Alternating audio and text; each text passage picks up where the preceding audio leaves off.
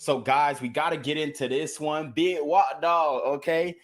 Finesse 2 times actually has a message for all you masculine women out there, and he is pretty much taking subliminal shots, I would say, at the woman that he was dealing with previously, and that is Erica Banks, okay?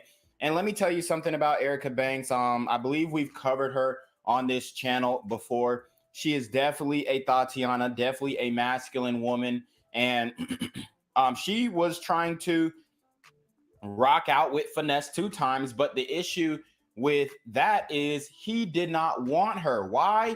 Because she has a masculine disposition. She uses terminology from the last hood dudes that she let all up inside her. And I've told you guys this before.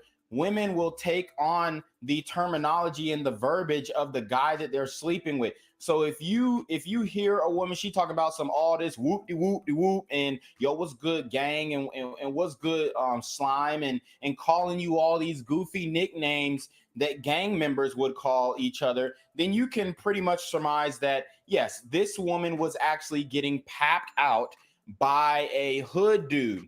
So now by the time she gets to Finesse 2 times, there's no more femininity left inside her. And this is an issue with a lot of sisters out here in the community.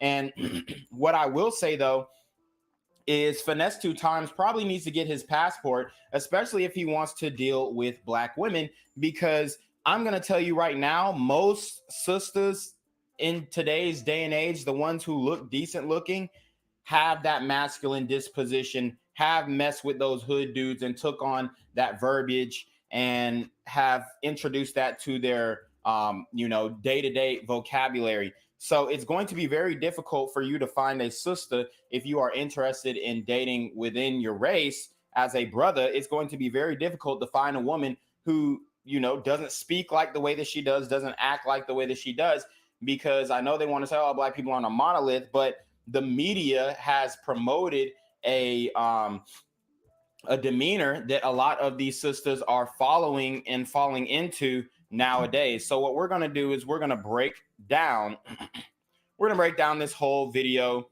of Finesse 2 times speaking on why he doesn't like a masculine woman. So let's get right into it.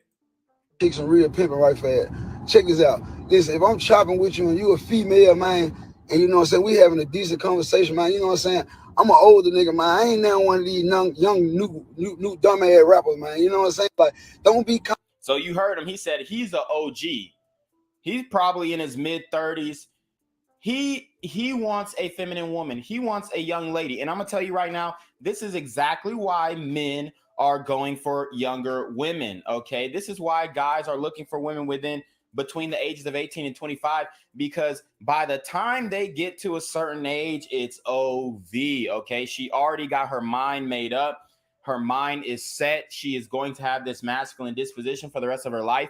She still thinks it's okay to call the men that she's intimate with gang and oh, what's good friend and what's good slime and what's good bro and all this bruh and all this other type of stuff. Men don't want to be talked like that, okay? Especially by a woman. It just is not right. It's not feminine. And a lot of these women think that they can just do that because they also have a lot of male friends. And what's happening with these male friends? These male friends are papping them out. So they're like, oh, he's just my friend. That's gang, that's bro, and all this other stuff. But they're literally smashing him. So the male best friend, he doesn't really, he don't really care what she calls him, because he's still getting the wop. But if a guy is actually trying to take her seriously, like it seems Finesse 2 times was trying to do with Erica Banks, then it's not gonna work, because she's just way too masculine. And guys, a heterosexual guy doesn't want to date a masculine woman, okay? Point blank. Calling me gang, don't be calling me no motherfucking simp. Don't say boy, please. Don't. I take offense to all this shit. She was calling him a simp. I'm dead. Play like that. Don't play with me like that. Like, don't do that. Like, I'm a grown motherfucker. I'm a cold-blooded man. Like, I ain't no young nigga. I ain't no little boy. Don't do that. You know what I'm saying? And cause I'm looking for a woman if I'm talking to you. Like, I ain't looking for no motherfucking man. I don't need you hollering about gang this and simp this and boy please this. And I'm looking for a feminine female, man, when I'm chopping it with you, man. You know what I'm saying? That what made the last bitch kick some real pimping right fast. No lies told. No lies told. And this is coming from a real street dude, a real hood dude who done did jail time, but got his life right with music, got his money up. He seems like a solid dude. He seemed like a stand-up individual, but he said no. He said no. It's cool when I do it. It's a problem when you do it. Fuck him. You know what I mean? So like he is not having it, and most men are not having it. We're done with the masculine women. We want FBI, feminine, beautiful inspiration. RIP to the Godfather, Kevin Samuels. That is what he was preaching. That was what he was professing. And it seems that a lot of these sisters out here, specifically the ones in the music industry, are not lining up with that. Okay, we've seen what happened with the Quavo and Saweetie situation, which I'm going to break down in a live. So it's not looking good. Now let's get into some of the comments. But Buddy says N-word was the female of the relationship. Somebody else says she thought bro was a stud. I'm dead. He said, dude got a good point. Somebody said they want princess treatment, acting like N-words. Yes, absolutely. He ain't lying. I always been turned off by females that did that. Like, watch out, little bruh. Exactly. And this is why black men are dating outside of their race, because the other women, they don't do that. They don't be on that whoop-de-whoop-de-whoop and, oh, what's good, bruh? What's good, gang? What's good, slime? They don't be doing all that goofy stuff. Somebody says girls want to be boys now so bad. No cap, masculine females ain't it. Another brother says, dang, she was big dog of the relationship, huh? Somebody said, I mean, I understand that don't nobody want no female who act like they homeboys. Yep. Why somebody said his face looked like a potato you heat up in the microwave. Damn. So they're going at the ad hominems. Okay, this is what the women do. Sign language, shame, insults, guilt, need to be right. So they're gonna make fun of him instead of actually addressing the point that he made, which was a brilliant point. He been in jail around that type ish. I don't blame him. Yeah, I mean, a guy who spent like 4 or 5, maybe even 10 years in the penitentiary, he is not going to want to come out to women who are acting like the men that he was locked up with. Somebody says, bro, ain't this Maine from Memphis should be used to that? Yeah, I mean, the Memphis girls are very masculine. Yeah, that's not romantic. Another woman says, yeah, it's really because they was blasting her on Insta, but he gonna say it's because of the way she talked to him. Ish look how she want people to look a certain way to hang her relation, or her should have never started FWH from jump. Oh, effing with her from jump. I don't know. That was broken Ebonics. My boy felt like he was locked up again. LOL. She said, love you too, gang. Oh, hell nah. I'm going to end it at that. Now we're going to go to Erica Banks' Instagram. So as you can see, she's in the club smoking big blunts, very masculine disposition. I don't know if this is a fan page or not. Okay, here's the real Erica Banks. All right, let's go to it.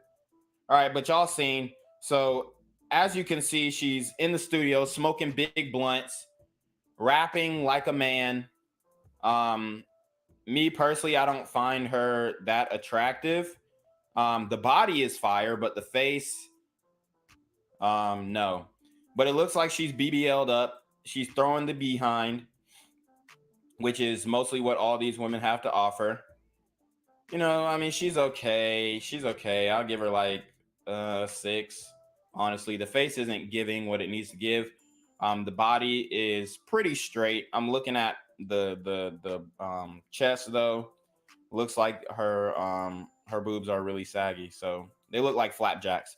But anyways, you already know what it is, man. It's your boy Reclaim Your Throne. Make sure you like, comment, share, subscribe. Send your relationship question to the email down below with a screenshot of your cash app so I know you pay your tithes, man. Y'all need to be on your mark freaking with the BS. You already know. Reclaim your throne.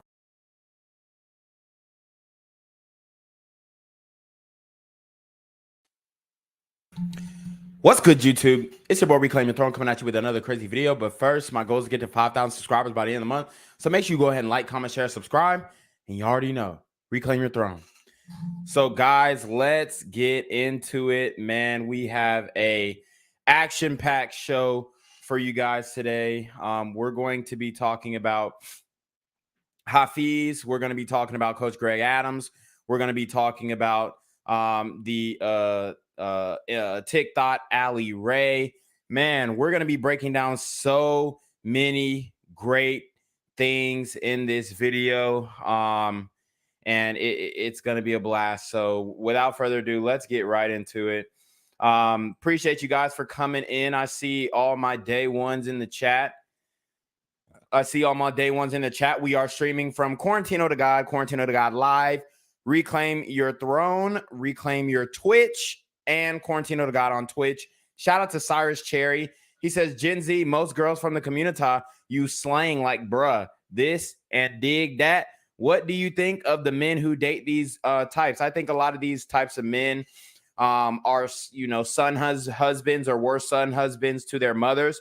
So they've seen that that type of verbiage and that type of dialect or lexicon normalized in their household, so they don't find an issue with it from the women until they don't find an issue with it with the women until they get older. And then they realize, what, you know, these women are absolutely out of their fucking minds. Fallout 91 says, sup. Tesla says, yo, Reclaim, give us a spin before you start the stream. Interesting. Fallout says, bro, what's up? Tesla also says, was your goal before you were a YouTube to be a calculus professor? No. And then he says, and could you be a calculus professor if you wanted to, or any professor? Yeah, I'm sure if I put my mind to it, I could do anything. So let's get into the video at hand. I'm at the #1 channel on the planet for entrepreneurs. My name is AutumnSaintsEnt, and I'm here to help you men improve your status, your financial status, your relationship status. I want to see you win in life. Not, what do we always say? I want to see you get paid, laid, and do it your way. And speaking of getting paid and laid and doing it your way, we got an expert panel in the house. They're going to tell you how to handle your money, how to handle your relationships, how to handle your man, how to handle your woman. You know, Coach, you're gonna let these people know today. We're gonna give them the real. We're gonna give them the real stuff today. Yeah. Okay, so we got the GOAT. We got the GOAT, Coach Greg Adams, in this bitch. Okay. If you have not subscribed to Valuetainment, go ahead, subscribe right now. Let's get this party started. So let me introduce our panel today, because I've been told, don't spend too long on introductions. Get into the meat and juicy stuff. But I said, we got to know our guests, y'all. Yes. So anyway, with that being said, Coach Greg Adams, this is your first time on the show. Hafeez has been on the show. Ali's been on the show. But Coach, let me understand this correctly. You're a speaker of truth, from what I hear. The speaker of the truth. I'm the Bruce Wayne of this, and don't forget, I'm the king of content. That's what you have to remember. And that's so right, bro. Coach Greg Adams goes live twice a day. I mean, the guy is a workaholic. He's doing a lot. Already wrote a book like 2 or 3 years into his YouTube career. So, you know, the guy knows his stuff for real. Shout out to Key. She says, as long as he doesn't put his genitalia on the screen, this live will be good. Since when have I ever done that? Okay. Tesla says, is this Coach Greg Adams? I thought it was Coach Greg Duquette, or are they different people? I don't know who the fuck Duquette is. There it is. Yes. So you're also an author of The Free Agent Lifestyle, Absolutely. Amongst other books, correct? Other books, The Evolution, and 52 Things That All Men Should Consider Prior to Marriage. That's a long title, but it's called 52 Things. Right. And the reason they call you Coach, like, I think it was Myron from Fresh and Fit. I believe he once described you as a defensive coordinator, as a strategy to protect men from women out there. I'm also the Buddy Ryan of this. I'm on the defensive side of the ball. Gotcha. But I am the coach. I was a coach by profession at one point. What did you coach exactly? Women's basketball. This is why I know so much about women. I've traveled. Yes, and guys, I grew up playing AAU basketball. I grew up playing Pop Warner, rec ball, all that type of all the sports organizations. I've done it.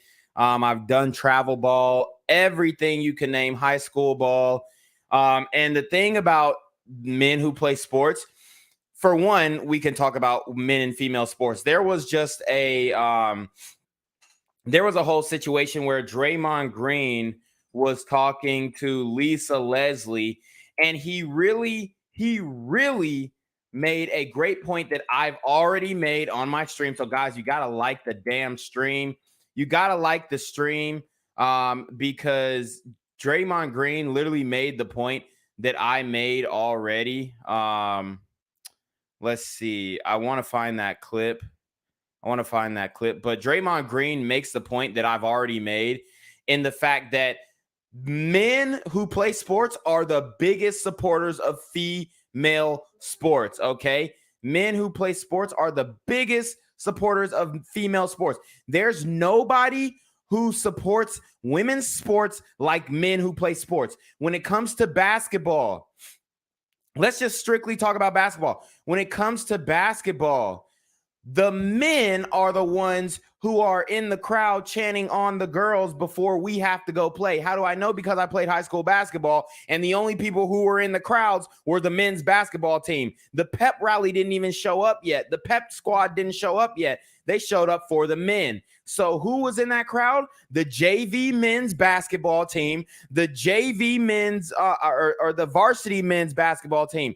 So those were the people who were screaming and cheering for the female basketball players, you know, aside from their family members.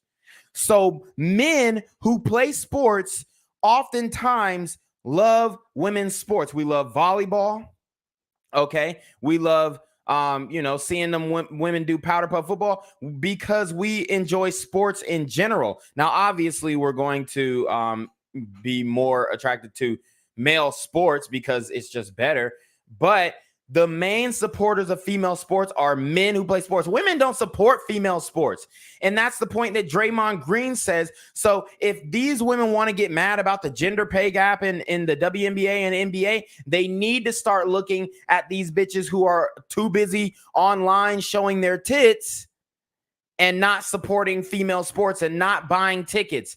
Too busy buying makeup and lashes and nails, but they're not supporting women's sports. They're only supporting themselves. So we need to stop this notion that, men need to support female sports. And I think she even said, the men should donate some of their salary to the WNBA. Yeah, fuck out of here. Because we all know that most of these men go broke after 3 years of leaving the league. So why the hell would I increase those odds by donating a percentage of my salary to the women who are ungrateful for what they have right now? I have something on this, though, because it pisses me off. It pisses me off because I don't think there's anyone in America that supports the WNBA more than NBA players. 100%. The NBA players support the WNBA like the most. More than we probably support the fucking NBA. And it bothers me. You shouldn't be bothered because the WNBA players, I can tell you 100%. And we had a meeting for our 25th anniversary. We're like, do Zooms with the veteran, the legends of the league or whatever, and just talking about it. And I told them on that call, the number one supporter that we have, you guys never focus on, and that is the NBA players. And shout out to Jada Black. That's where I got this clip from. But there you have it. There you have it. So the main people who support women's basketball are the men, but they're still saying, men need to do better. Men need to do better. Like, bruh, fuck out of here. Like, we've done our part. Now it's time to get the 80% of the consumer base to get on board too. And you're probably not going to do that. The only way, like I said earlier, is that the only way that the WNBA would be able to really make the type of money the NBA makes is if the women who played the sport of basketball were sexier and they wore less clothing. If they were in volleyball uniforms and they actually were not, butch lesbians, then that's the only way they would be able to make the same money that NBA players make, okay? Because the simps would pour in galore to see those women play the sport. But then it's like, the women who are more attractive usually are not that athletic, okay? That's just the reality of the situation. Only now do we have like really attractive women starting to get in the gym. Like back in the day, attractive women didn't really go to the gym like that. They exercise, but they weren't trying to like glute max and quad max and all this kind of stuff. Let's see. Okay, AlphaZo says, shout out AlphaZo, the homie. He says, Coach Greg Adams has been on your channel before. He watches. Okay. Key says, LMAO, I wasn't talking about you, Tino. Oh, okay. Tesla says, have you ever played soccer? Yes, I have. I played soccer in middle school. We went 8-0, and we won our region championship.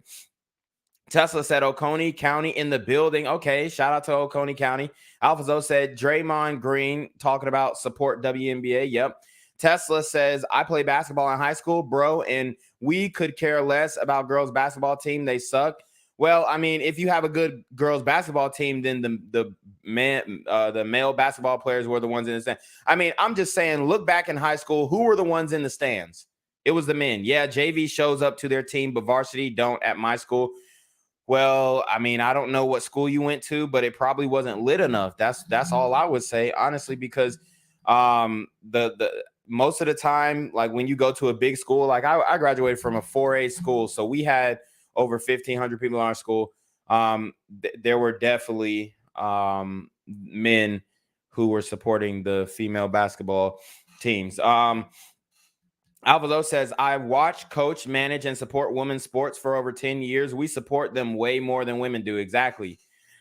Even in female basketball, like the best coaches are male coaches.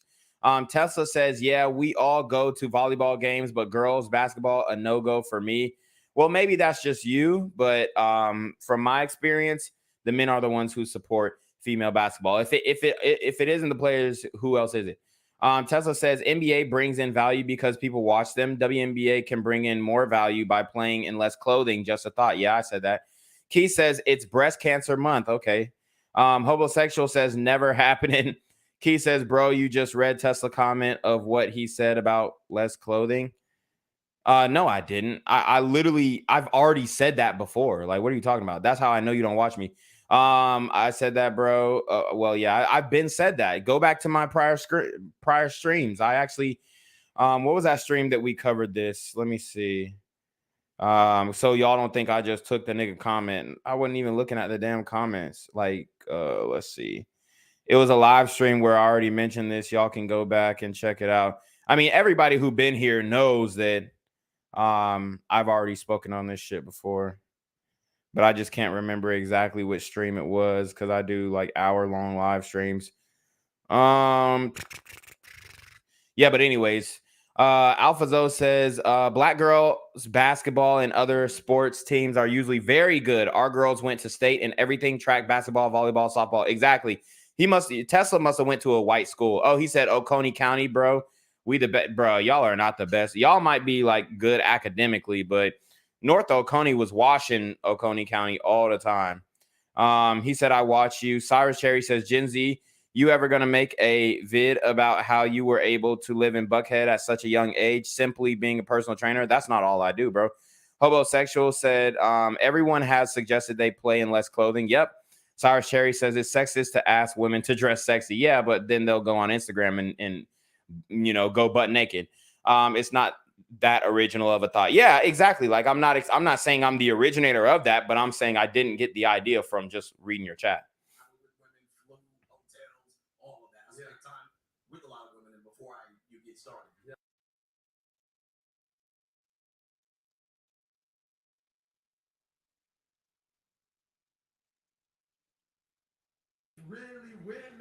Yeah, see, Coach Greg Adams done seen the locker room talk.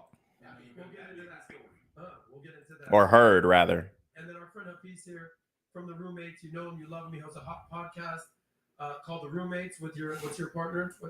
Chris. I haven't really spent time with Chris, but I spent a lot of time with Hafeez.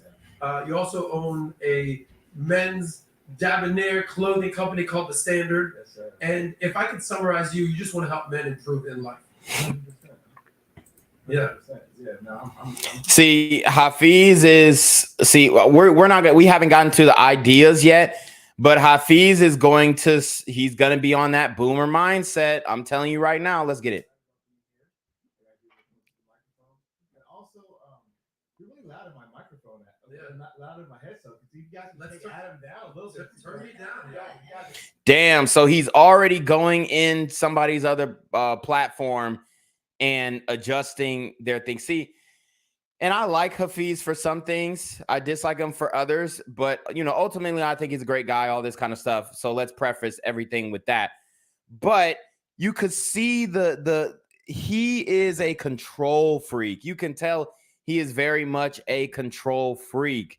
And we're going to break it down.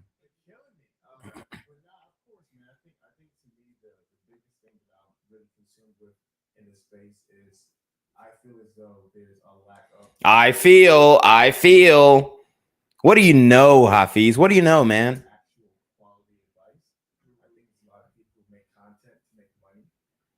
My nigga. I think it's a lot of people who make content to make money. He's literally trying to take shots at every fucking YouTuber ever. Nigga, you think we do this shit for the free ski? Oh, damn, I'm not even sharing the screen. Hold on, my bad, y'all. Y'all should have told me. Bruh, this nigga said, bro, you think we do this shit for the free ski? Run it back. I'm sorry. Okay. But nah, of course, man. I think to me, the biggest thing that I'm really consumed with in the space is I feel as though there's a lack of actual quality advice. Bro, what? Coach Greg Adams does 2-3 hour live streams twice a day, giving perfect quality advice for whatever you want to do as a man, whatever route. I think there's a lot of people who make content to make money, and that content may or may not be benefiting men in the long run. And so to me, This nigga said, oh, I think it's the people who make content to make money. Nigga, let's see your motherfucking analytics then. Dude, get the fuck out of here.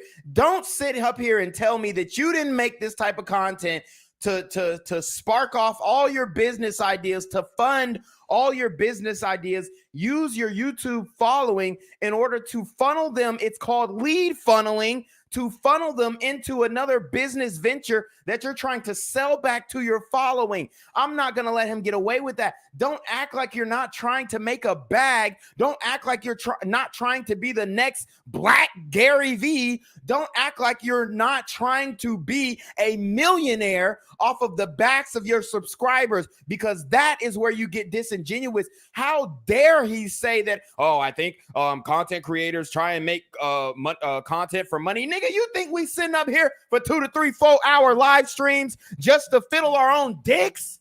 You think we're just up here, well, shit, you know what I'm saying? I'm making this YouTube channel and I don't want to make no money from it. Matter of fact, I'm going to demonetize my channel. I ain't going to use YouTube AdSense. I ain't going to use Google AdSense. I ain't even going to look at the analytics, because why the fuck do I care if my channel grows? Nigga, we don't do this shit for free. Yes, we're making content to get a bag. Yes, we want to provide value to our following. Now, can you make the argument that some YouTubers don't provide value? Maybe, but put a name on it. Stop saying, oh, well, I think that some YouTubers do this and some YouTubers do that. Nigga, put a name on it, or you ain't saying shit. Stand on that shit, nigga. What is he talking about? Stand on that shit.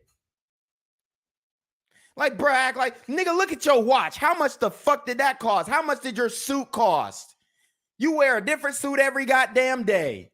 So stop with the disingenuous. Bro, I cannot stand that shit. I want to genuinely see lives transformed. And that's what we're excited about. That's what we're excited about with the standard.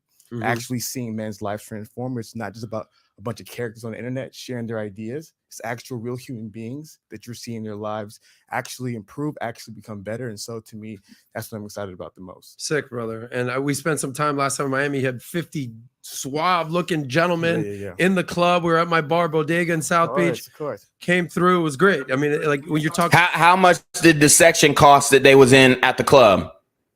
$5,000, $2,500? How many niggas put down $500 to get a section in the club, and y'all talking about some damn money? Fuck out of here. Don't talk about it, be about it. You were with a crew of men that were all representing, let's just say it like that. Of course. And then Allie, you know her, you love her, you've seen her, wife, mother. Interesting story here. Former ICU nurse. Wife, mother, OnlyFans THOT, bruh. Turned OnlyFans superstar. superstar. Bruh, nobody would have heard of this, bro. Nobody except like a fat nigga, a fat CPA who hates his job, hates his life, and hates his wife knows who the fuck this woman is. She ain't no mainstream porn star. Ain't no niggas searching her name on the hub. What the hell? Yeah. Proudly. Yeah, I'm very comfortable with it. Exactly. I get a lot of hate for it, but I'm very comfortable with it. And I've done a lot more since just propelling my OnlyFans career. I also am the CEO of WetSpace, which is a crypto adult platform. Mhm. And A crypto adult platform. Bruh, don't tell me you niggas are spending money on porn money. Niggas buying VC to see a bitch give a B blowjob, nigga, a BJ, like, come on, bruh. so there's a lot of things that I'm doing now that are vastly different than where I was. Obviously, 2 years ago, I was a suburban hockey mom. And so this is all new territory for me, but I feel like, I wear it proud, and I'm kind of a different, fresh, alternative face to the industry. And I think people be quite surprised with my past and my education and just kind of where I've come from. Yeah, I think you have a lot of advice for women out there and for men as well. No, we're not interested in your past or education. We're interested in how much did your boob job cost? So I know we're going to share some of that today. Negative Need to come through? Okay, all good. Natalia in the house. She's always here. Hello. You love her. You've seen her. You want her. People are DMing. People are DMing me. What's up, bro? Hook me up with Natalia. What's the deal? I can't go that far. Nat, fill us in on what you got going on, and let's introduce, and then we'll meet our panel officially. Well, I first want to say welcome, everyone. Thanks for tuning in. It's a beautiful Thursday here in this rainy Florida, down south. But make sure you guys have your pens, your notebooks, and everything ready to go. We have a really great lineup today, and I think it's going to be a lot of value given. And of course, if you're not already, make sure you guys subscribe, like, comment, and share, because this is about to get real feisty. About to So get let's get feisty. into Oh, it. wow. All right, let's go. Trailer. Relationship status and how you make your money. Ladies first. Go ahead.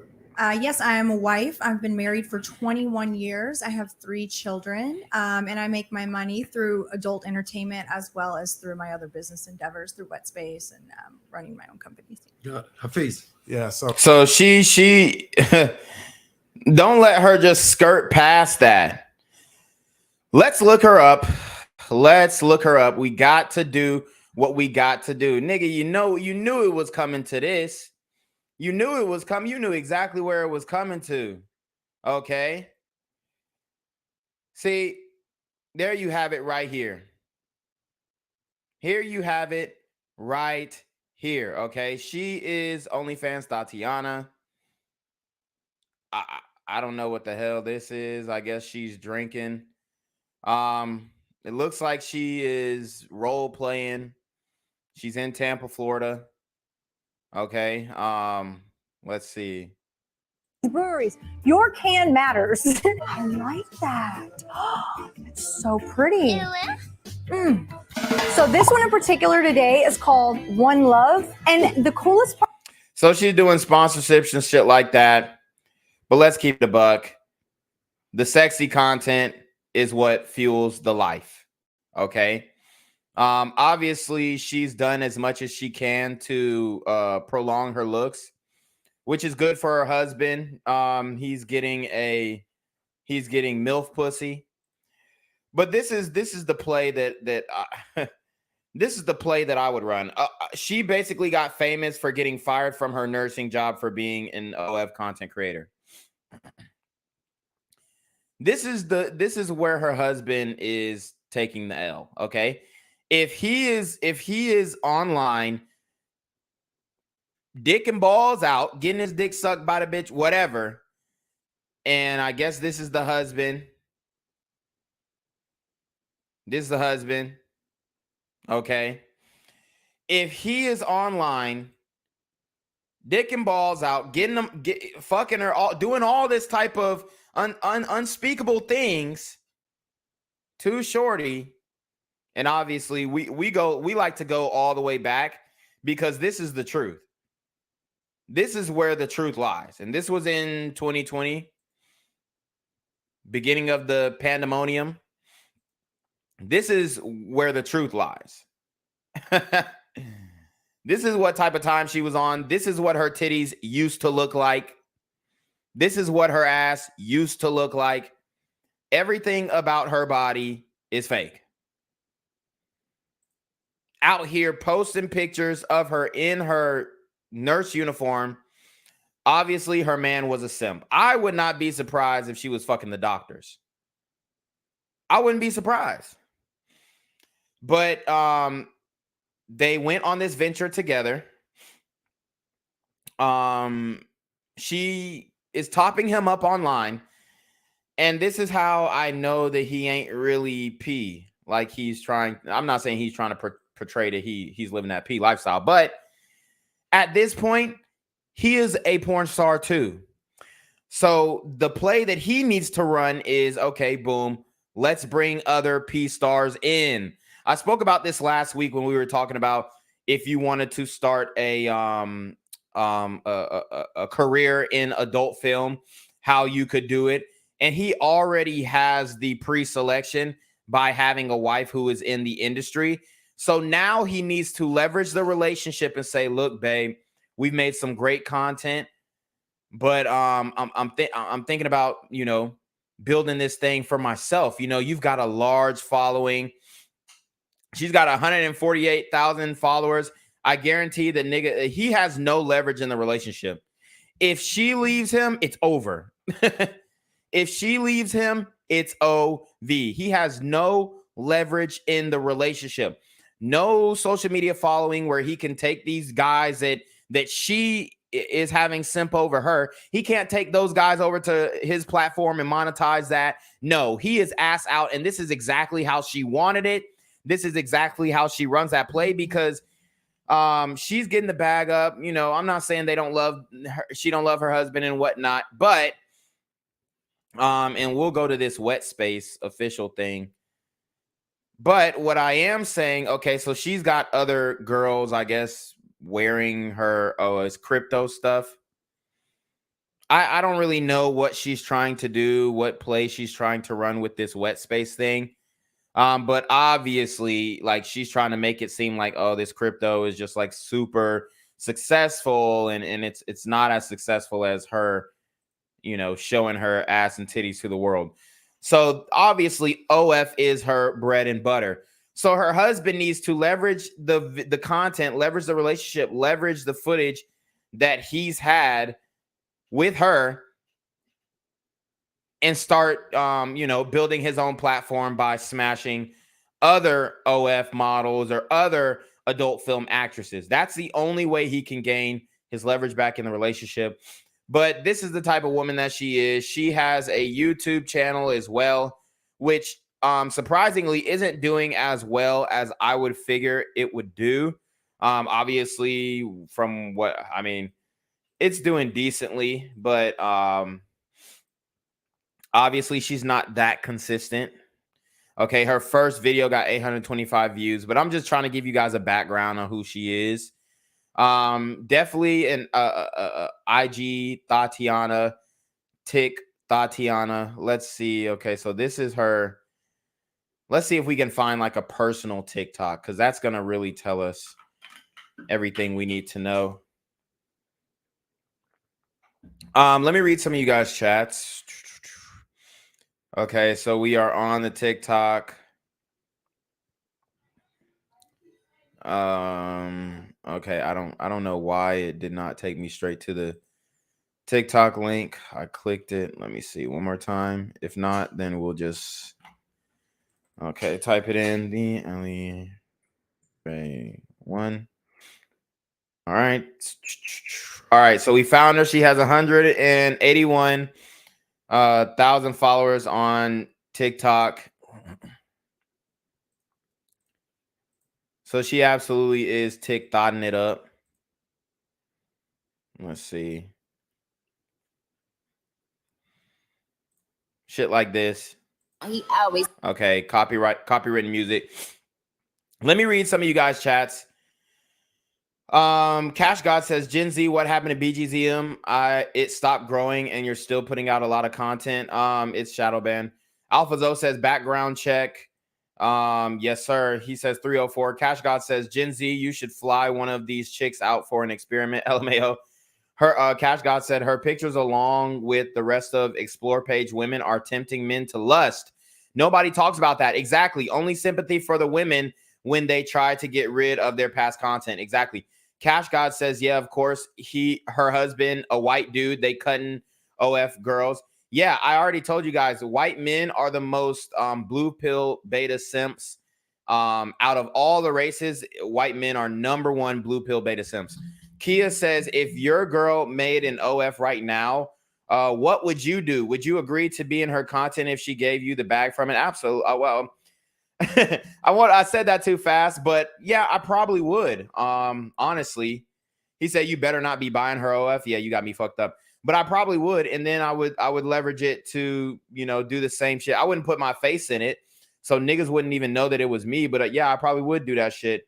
At this point, Key says he needs to take away his commitment to her, deal with her as a side, and leverage her to find other OF girls to smash. Easy, and it's so easy.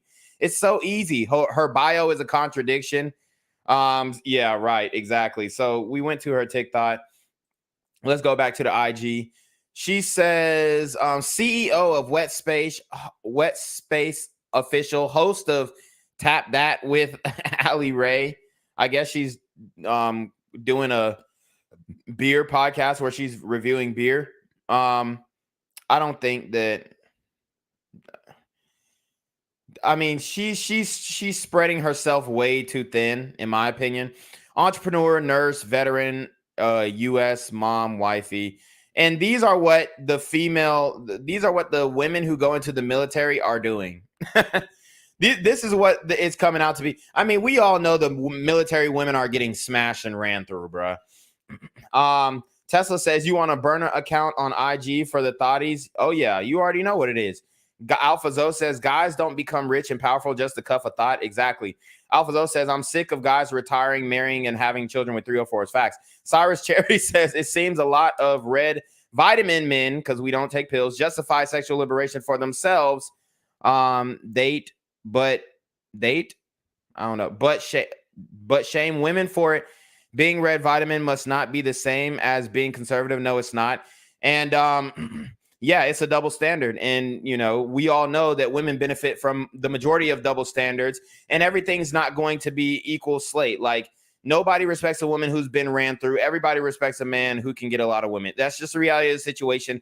I hate when guys try and come in here and like deny the biological realities. It's like, bro, if you want to change the stigma, go right ahead. But that's not going to stop it from happening. The guys who know, you know, who understand their own worth are not going to deal with these women. But women love guys who running through bitches. Okay, look at all these rappers. It's just the reality of the situation. Cash God says, Alpha, imagine working hard your whole life just to end up marrying a woman who was smashed by all these men her entire life. Alpha Zoe says, if you marry or have children with a 304, don't be mad when you end up like Kanye with your thotty bragging about getting smashed by her fireplace. Exactly. Key said, don't be buying no feet pics on Wet Space. Yeah, you got me fucked up.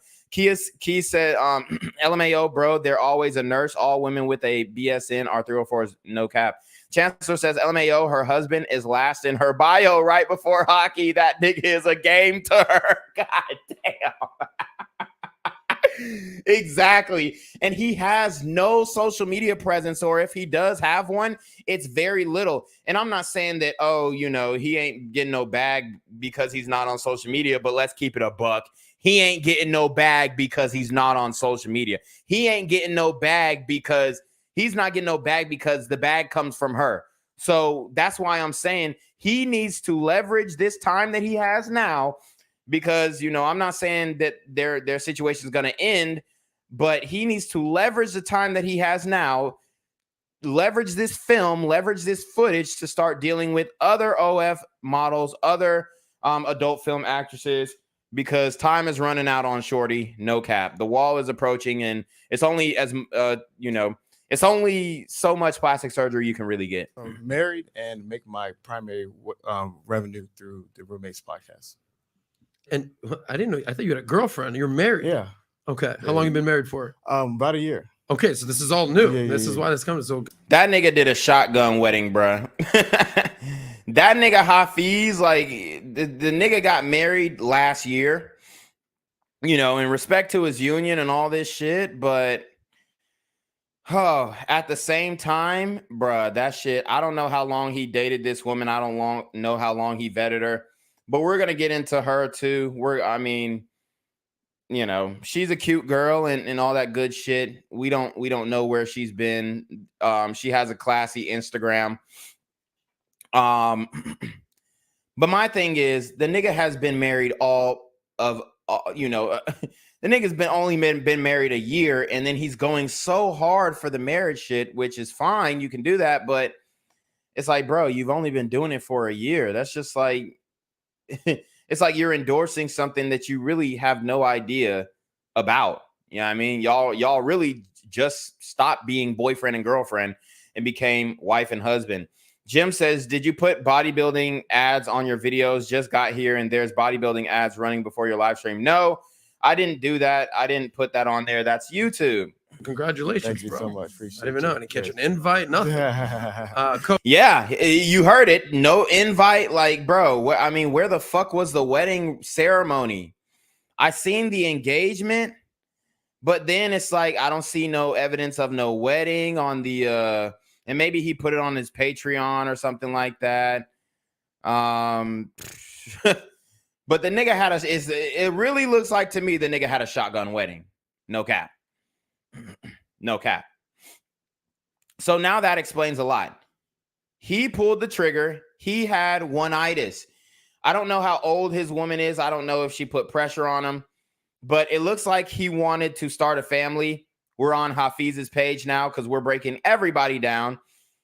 This is his girl. Very beautiful, light-skinned woman. I wonder if the sisters are going to come in here and say that he hates his mother and that he is a colorist for dating a woman of such a lighter complexion or a woman who lacks the amount of melanin that he does. But that is a whole nother conversation. Now, obviously, his girl is bad, very busty, not very wide hips overall. I would give her like 7 to 8. Okay, very attractive woman. Let's go to her IG. And they're going to be like, man, why you targeting a nigga's wife? Nigga, she's a human being just like everybody else. Oh, the wife is off limits. That's what the niggas always say. Like, bruh, ain't nobody, coming for her, shit like that. We're just showing y'all what it is, okay? This is public information. She got her comments on the post limited. Why do you think because his fans are going in and making comments. They're getting after her. And that's what I think he's felt the negative backlash for that. And this is why she has her comments limited. Now, or maybe she's doing that to appease his ego by saying, oh, I'm not obtainable. I'm really low key on social media, even though I have one. So, y'all see what's going on here. Very attractive. Like I said, definitely like 7 to 8 range for sure. If she was thicker, like from the bottom, then she would probably get higher. But she's fit. So definitely a good catch for Hafeez. But like I said, the nigga is a year into it. No evidence of a wedding on their Instagram at all. Not on his, not on hers. I guess they're trying to keep their relationship private, relatively private. But no evidence of a wedding. So they definitely had a shotgun wedding, okay? Now, I don't know if he got his paperwork right. I don't know if he got his prenup going on, but it don't look like she was making no bag like that. Off of social media as well. No bag off of social media from my perspective. I don't know if she got a good paying job or whatnot. Maybe this is an arranged marriage. I have no damn clue. But if she's from the A, if she spent time in the A, if he met her in Atlanta, she was outside. If he met her in Atlanta, she was outside. Hold on. Hello? Where we at? Oh, you want to know where I'm at? We outside! Yeah, so I mean that's really what it is, y'all. So that's a little background on all the players in this interview. It is what it is. It looked from my perspective, it looks like Hafeez is, he's one half of the roommates. Chris, I think, is the other half of the roommates. But it looked like, I ain't gonna lie, it doesn't really look like, I can't really tell for sure. But it looks like Hafeez is kind of taking over this roommates thing. If you know what I mean. I think Hafeez fucked around and got him a 1-bedroom. That nigga don't got no roommate no more. It's a 1-bedroom apartment because he's mainly the main one that I see on the channel interviewing people and whatnot. The nigga Chris, he's there. Like, I would say Chris is probably in, at this point, nigga, in the past couple months, yeah, Chris is in maybe 10% of the videos. So I would be very curious to see how they're splitting the ad revenue. Very curious to see. Speaking of ad revenue, let's go to Social Blade. Because that nigga said he wasn't in this shit to make money. I just want to be very clear. The Roommates podcast has 529,000 subscribers. Okay. It looks like their views are down. Estimated monthly earnings, that's definitely off. That's hella off. Yeah. Social Blade doing them dirty. Social Blade doing them dirty because nigga, that's what my analytics look like. That's what my analytics look like. And I don't know how recently they're posting or how frequently they're posting. Let's look at the detailed statistics. Yeah, there ain't no fucking way you're getting 25,000 views on one video and it's only $96. That ain't how it works. I mean, I might get like more fucking 30 on fucking 2K. So I don't know what Social Blade doing. It looks like them niggas is lacking right now, but we know he make way more than that. He probably making, with 500K subs, posting content. They don't post every day. They post maybe sporadically.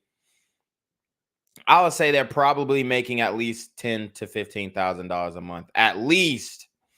Jim says, I don't know how YouTube works, so they put bodybuilding ads on your videos and don't pay you for it. Yes, they do. Jim said they promoting other bodybuilders' fitness courses on your live while you're about to drop yours. Yep, that's how they work. Jared Purse said, I believe shotgun weddings have always been the norm. I don't know about that, bro. Tesla says, bro, I seen a TikTok today of a bunch of black moms upset their sons have a white girl. It's disgusting to see. Yeah, it's hilarious. But then they'll promote, oh, well, black women, you need to go date outside your race. And it's like, where are the white men, like the competent, viable white men who actually are choosing black women? It's very scarce. Like I've said, I've never seen a white man step down and cold approach a black woman in public outside. And I am outside. Like I just left the club 12 hours ago, my nigga. Jared Purse said, men that take responsibility for their kids usually don't end up super gremlins. Facts. Red and Black said, extremely common. Hafeez L. Yeah. Cash God says, Gen Z, you gonna propose soon? I feel it, homie. No, I'm not. Jim said, Atlanta men are gay. I'm not being homophobic, but a lot of them are in the walks. I'm in ATL. None wrong with it. Yeah, I mean, they literally have a rainbow crosswalk. So Jared Purse said, Atlanta was awesome back in the late 90s. Yeah. Key said, Tino, opinion on the white girl on your podcast last night. She was cool. Key says, love OD podcast, but it's got to be longer, bro, to really gain more traction and subs. Okay, so yeah, I hear this complaint a lot. I mean, the fact is, it's hard to make those things longer because like the women move off of clout. So the program has to be more clouded up for them to have an incentive to stay longer, because in Atlanta, the nightlife is extremely important for these women. And then like the hotter, the more attractive women you have on, the more likely they want to go out and party. So like there's only you can only go for so long before they get the itching and scratching and they want to go, you know, get shit faced and dance on the top of a bar. But I understand your complaint, and I wish that we could do it longer, but sometimes it's just not. I mean, women, they want to go out and dance and do the nightlife thing. So we got to respect their time just like they respect ours, even though they be coming and showing up late and shit. But anyways, Cyrus Cherry says, I think he means he loves what he does instead of doing it simply for the money. Some people are flipping burgers. Tesla says, for fitness, are you a fan of PB&J sandwiches? Yes, I am. For a snack or a workout, yeah. Jared Purse said, if I made videos, it would be to make money. I don't make videos because I'm already good. Tesla says, keep it real. White men don't want sisters in mass at all. Keith says, that is true, but start it earlier, bro. Yeah, we try, but like I said, the women show up late.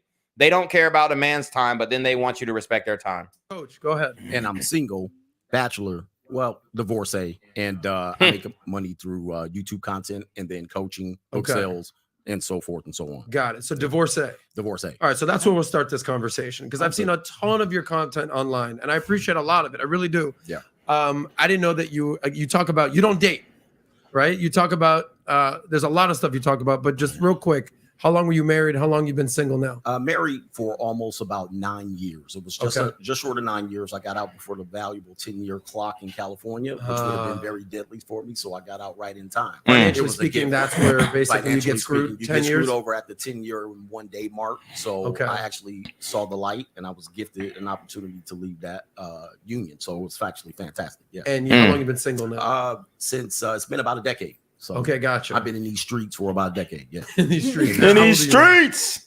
46. 46. Yep. Okay.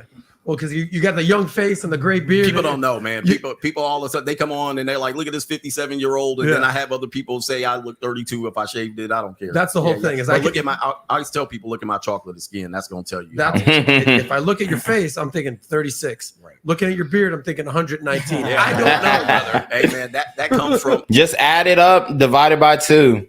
This comes from almost a decade of marriage. Exactly. And a couple of years of divorce. So that's what's gonna happen from there. Well, respect. Well, because I've been watching so much of your content, I want to start right where basically when I first heard this, I was like, who said that? And then they said it was you. It was something called protecting your meat. Have you heard about this? Protecting your meat, and meat standing for your money, your energy, your attention, and your time. And basically you've said that all relationships are transactional and that meat is the value that you're given to women. So break down. Yeah, so that's a great analogy that Coach Greg Adams came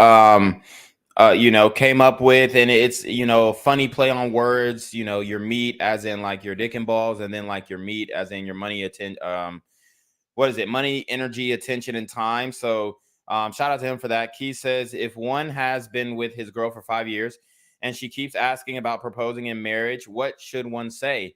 If you don't want to get married due to paperwork and stuff, shit. I mean, honestly, just tell her the truth. Just tell her the truth. I mean, that's really, it's either she could take it or leave it. What this meat is, and how can men protect their meat? Well, the funny thing, when you use that phrase, protect your meat, obviously people are going to think, what, what I mean? But I try to use that as a metaphor to say, try to show men where your value is. A lot of times people will give men an idea, there's other things that are included in this, but it all boils down to, especially when you get to a point of marriage, what is your meat, your energy that you're going to put in? Typically men give energy to women. Women pretty much they don't reciprocate that back. I've never seen many men that spend a significant time with women and then come out energized, even in the bedroom. Most of the time they're going to probably fall asleep within 15 minutes. But in terms of attention, if you remove any of these things, if you remove these things, that's facts. I mean, let's keep it a buck. Like when you really have a girl, she's like she feeds off of your energy. Like that is so real. And a lot of times it almost can seem like in a relationship, especially between a man and a woman, where like the financial burden is on that man, it almost seems like you're giving everything and not really receiving much, and your woman, she's got to try a lot harder for you to even feel like it's fair. Because I mean, some guys feel like it's fair just because they get to fuck, but I'm not that type of guy. So I need way more effort on the woman's part in order to prove that like she's really fucking with me. Things you lose the marriage, right? Time is a significant value for men. And matter of fact, we call it, and also Napoleon Hill calls it, your most important asset. And many men will spend hours on end pursuing relationships, obtaining relationships, keeping the relationship alive, and then many times they will lose the relationship if they stop giving the time. Now, the money part of it, everybody knows it's all transactional. You know, you've had girlfriends, you've tried to pursue women, you're going to give up money. Now, it's not a bad thing that the relationships are transactional. So when I say relationships are transactional, it's not a complaint. Many people think it's a complaint, but it's just the reality, and we have to accept that reality. Gotcha. Have you? So you've never seen Coach's content ever? Really? I'm aware of almost everybody in the space. Kind of. Bruh, he capping like hell. Bro, Hafeez is capping like a motherfucker. You ain't never seen Coach Greg Adams? Stop it. Where Coach is at. A lot of people, I may have heard ideas from other people, but I don't think I've actually sat down and watched anything from like online. I may have seen like videos or like reactions to certain people, but I've never actually sat down and said, okay, let me sit down and hear him. From my memory, I may. Bruh, this hella cap, because I swear that nigga had like a video where he was talking about the coach. May have occurred in the past, but from my memory, I can't like quote ideologies or philosophies that he holds currently. But when you hear someone say, all right, protect your meat, and you're hearing him break that down, what's the first thing that comes to mind to you? It sounds good. You know, like I think everyone should protect their money. Everyone should protect their time. Right? Like, I think that sounds good. It's just, how is that fleshed out? That's what I'm curious about, right? Because I think sometimes what I love, it's fleshed out through the free agent lifestyle, bruh. You got to read the book.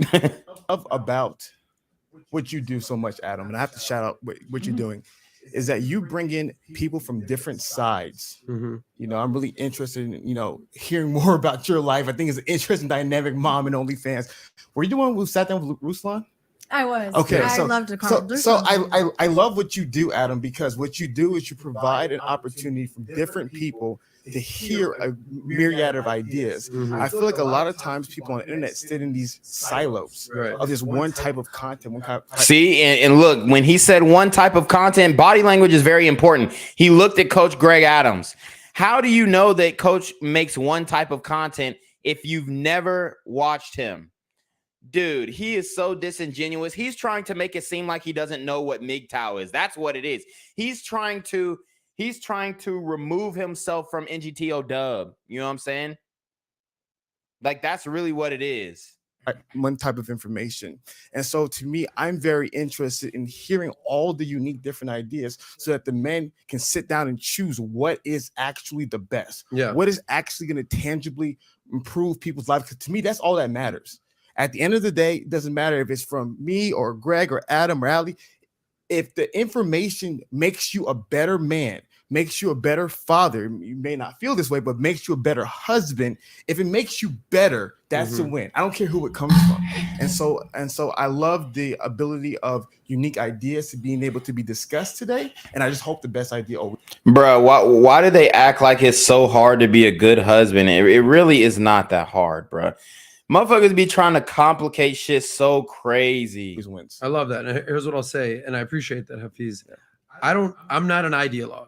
Okay. I'm a person who I'm more of an arbiter of conversation, arbiter of truth, and arbiter of dialogue. I want people to have conversations, and sometimes they might be uncomfortable conversations. Sometimes they might say, you know what, coach, you ain't no shit in the audience right there. Hafeez, man, bro, I gotta tell you, respect, bro, but you're an idiot, bro. Or Ali, you're gorgeous, but you shouldn't be doing this. Or all good. Everyone, different strokes for different folks. But at the end of the day, what we want is the audience to get clear on what they want in life.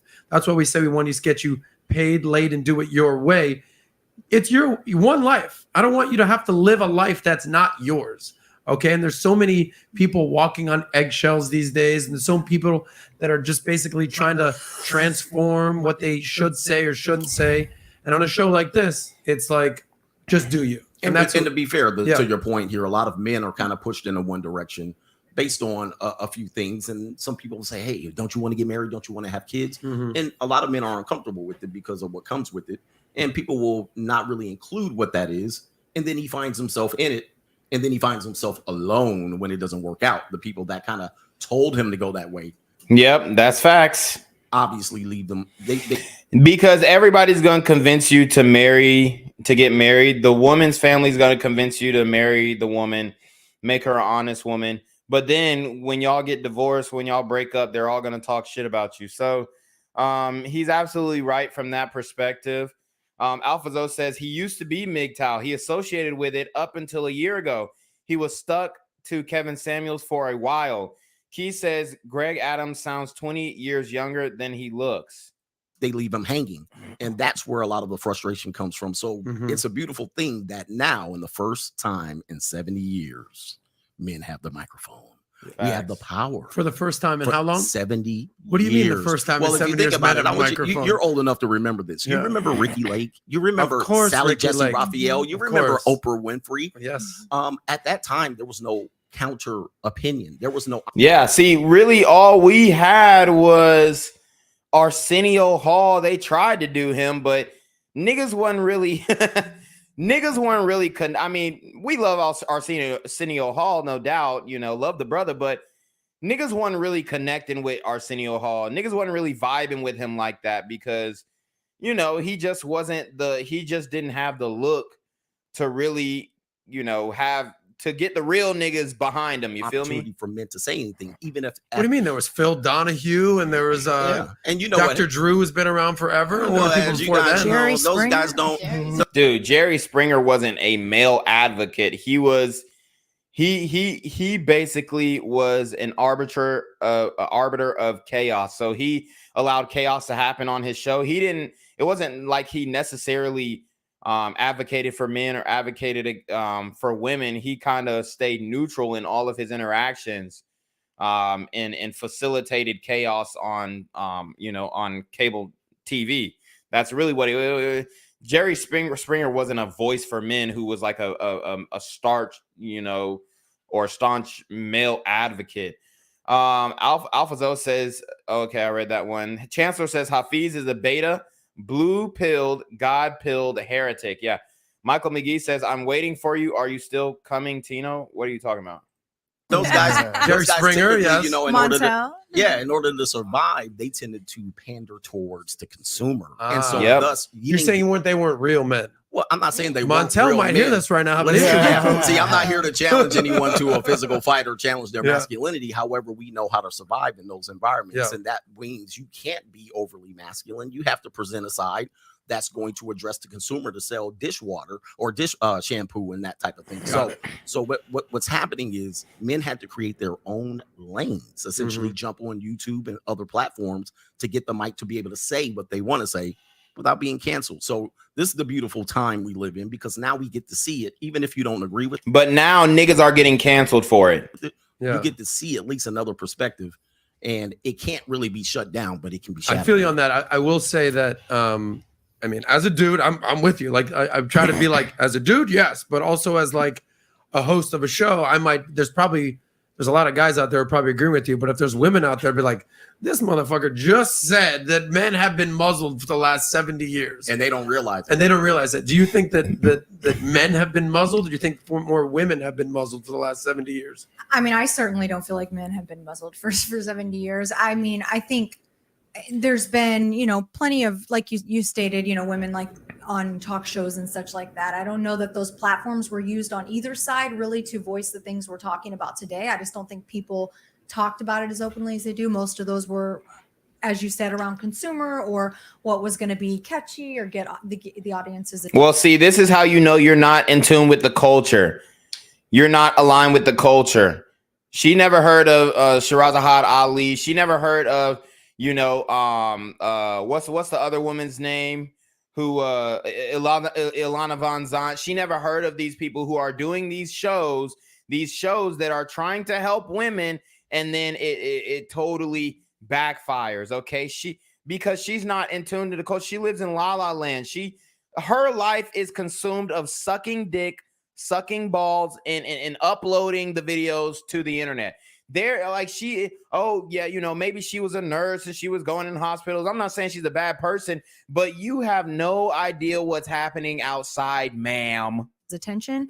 Where I think today, like there's just more of an open platform for people to actually have these conversations. And I think, you know, I know it all too well. I'm judged every day. And it goes back to, like you stated, living your own life, living your own walk, and everyone has their own ideas. Nobody's word is law. And I think that there is a word that is law, and the word that is law is the government's word. So whatever jurisdiction you're under, that word is law. So don't talk about, oh, nobody's word is law, when we literally have you know, clearly defined laws in this country. That's where a lot of people are getting confused today. It's like, this is meant to be an open dialogue, so you can kind of feel where you know, feel like is a good fit for you or where you would fit in. But there's just too much of this. It's not always black and white. And I think I'm a perfect example of that. You know, I'm a wife, a mother, and I am doing something that is quite taboo for who I am. Oh, whoa. So why do these bitches be dancing around the shit? I am a wife, I am a mother, and I'm doing something that is taboo for you're doing porn, ma'am. You're doing OnlyFans, ma'am. You are busting it wide open for a check, ma'am. See, I hate this all pussyfooting around the shit. Stand on that shit, bruh. Stand on it. If you're doing it and you're proud of it, stand on it. Y'all be weak in the knees. Stand up. Stand up. But I do it well. I balance the two. Nothing's really changed in my life outside of what I'm doing. And so I think I enjoy doing these type of shows because it does give me the opportunity to really show a different light to the industry, a different light to me as a person. I mean, and the thing is, you're not really you're like independent industry, but she's not really industry. Like, it's not like she's doing, you know, scenes for Brazzers or scenes for Blacked or some. She has control of her own content, so she can only speak for her situation because her situation is so unique. Most women who are going into adult film sex work, it's not, they tried OnlyFans and it ain't pop off. So then they went to porn distributors and then got their name out there. I mean, who I am, Allie Ray, is very different who I am in real life, you know, prior to this. And I think that's just the side that people don't get to see. And so it's always, you know, something that I've got a cue cards and everything, and I'm just kind of throwing, but kind of all over the place here. But I find it interesting. You were married 9 years. Okay. And on the 10th day, he got out, kind of a thing. You've been married 20 years. Almost 22. 22 years. If I had a cocktail, I'd cheers to you. And you've been married 1 year. Okay. Yeah. And I was in a long-term relationship since. See, this is the shit. This nigga Adam, I like him. I really do. But he don't ask the right questions. You've been married for 20 all these years. Have you ever cheated? That's the question that we need to know. And then that will tell us everything we need to know about your man. Stop with the bullshit. Y'all gonna make it like we just looked at her Instagram. And she was doing the thotty shit in 2020. Lord knows what she was doing before. Ask that bitch, have you ever cheated? Have you ever cheated? Of course she wouldn't answer it honestly, you know, in front of the chat, but let's keep it a buck. You ain't getting your body done just for your husband. Stop it. Now all good. What I want to know is of your friends that have been married somewhat as long as you, I'm not saying as long as you, how many, let's say you have 100 friends. Let's just say 10 friends, just to kind of keep it simple. How many are still married? How many are happily married? How many are like, I just can't wait to be like Coach over here and just, I'm looking. And she's going to be speaking from a female perspective. So these are female friends that she's talking about. And we're in the 8th inning. I'm trying to get out before the game's over, kind of a thing. If you would break that down. Yeah, so that's actually interesting that I don't have very many friends, well, obviously because of my industry now, but even prior to that, because the friends that I did have that were in marriages, I've always been happy in marriage. I married literally to my best friend. We got married very young. I love him. I enjoy my time with him. We have fun together. I think what I would deal with is a lot of complaining. Like, it was every conversation in the break room at work is everybody just hates their husbands. And it was like, these are the women complaining to you. And this is when you were a nurse? Yeah. So, I mean, she's trying to put on the chameleon mask. She's trying to act like she's a unicorn. Let's not act like she was not involving and engaging herself in that banter, the lunchroom banter with her co-workers about their husbands. Let's not act like she was not engaging in those activities all the time. And I had a hard time connecting with people because it's like, well, here I'm going to be this girl like, oh, what? I love mine. We're going to go out and have drinks. You guys want to go? They're just the guys. I always noticed the husbands were always out with their friends and, the wives were always doing their own thing. It was a very divided household. And I've noticed this too. Even my sons, they're older now, but they've told me like at other people's house, it's just crazy. Like I never see the parents sitting on the couch together like you guys do, or like hugging or kissing, or walking in the kitchen, my husband slapped my ass. Like it's just those things, like they don't see any affection. And so I've never connected with a lot of other people because of that. So okay, like I said, he's not asking the right questions. Have you or have you not cheated before? Van Lee says, damn, blue pill versus red pill with a THOT in the middle, an incel's wet dream. Yes, Van Lee said married to best friend equals a beta cuckold marriage. Yep. Van Lee says healthcare workers are the biggest freaks. Tesla says we have the hottest women in Oconee County. Bruh, no, y'all do not. To answer your question, if you said I had 10 friends in a room, I'd say maybe 1 or 2 have at least marriages for that long, but I've never met someone that I think is truly as happy as we are, or that enjoys their time together. And I'm not saying that's how a marriage should be, because a lot of marriages, they really thrive on that space apart, and that's important to them. And so maybe that's just not what they do. Here's what I'm hearing. And then I'm gonna turn it over to you. You're an anomaly. Okay. You're in a loving, sex-filled marriage, and you had a career, and now you're doing OnlyFans. Like you're an anomaly. Okay. Like you're making more money than most women. You're happily married. Like you're not the average. Making more money than her husband. You're not the typical statistic. You're the exception to the rule. Correct. But what I'm also understanding is that a lot of your women, 8 out of 10, are basically in this marriage where they're upset, annoyed, they're sick of their husband. Because a lot of times we hear on my show and shows like this, men kind of need to be like the man running the show, tell these women what's up. But, women have a voice in this perspective as well. Yeah. And they're kind of being the complaining behind the scenes. Go ahead. Well, I want everybody to understand. I'm going to look into this camera right here, so I hope you see me very well here. I want everybody to understand and remember that everything I say from this point, she backed it up. All right. So it's basically zero. All right. You have no hope, no chance past the 20 years. And that comes from experience. It also is the experience. You have no chance of passing 20 years, you're saying? No. You can pass 20 years. Yeah. You'll probably be roommates, and you'll probably be overweight in a busted Pillsbury biscuit can, or you'll probably be the exception to the rule. But the data shows us, plus the experience, facts that she expressed, that it's a very difficult thing. And this is what I want men to know. Yeah, it is very difficult. Many people. And look, now she wants to walk back her statement. Well, I. You just told us that in the break room, all the girls who you work with, and most likely they were not bad bitches. Like, I wouldn't say she's a bad bitch, but she's an attractive woman, but they were not bad bitches like you are.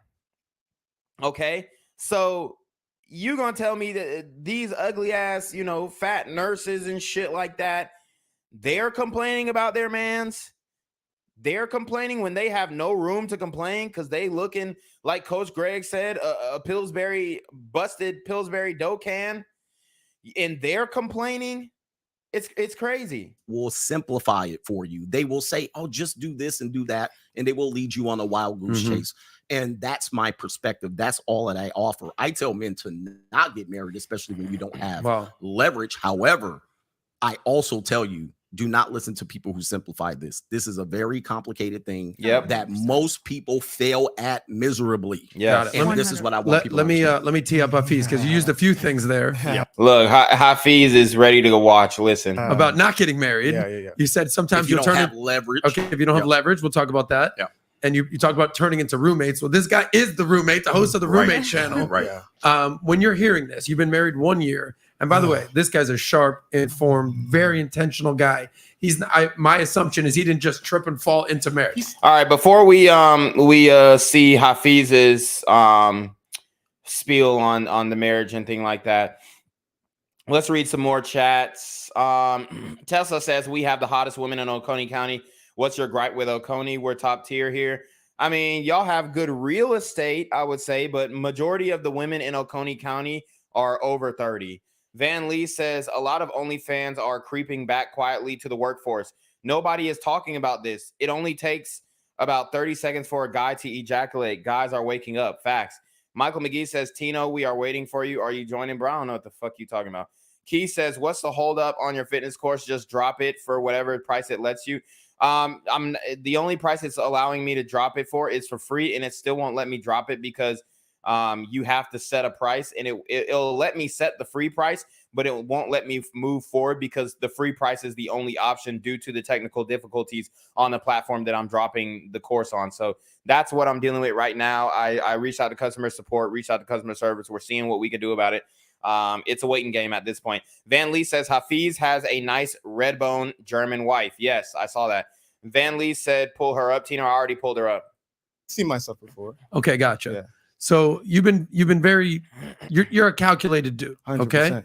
So when you're hearing Greg say this, yeah, and even when you're hearing Ali say this, how are you processing this information? No, this is really good, and I'm excited about how this conversation can develop because I think you maybe did you react to me and AMS's conversation a couple of years ago about marriage? I didn't react to it. I didn't do a reaction video. Okay. But. What? See, what the fuck is this nigga talking about? 5 minutes ago, he said 5 minutes ago, he said he had no idea who Coach Greg Adams was. Now he's like, oh, did you react to me and AMS video, on September 17th, 2021? Like, my nigga, which one is it? Have you watched it or not? React to me and AMS's conversation a couple of years ago about marriage? I didn't react to it. I didn't do a reaction video. Okay. But yeah, I made a comment about it. Okay, you made a comment about it. Okay, so to me, I'm really excited about it, but it's also key to talk about experience. Mhm. Experience shapes your view, right? Yeah. So a girl who's been abused by a lot of different men, she's going to have a very cynical leaning view towards men. A man who's been cheated by business partners will have a very cynical view about having potential business partners. So it's also unique to talk about we have to be honest. Yeah. Nobody here is 100%. Here, you hear it. This is the who hurt you argument. Dude, Hafeez, we can dismantle all your fucking arguments. This is the who hurt you argument. It's crazy, bro. It's still using the female argument to dismantle points that we've already established as reality. Objective. That's one of my arguments always with red pill stuff. They say they're speaking the truth. You're not a robot. You know, you have your biases. You're not a robot. Not everything is black and white. Like, oh, it's such bullshit. Right? Call it for what it is. We all have our biases. I have biases. You have biases. Coach has biases. As much as we think we have to be 100% honest to the people about our biases. If I'm an individual and I was divorced and I had a difficult experience via marriage, I'm going to have a biased opinion via marriage. Ali has a positive experience with marriage, so she can have a bias towards, well, great marriages. I guarantee if Ali had the choice to fuck another man, she would. If her man, I mean, like I said, we need to ask, has she ever cheated? They're probably swingers and we don't even fucking know it. That's probably why they're so comfortable with doing OnlyFans. It's all coming to me now. They're a swingers couple. Duh. Yeah, that's why she's been able to do the marriage for 20 some odd years, because she's been fucking 20 some odd niggas a year. And maybe he's getting, some extra poo nanny on the side or in the swingers club or whatnot, but they're obviously swingers. Let's not perpetuate and think this is just been a 20-year monogamous relationship and they've only had sex with each other. Dude, stop it. Maybe he's the only one who's fucking her on camera, but I guarantee he ain't the only nigga up in them guts. Can work, right? So similar to me, the people I admire the most, the people I look up to are married people. Patrick Bet-David, Jordan Peterson, my father, Pastor Mark Driscoll, people who I look up to the most, right? Bruh, even Patrick Bet-David said that he's only going to try marriage one time. Long-term marriages, the people that shout out to Cyrus Cherry got a good question. Is sexual liberation good or bad? But we got to get through this. 6 Black 7 year whatever. 6 Black says, I can't even watch The Roommates anymore. Sometimes it's good to see positive content, but not when it's naive and to your detriment. Exactly. That nigga Hafeez leading a lot of men to the slaughter. Michael McGee says, we need you to hurry up and join. Bruh, you're finna get blocked. You keep talking about some bullshit, nigga, you're done. I'm tired of that shit. I celebrate a lot. Long-term marriages. My father and mother been married for over 30 years. Great, healthy marriage. So that's my opinion. My Pastor Heidi Lewis, been married over 25 years. Now this nigga's talking about pastors. Let's look at the guys that you named wives, bro. Do they even look good? So that's my worldview. And so to me, hearing what he's sharing, there is truth in that. Everything where everyone's going to share, there's going to be truth in it. Yes, if you like, my dad told me a very powerful point. I love my father. He's such a wise older man. He said the most important decision you'll ever make in your life is the one you married. Yeah. And it can go one of two ways. And this is what I want the guys to understand. We're not teaching naivete, which is that's literally what you're teaching. Marriage is this perfect thing, and you just meet the one and live happily ever after. And there's no issues, and there's no divorces. We're not teaching naivete. Marriage can be the worst thing in your life. It can be an absolute living hell. And I guarantee you can go for days and for days, and you know so many different stories about people with marriage is an absolute living hell. Bruh, this nigga Hafeez, like he's trying to talk like a Southern Baptist preacher, but like that shit only works with black people. Like niggas are the only ones who fall for that shit. Hell, but we don't want to teach being naive about the realities, but also we don't want to teach nihilism, right? The other end of the extreme. Marriage is the worst thing possible, and the women are out to get your money, and everyone's miserable, and everybody's roommates, and everybody's this, because there are some individuals. The majority of them are. That's all they're saying. Such as what Alex communicated, who are in happy, healthy long-term marriage, right? So you don't want to be naive, you want to be nihilistic, you want to be as real as possible. Give me the good, the bad, and the ugly. And my biggest thing is that I understand that marriage is a very difficult thing to get right. And the same thing is like, I love how what you do is marriage and money, right? I think we're going to be talking about those two things today. Adam, you're a 1% man financially. Right? That means 99% of people are trying to get to where Adam is.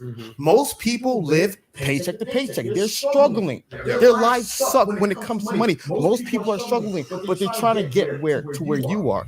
That's how I view relationships. Most people are in really sucky relationships. Most people, it's a day-to-day war, hell, the way work is, the way the gym is, but then there are some people. He's literally agreeing with Coach Greg Adams, and Coach Greg Adams ain't saying nothing, but most people are in shitty relationships. That's literally all he's saying.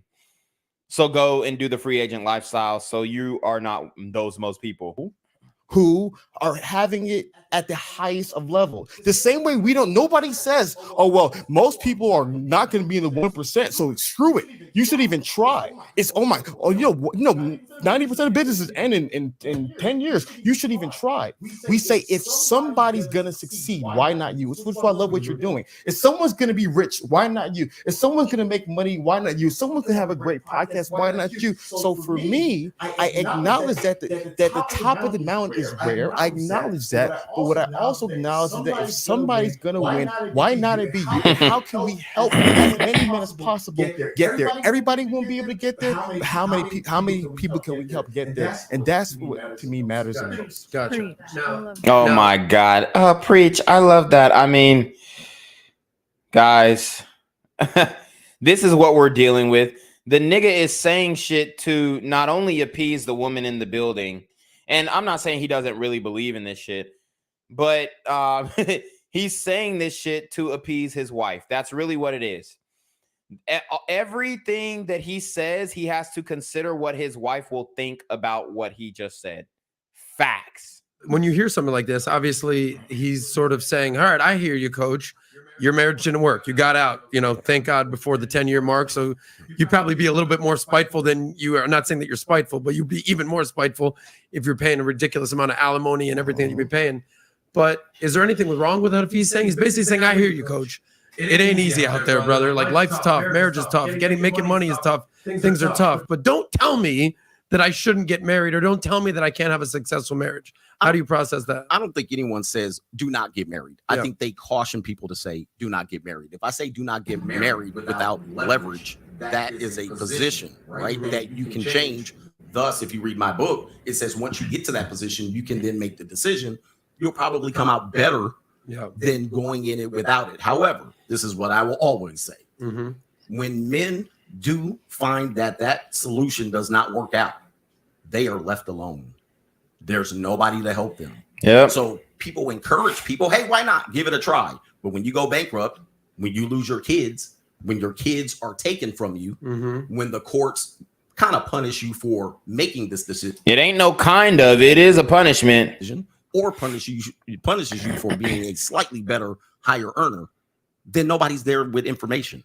Nobody's there with context. No one's there to help them. And I believe, not feel, I know, understand, believe, and I have evidence to show that men are left alone when they don't succeed in this endeavor. And that is the void that I feel, because I can tell you, hey, men are alone in this situation. Men are homeless. Men are thinking about eating guns.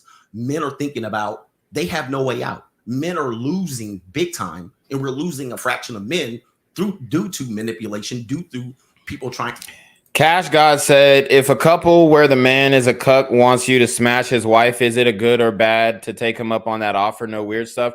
Yeah, that's happened to me a couple times and I decline. I ain't with that weird ass shit. They may be, them niggas want to be in the room jerking off to you fucking his girl. Man, fuck that. Hurt, a woman might be hurt in a marriage, or she might feel that she's not being appreciated.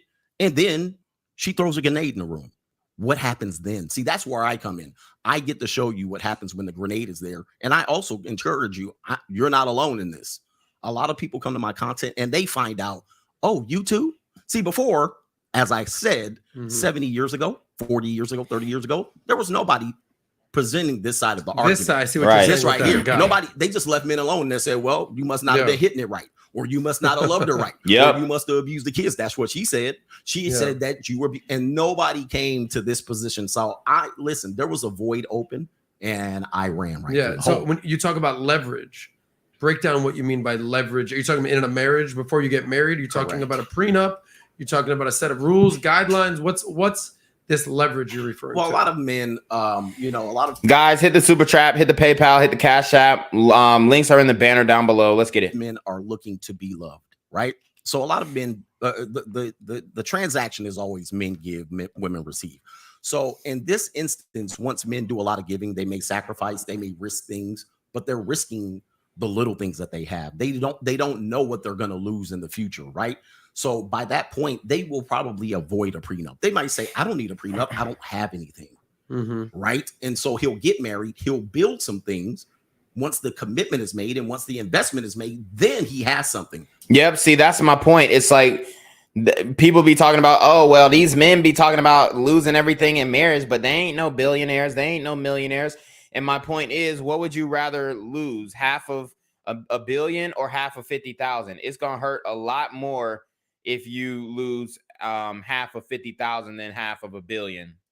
So then when they say, well, you better love her right, you better screw her right, you better appreciate her right, and he says, well, it's still not working, she's not happy. Well, then he knows he can measure how much he's going to lose because he now has leverage, but the leverage is attached to a marital contract. And then at that point, he can say, well, I don't want to lose my 2 or 3 kids. I don't want to lose my house. I don't want to lose my car. He knows then. And also he has no protection. He didn't get a prenup because he didn't have leverage. This is what a lot of young men in their 20s don't understand because they don't know what they're going to lose. They can't measure it. Once you're 40 and you've accumulated things and you have leverage, you have position at a company, and a woman says, hey, I want to marry you. And you will know what you're going to lose. And at that point, you can make a conscious decision whether to engage in a state-funded marital contract. That's leverage. Most men get married without the leverage. Did you have a prenup when you got married? I was married at 28, 27, engaged at 27, 28. So absolutely not. I did not have one. Nope. And if you ever get married again, would you get a prenup? I would advise clearly. Now ask Hafeez if he got a prenup. Let's keep it a buck. Key says, do you show us how to do bodybuilding poses on your course? If so, I want to buy. I need help with poses. I'm not like the bodybuilding pose guy. Like, I don't do that type of stuff. Cash God says, if a couple where the man is a cuck wants you to... Oh, I already read that one. Cash God says, men need to check up and support other men, point blank facts. Cash God said, yeah, but you've got to be careful of common law in my state. If you live with your significant other, after 7 years, you're automatically married anyway around this. She live in her crib and you live in her. There's no reason for cohabitation unless y'all have children. That's the only reason. And even then, I'm not 100% for it. I think that each individual should have their own space, especially in this day and age where you have the rate of domestic violence increasing. Like, I want to be able to leave the crib just in case you get on demon time and you start doing some crazy shit. Hey, man, I mean, listen, a prenup is somewhat of a protection. It's just something to fight over in court if there's something to be there. Cash God said, I thought you moved your girl in with you. Negative. She could just fight it, and now you lost on the money, right? But I did not. I would encourage men to do so if they want to do Allie, it. when you got married, did you have a prenup? No, and honestly, like, just hearing you speak, I feel like you come from a place that obviously had a negative experience with stuff. Who hurt you? Who hurt you? This is the who hurt you argument. You kind of, I guess I can't imagine ever looking into a marriage, like even going into the thought of marriage, maybe because I was so young and I didn't have to, with so much like guardedness. I feel like going into a marriage and falling in love with someone, there's a little bit of a leap of faith there. And so sometimes when you make it too transactional, I don't know. I feel like a leap of faith from a godless woman. Oh, okay. For me, it would take a lot away. And maybe again, because I was so young, we were kids ourselves. We didn't have anything to protect. But I feel like maybe that mindset is what's quite toxic for people that aren't able to find love, is when you constantly live in that, well, she might screw me over, I got to protect this. Like, how can you ever fully let yourself like go and submit to just being in love and like letting that guard down? And I think the women have a lot to lose too. It's not just men, obviously. Right. But we don't speak from the women's perspective because we're men. Yes. But we also have to understand people go homeless over this. People lose their lives over this. This is serious. Yeah. It's like saying I joined the military. The majority of self-deletions in the military men, it's not because of PTSD. It's because of Dear John letters. Look it up. 78% of the men who put firearms in their mouth and self-delete are because a woman broke up with them, a woman broke their heart. Okay. Not saying that the woman is the cause of his death, but what it means is that men are under immense pressure when it comes to making relationships work. Pressure that pretty much they're not rewarded for.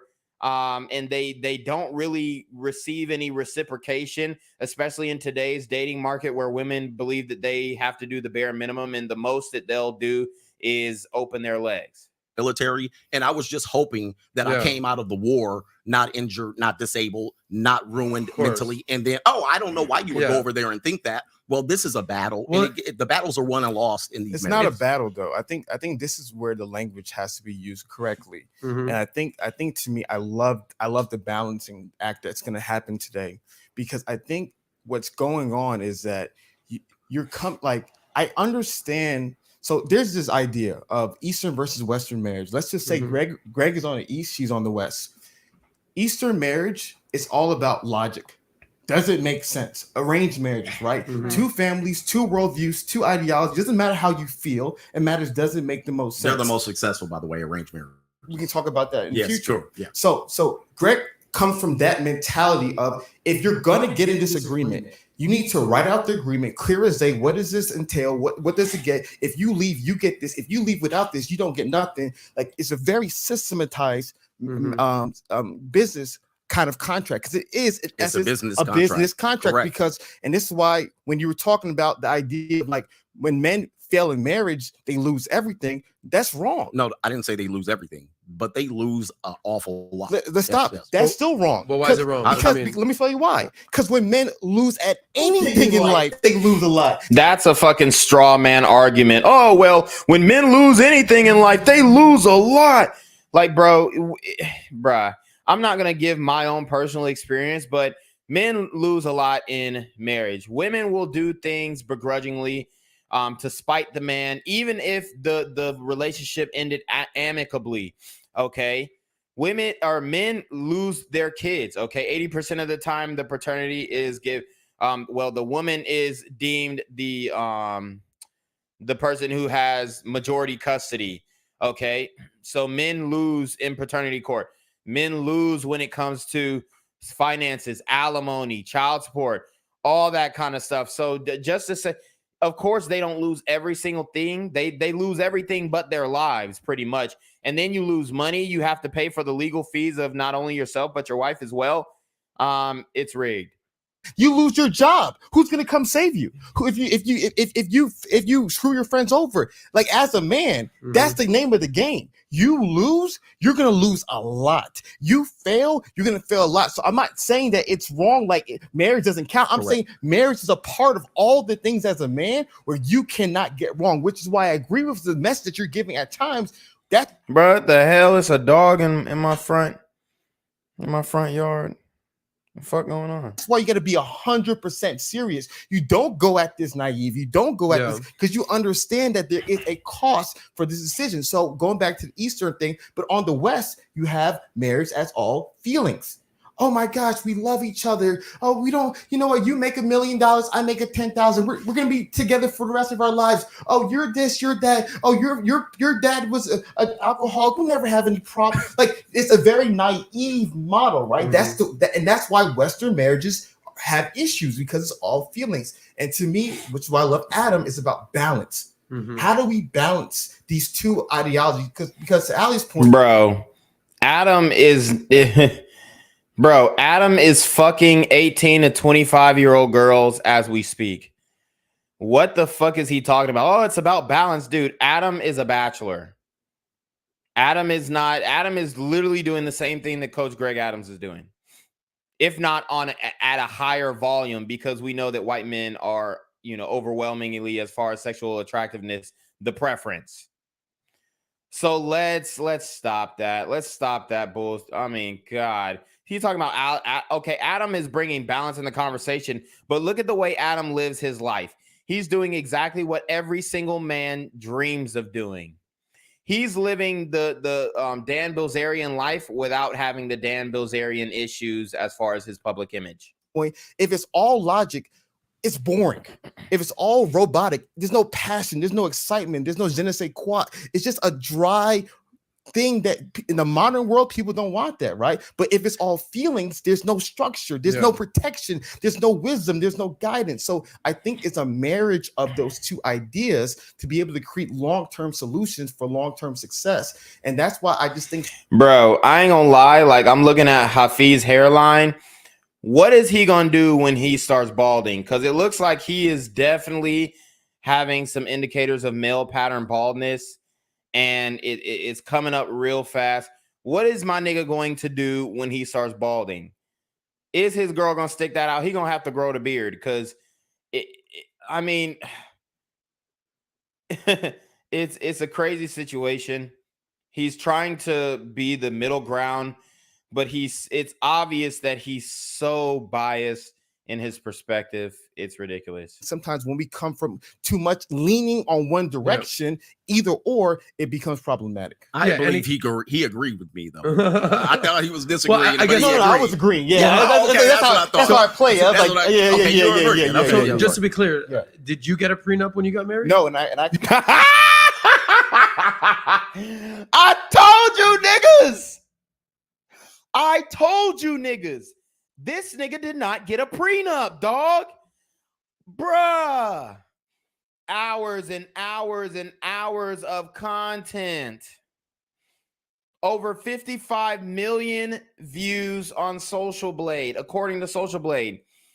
Hours of content on the red vitamin. Hours of content on protecting yourself. Hours of content. And this nigga did not get a prenup. Are you fucking kidding me? I mean, you've got to be shitting me. His wife has 100% financial incentive to divorce him. This nigga, I mean, let's go to the channel. Let's go to the channel. Bro, all this time, all this work, and this nigga did not get a prenup. Let's see if he even made content with divorce in the title. Byron Rideau talks overcoming a man's worst nightmare, life after divorce, recovering self plus more. Jordan Peterson shares the shocking reason why men today are single. The shocking reason why so many men today are single, and he speaks with a woman. He debated with AMS about getting married. This man did not get a prenup. That invalidates every single thing that he is going to say in the future when it comes to dating, relationships, and marriage. Bro, this nigga did not get a prenup. I used to watch his channel, but I had to stop because I'm just like, bruh, now certain points that you're making are just, it's like the suck it up and be a man argument. It's such bullshit. It's delegitimizing that men actually struggle with even their own identity as being a man. Like, what does that even mean if you didn't have a man to raise you? Which that's not my experience, but I'm speaking and I'm trying to empathize with the other men who have had that experience.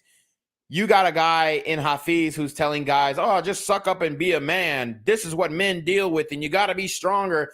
And it's like, dude, what do you say to a guy who has never had success with women, is short? Because let's not get it fucked up. The black pill is real shit. And what the black pill is that looks is the number one thing that women look at. It really is, bro. Over anything, it's looks. Okay.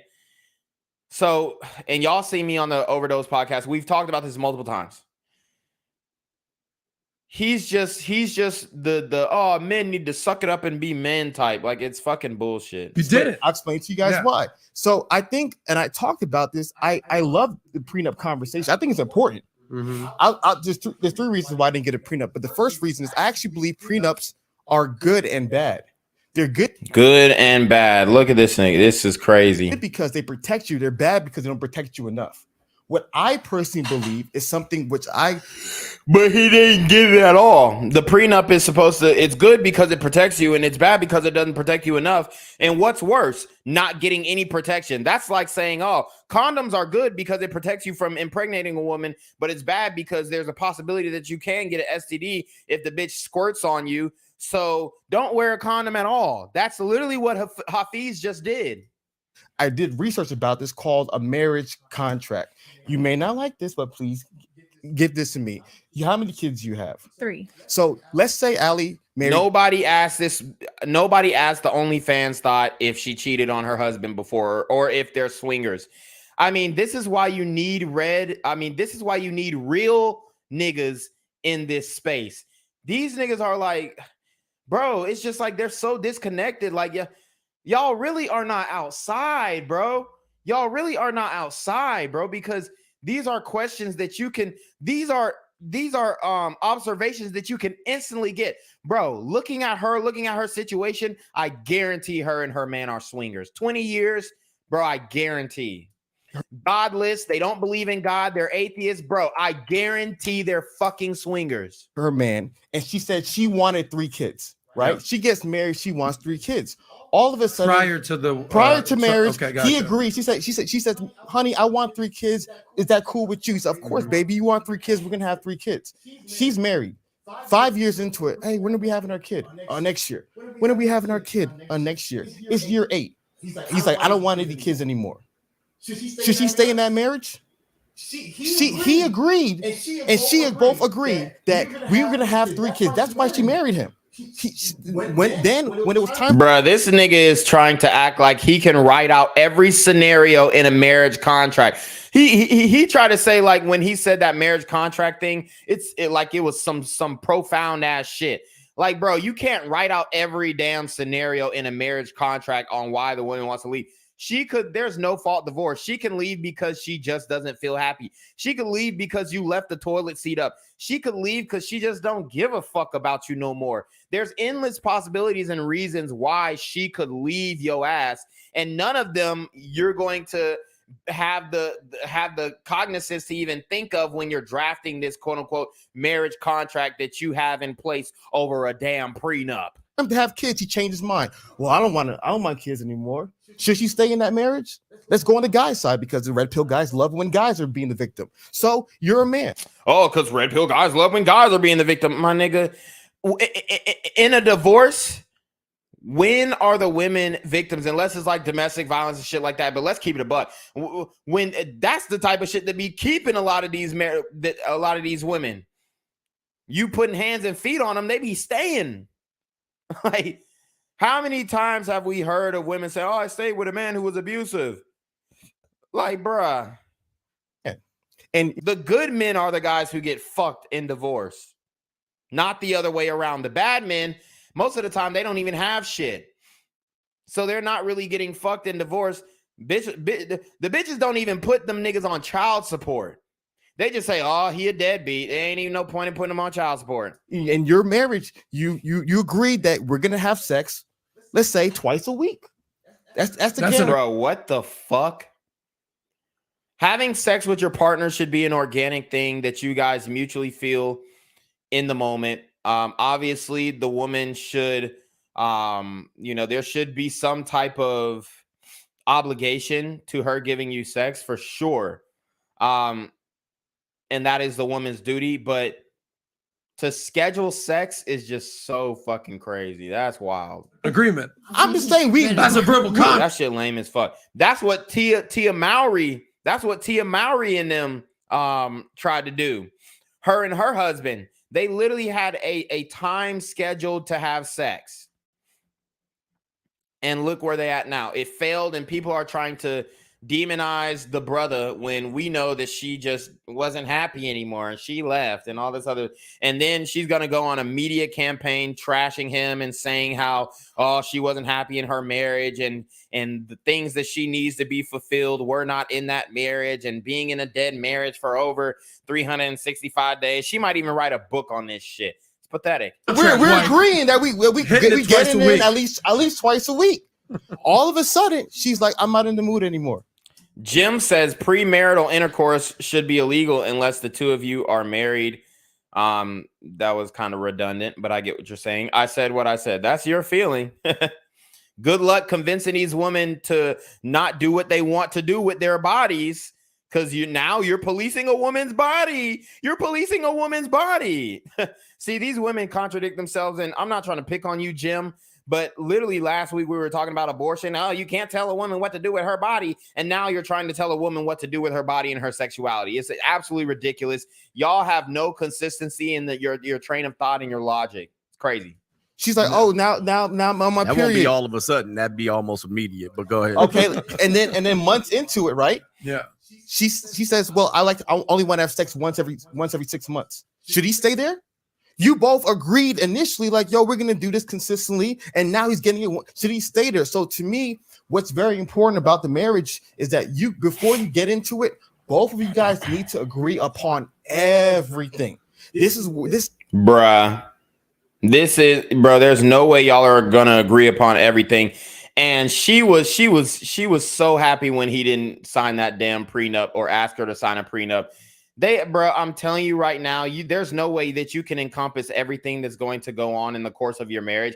Because how would you know? You've never been married, so you don't really know what's going to go on in your marriage. You don't know how y'all are going to handle disciplinary issues. You don't know how she's going to handle you putting the belt or the switch to your kids behind when they acting up. You don't know how she's going to handle you having the sole financial burden, and you don't know how she's going to be spending your money during the course of the marriage. You don't even know her past. I don't know how old she is. Let me see. She doesn't put an age. She don't put an age on it. But guys, and this is the telltale. What's that nigga Hafeez last name?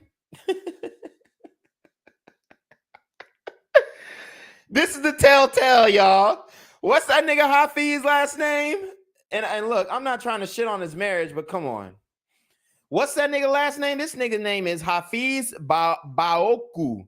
Hafeez Baoku. Keep that in mind. Remember this nigga's last name. Remember this nigga's last name. This is why I said they had a shotgun wedding, just like Allie Drummond, the chameleon, the red vitamin chameleon bitch. Look at the last name. Sarah Fisher, whatever. Ma'am, your name is Sarah Baoku. You are a Baoku now. Why in bio it says Sarah Fisher? You are a Baoku. You take on the man's last name. See, man, look, don't get me started. Don't get me started. Sarah Fisher, Hafeez Baoku. She is supposed to take your last name. She do not take your name. You do not take her as a wife. Her name is Sarah Fisher. Your name is Hafeez Baoku. I bet that nigga tried to get her to change her last name too. Your name is Baoku. No, my name is Fisher. Y'all know in Roots where they say your name is Toby. No, my name is Fisher. Your name is Baoku. No, my name is Fisher. Dog. Shorty ain't even changed her last name in the bio. This how I know she ain't changed them on legal documents. What does the driver's license say? What does the driver's license say? This is insane, y'all. This is insane. Jim says all Christians should agree. What are you talking about? I told you I was pro-life. I say that I'm Christian and I don't agree with the LGBT. I swear you was pro-abortion last week. If you're a Christian and don't believe that you should be waiting until marriage for intercourse, then you're a fake Christian. I have a point to that because for one, let's keep it a buck. When we talk about the Bible, I don't know what Bible you read, but I'm just gonna go out and on a limb and say not all chapters in the Bible can be verified. Their authors cannot be verified. So I'm only going by certain books of the Bible because I'm not going by the books that were created by the Greeks and written by Romans and all this shit. I'm not going by that. Okay? Those are invalidated once you say the author is anonymous. And then you can only date the book back to so long. I mean, honestly, it's like anything after Christ is hard for me to get behind. You dig? Anything after Christ that can't be carbon dated to BC time is hard for me to get behind. So I don't know what Bible you're reading, but not all books in the Bible are valid. And I'll stand on that. I'll stand on that because there has been so much perversion and there has been so much confusion thrown into it by the Greeks, by the Romans. Like, you can't deny that by these different translations. So when we talk about fornication in the original translation, I think you actually have a misunderstanding of what fornication actually is when it comes to the original translation of the Bible. Cash God says, I see women 247 on Facebook or 24/7 on Facebook married and don't update their last name. Yep. What does that tell you? What does that tell you, bruh? That's a lack of respect, in my opinion. It's a lack of respect. You change your last name when you get married. She didn't change her last name. I guarantee her driver's license is the same. This is where I think the nuance in the evolution agree on everything, so the woman's protected as well as the man is protected. And so to me, that's what me and my wife did before we got married. We talked about everything. There's no way you can talk about everything. Literally no way you could. You don't even know every word, so you can't talk about everything. Every single scenario, every single thing. Me, I'm not a money guy. I'm not motivated by money. So bruh, I'm finna walk the fuck off this set right now. I'm not a money guy. I'm not motivated by money, bruh. Let's go back to Hafeez. I'm not a money guy. I'm not motivated by money, but yeah, I'm on a yacht. but I'm in designer suits.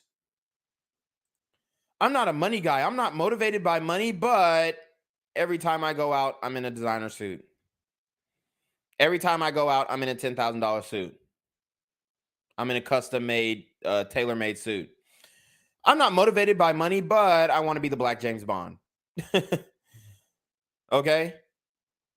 Like, what the fuck? Come on, dude.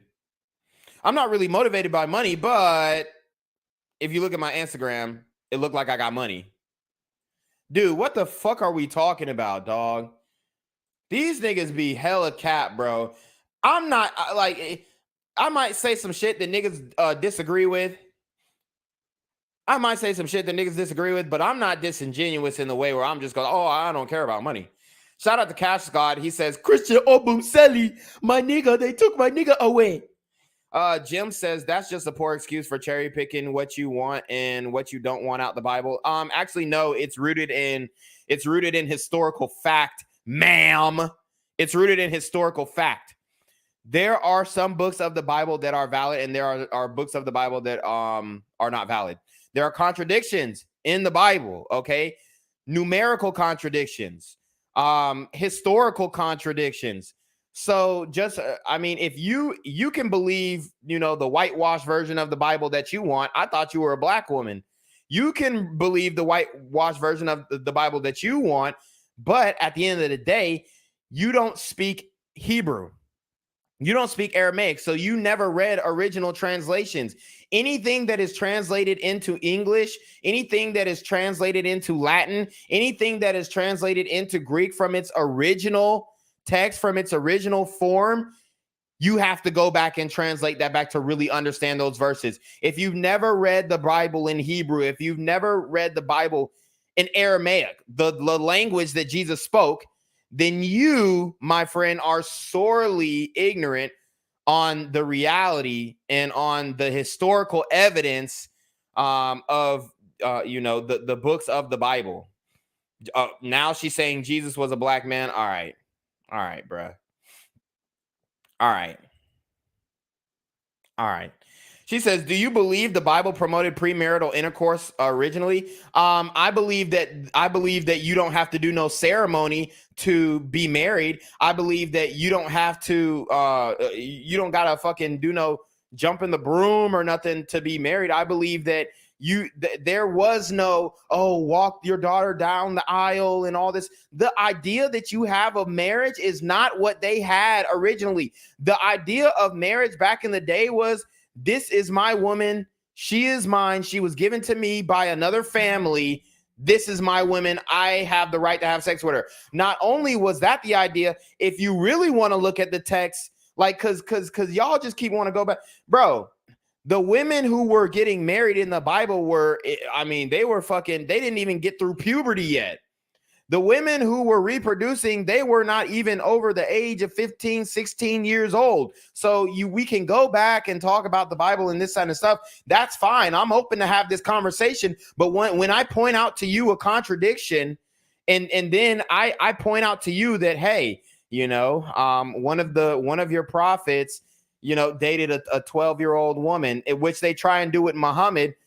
Then now it's y'all doing all this backflipping and shit like that.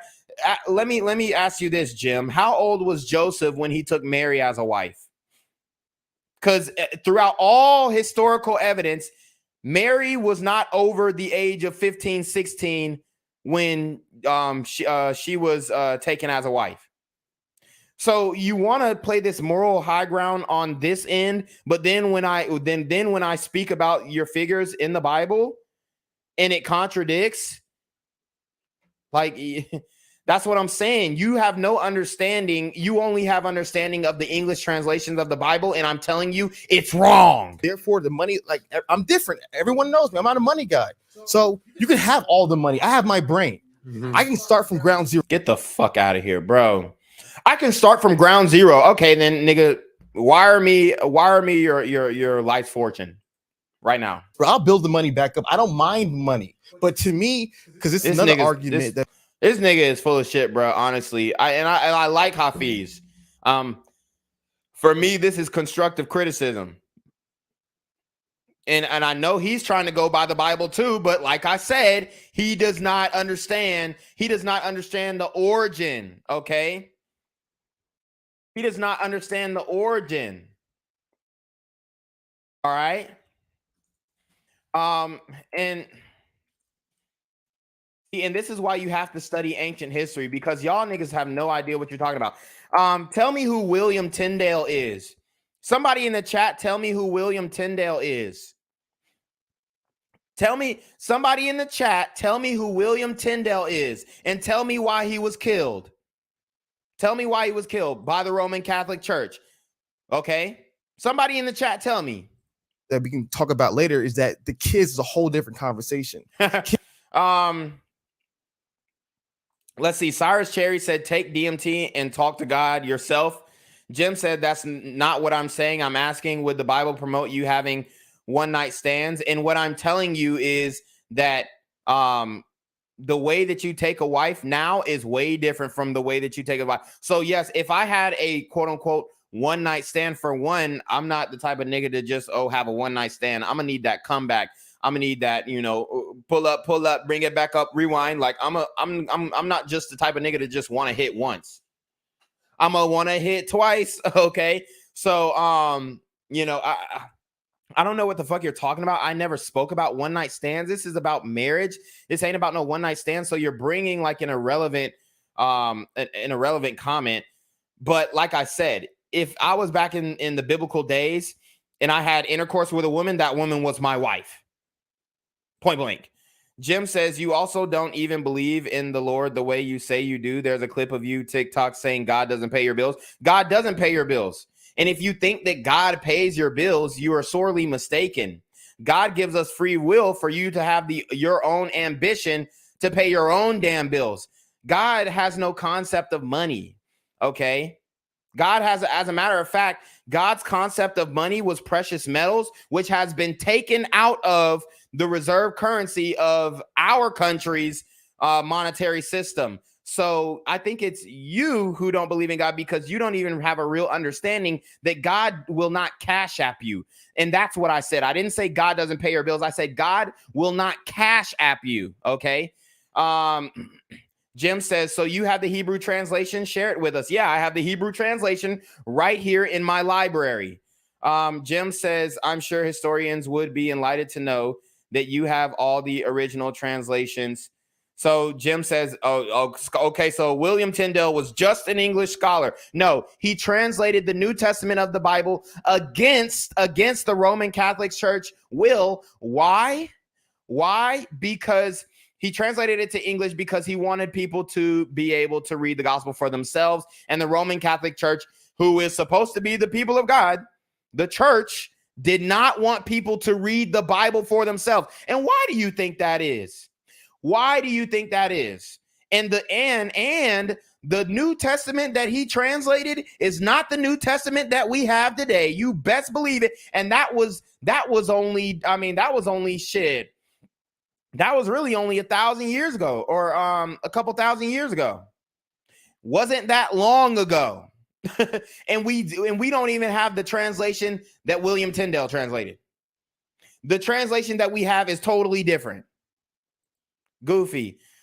Kids are more wealth than money. So I was more obsessed with children than money because end of the day, like I said, we can talk about that later. But so to me, in regards to losing money, I don't care about losing money.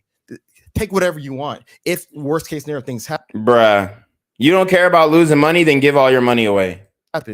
But by having a marriage agreement, both of you guys understand what's expected of you. And if one person obviously breaks this agreement, both families know. So if she wants a certain amount of kids and I say I don't want it anymore, then her family knows though, yo, Hafeez, you promised my daughter this, you didn't give it to her. So it makes sense that this marriage is so is this we all understand what a prenup is, all right? Like it's signed, lawyer, date, bing, bing, bing, bing, bing. What is a marriage contract? So is it a verbal agreement? Is it a written agreement? It can be. You're saying that the families know each other. Yeah, what is that exactly? It can be one of three things, right? It can be written between you and this individual, which is the least ideal. The second ideal is you can actually get a mediator or a legal arbiter to actually sign this for you. So therefore, like in the worst case, Jim, this is not a Bible study. You're bringing these things up. I can respond to everything that you're saying, but we won't be able to get through the course of the video. And then now you're bringing up, oh, let's talk about anti-race mixing verses. Well, I can bring up verses that tell the Canaanites, the Hebrew people, to take women of other tribes. So we can go tit for tat. If you show me a verse in the Bible that says something, I can show you another verse in the Bible that says the exact opposite. And that's why I keep saying that you need to understand that you do not that the Bible that you're reading, like I said, I don't know what version you're reading, but you do not have original translations. You do not have original text. And I'm not talking about the physical text. I'm talking about the translation. Okay. The translation. I'm not talking about physical text. I'm talking about you don't have the ability to understand the words in the Bible if you don't read it in the language that it was written in. That's just like, I don't know. So let's say I'm reading a book in English and the book was originally written in Spanish. There are going to be things that are lost in translation. Facts. King J says, what does the driver license B say? Answer, I'm married, kind of. Jim says the King James Version. Are you aware that King James was a Freemason? Are you aware that King James was a homosexual man? So you're going to trust you even said that you're anti-LGBT, which I never said I was anti-LGBT. I'm not homophobic, but you said you were anti-LGBT and you're reading a Bible that was translated by a homosexual man. Are you aware that King James had that King James was a homosexual man? Are you aware of that? Are you aware that he did wickedness in the sight of the Lord? See, you don't understand these things, and it's ridiculous. No, I'm not Catholic, okay? Alpha Zo says they wanted to only be the ones allowed to translate the Bible. Okay, he says William Tyndale was a Bible translator. The Roman Catholic Church jailed him and killed him. He also protested King Henry's marriage annulment. Yep. They wanted to be the only ones who were allowed to translate the Bible. He says the original 1611 King James Version writer all drew inspiration from Tyndale. Exactly. Jim said you stated you read the King James Version normally in a past live stream. Are you aware that you've done the same? I mean, I've read it in order to see the differences. I mean, of course, I've read damn near every version of the Bible. I've read the version that the Catholics put out. I read the King James Version. I've read the NIV version. You cursing is doing wickedness as well. Actually, it's not, because so this is what we have to do as well. The origin of our language. The origin of our language. All right. Alpha Zo says they had orgies, sex parties, and all types of effery. Exactly. Oh man. But anyways, we're not gonna have this this religious debate. Yeah, I mean, you're making points, and it's just like redundant at this point. So let's continue. Go to court. This is now a legal document, right? So this is a legal document that can be able to be proved in court. But I know a lot of the red pill guys don't like the idea of marriage being controlled by the state. Mm-hmm. And if you look at a lot of traditional Eastern societies, marriage is really agreement between families. So to me, I think it's really about the families agreeing to this and the families being aware of expectations on both sides. So therefore, there's family accountability, because what's problem in the West is there's no accountability. Like you say, if the wife... Dude, we agree mostly on all of these things. You understand what's going on here. When you're talking about these marriages and business contracts and family, this is where we agree. Yeah. And unfortunately, we get into the romance and the feelings part of it, which feelings do change, right? 100%. Your feelings changed about me about a minute ago. People change, and thus, life changes, right? Thus, though, the marriage contract doesn't change with the state. So you have to have those things understood and be in the proper position. Okay, so let me just paint a picture here. So I was married very briefly. Okay, divorced. But I had a prenup. But the entire, without throwing myself under the bus here, she needed to expedite the marriage, you know what I'm saying, in order to. Yeah, I got it. So I said, I got you, baby. I love you, but you have to sign and date here, and these are the expectations I've had if I do this for you. And it wasn't like a marriage built to last. It was a, you know, I'm here for a good time, not a long time type of situation. Okay, basically she hit the wall and she needed to get married. That's literally what it was.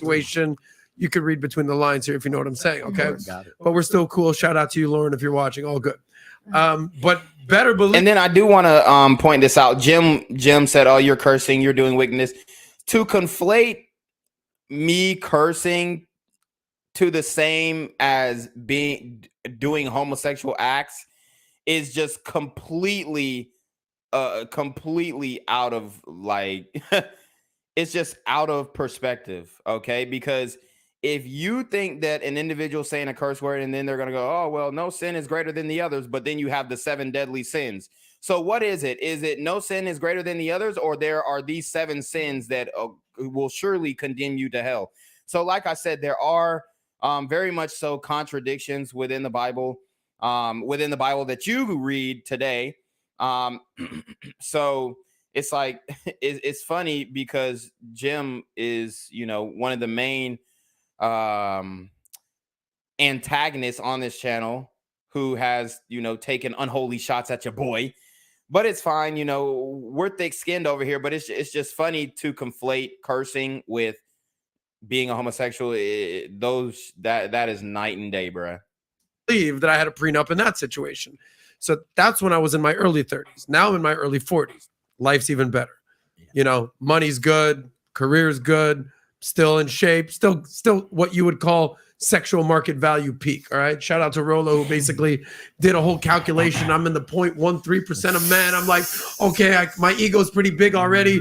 Boom. Now I just got an inflated ego. Thanks, Rolo. Boom. So life's good. But I had a conversation with a girl recently who's what I would say a very high value woman. Let's put it that way. Okay. Who? And we're saying, all right, if we ended up ever together, I would want a prenup. No. I'm not down for a prenup, was what she says. I said, well, I'm glad we're having this conversation right now. Then you're not going to be my wife, point blank. Before this thing gets off the ground a little bit, she's like, no. And she made some very valid points as to why she wouldn't want. Oh, you don't. These are the only valid points women make when it comes to arguing against a prenup. You don't trust me. It's supposed to be built on love. Fuck out of here. To sign a prenup. And I'm like, well, granted, I hear you, and emotional and all that kind of, you know, like. Jim says he hasn't studied psychology. It's irrelevant trying to talk to someone who has a look. Bro, I'm way smarter than you, Jim. Jim, give me the what does the acronym OCEAN mean, since you're a psychology major? What do they use the acronym OCEAN mean? What do they use the acronym OCEAN for when they're diagnosing a patient with a certain disorder? Please enlighten me, since you're a psychology major. I guarantee I know more about that shit than you do. I love what you said about East and West. And I said, yeah, I'm going to need the prenup, baby girl. Like, sorry, smart. Like no matter whatever happens. So I'm trying to understand like the prenup, the marriage contract. At the end of the day, you'd be a fool as a successful guy to not establish some type of boundaries, some type of protection to say, hey, look, I hear you. You want to have this fantasy land, Cinderella, Snow White vibe go down, right? Beauty and the Beast thing.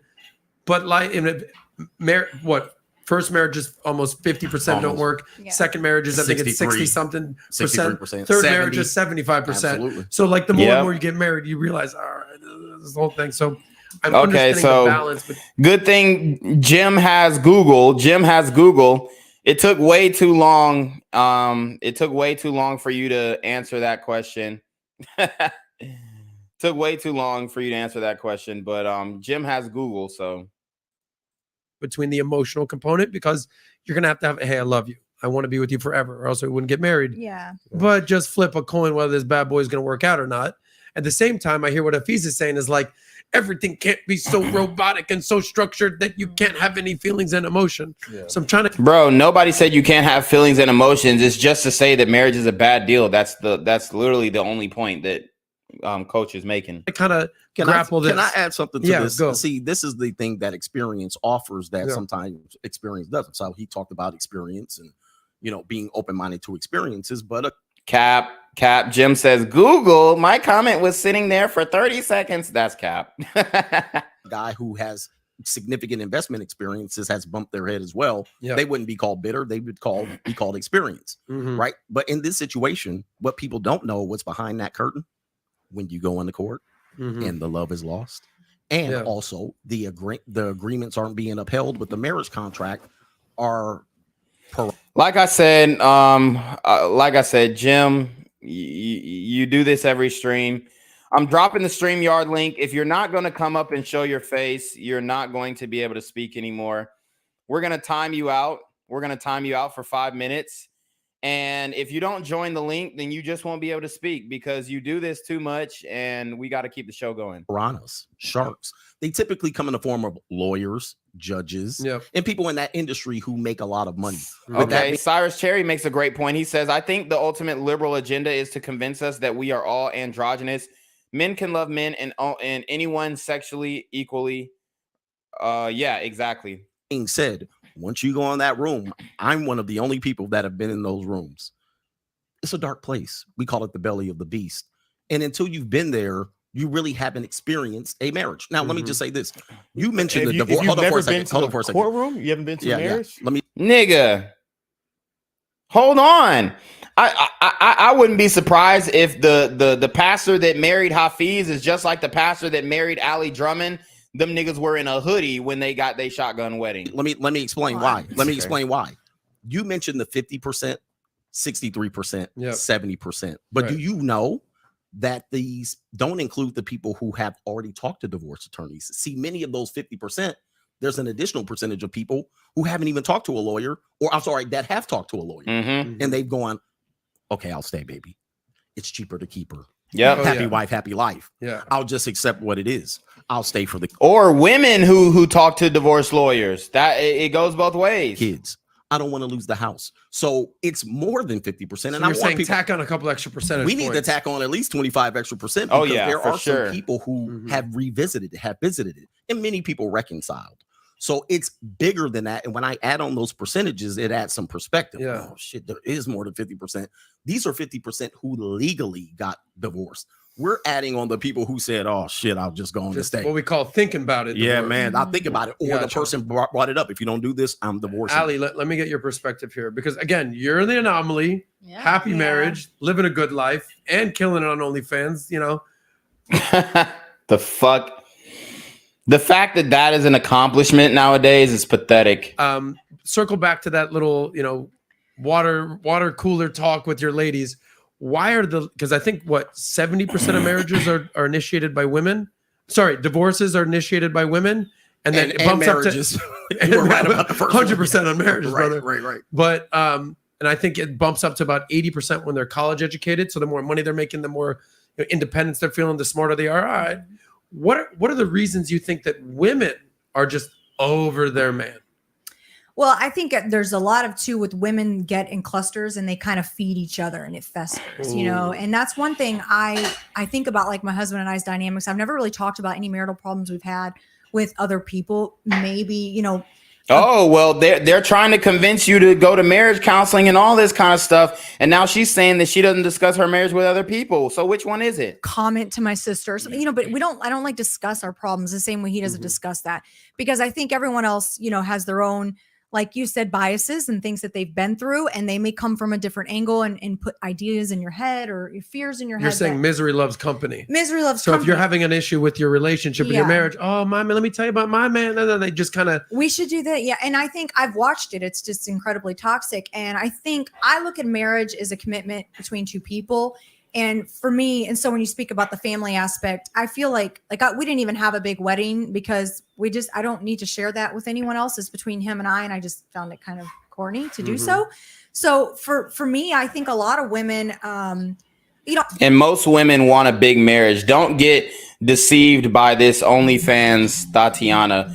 Most women want a huge $75,000 wedding. Like stop with the bullshit. I see. I don't just. They want a $75,000, and then we did a story where this sister wanted a $200,000 ring, and she was below mid as far as attractiveness. Disagree with there's a lot of women out there dirty, and they will particularly prey on men who are successful. I do not dispute that whatsoever. I don't think there's anything wrong with asking for a prenup. I think, yeah, I could maybe change the tone, but a true woman that absolutely loves you would respect what you've built before you've actually, came together, and would understand if those are and then prenups don't work. Protections you need because of whatever you've been through in the past. If you were a woman who was in love with you, you would honor that and sign the prenups. If I could, I almost want to like kind of get a listicle, and I get you don't speak for all women, and either will Natalia, and then I want to turn it over to the men. But if you could put a top 3 reasons why a woman is looking to divorce her man or break up with her man, in your opinion, what would it be? She fucked another guy. I'm going to say my top 3. She fucked another guy already, and she's ready to get up out of there. She already like created another relationship with another guy, emotionally or physically. 2, she's just simply not happy anymore. She got the kids out of the house, so she's ready to go. And 3, I would say money. Meaning, but not in that order. I'm just saying, as far as significance, I'm just saying like the reasons why they would leave. Could be money, it could be looks, it could be not communicating, it could be infidelity. Based on your experience, what are the top 3 reasons you're seeing women just trying to break up with their man or divorce their man? I think I'll tell you what I personally think is happening in the marriages, and then I'll tell you the top 3 things. I would say probably working too much. That the man is working too much? Yeah, I think a lot of women get, bitter about that if they're having to take on too much, of a role elsewhere, because a lot of women work now too, right? So it's different. It's not like you can't really complain when you're at home taking care of the kids and being a housewife, like that's your role. But when you're also working and doing that, and it's not a meet in the middle in between there, then obviously. So it's the man working too much and her working too much? I would say I've heard complaints, or maybe they're always on business or they travel or, obviously I think there's a distrust. There could be, something there where maybe they have a very active lifestyle outside of the marriage in which maybe they don't trust their friends or who they're around. Those are some common reasons. I guess that's number 2, distrust. Yeah, distrust. Okay. And then I think generally that I personally think not enough marriages do not really prioritize sex. Like, I don't think people understand how incredibly important that is. And her job is sex. So that's probably the main reason why sex has lasted for so long in their relationship, because that's literally her job to have sex on camera. So like I said, she's in a very different, unique situation, but I would put my money on it that they're swingers. I really would. And a lot of women is like, get allegedly bitter and want to withhold. And I'm not, And I think that is incredibly toxic, not only for the marriage, not just for him, but for the woman herself. Because I think that's why a lot of marriages, I am almost shocked at these women say they won't have sex for months with their husband. I'm like, holy cow. Well, it's no wonder your marriaches are in see shambles. Coach saying that's unacceptable. I really do believe that. And I think common. That plays, it's more common than you know. Oh, and my husband hears it, would hear it at work. Yeah, very common. Ask Hafeez. Or guys, like, he was always kind of the guy in the corner, like, they don't have, like, I can always say there's never been a day in my marriage that I did not have sex with my husband. Like, that's cap. Bruh, that's straight cap. Dude, come on. Dude. Oh my God. These women be over exaggerating, lying out they motherfucking teeth. That is a damn lie. There's no way that you have had sex every day for the past 20 years. Dude, stop it. King J says Hafeez's wife is about to be living the free agent lifestyle after she run them pockets. No cap. Day? Literally, unless I was gone away from him, which Steve, really Steve, shout out to you, brother. We just, she's fucking lying. But it's important, and I think that that is vastly undervalued. And you're aware of that as a wife to say, all right, it is my responsibility to make sure my man is fulfilled. And I'm not saying that she doesn't fuck her husband, but what I am saying is there's no way for the last 20 years that they had sex every day that they laid their head down together with each other. Even if you remove her traveling and them not being together, the days that they're together where they sleep in the same bed, there's no way that every single time they slept in the same bed, they didn't have sex. That's just, that's just hogwash, bro. Yes. And I think women also give up. They don't try as hard. They think they don't have to continue to be sexy. A lot of women And I've been there. I've gone through phases, where I didn't feel sexy. Oh, so you gone through phases where you didn't feel sexy, but you still had sex 365 days out of the year for 20 years. So which one is it, bro? I'm telling you, they'd be lying. Had 2 kids back to back, basically, at one point, and Okay, so you had children, bro. You did not fuck the day after pregnancy. I think you got to wait 6 weeks, anyways, bro. She literally just lied straight out her damn teeth. I'm telling you right now, I guarantee they're swingers. Didn't feel great. I was overweight, and I still made time for that though. But a lot of women immerse themselves in that lifestyle, and then of just taking care of the kids and just chop, and they totally forget to really like marinate and take care of their marriage. So working too much. So basically not paying attention, developing a distrust, and then thirdly, sex. So this is coming from a woman who's been married 22 years. Yeah. So Nat, yes, you've never been married. Yes. You have a lot of suitors. Yes. You're a little hottie toddy out there. You're out there. A little smart. Okay. Why do you think, like, speaking from Bruh, her lashes are 6 inches off her damn face. I mean, let me see if I can find her Instagram too. We'll break her down too. From a young woman's perspective, I'm not even talking about marriage, but you've had boyfriends. A lot of your girlfriends, your sisters, they've had boyfriends. What are the top 3 reasons they break up with their men? Well, in the dating, I don't find like money to be too much in dating. Now, when you're married, I know money is definitely one. Attention is another one. Bruh, she said money isn't too much in dating. If money was not the reason why people didn't break up, or the reason why people broke up when they're dating, then she would be married today. Dude, women, bro, they be lying like fuck. You're not married today because you haven't met a man that meets your standards. I bet you met a nigga that met your physical standards. I bet you met a nigga that met your emotional standards, and they could be in 2 different human beings. And I bet you met a nigga who met your financial standards, but somebody who didn't meet all 3. So it's literally all cap, bro. It's hella cap. I'm trying to find her Instagram, so I'll let you guys know when I do. And I mean in like all areas, on the bedroom, like going on dates, like attention in all aspects.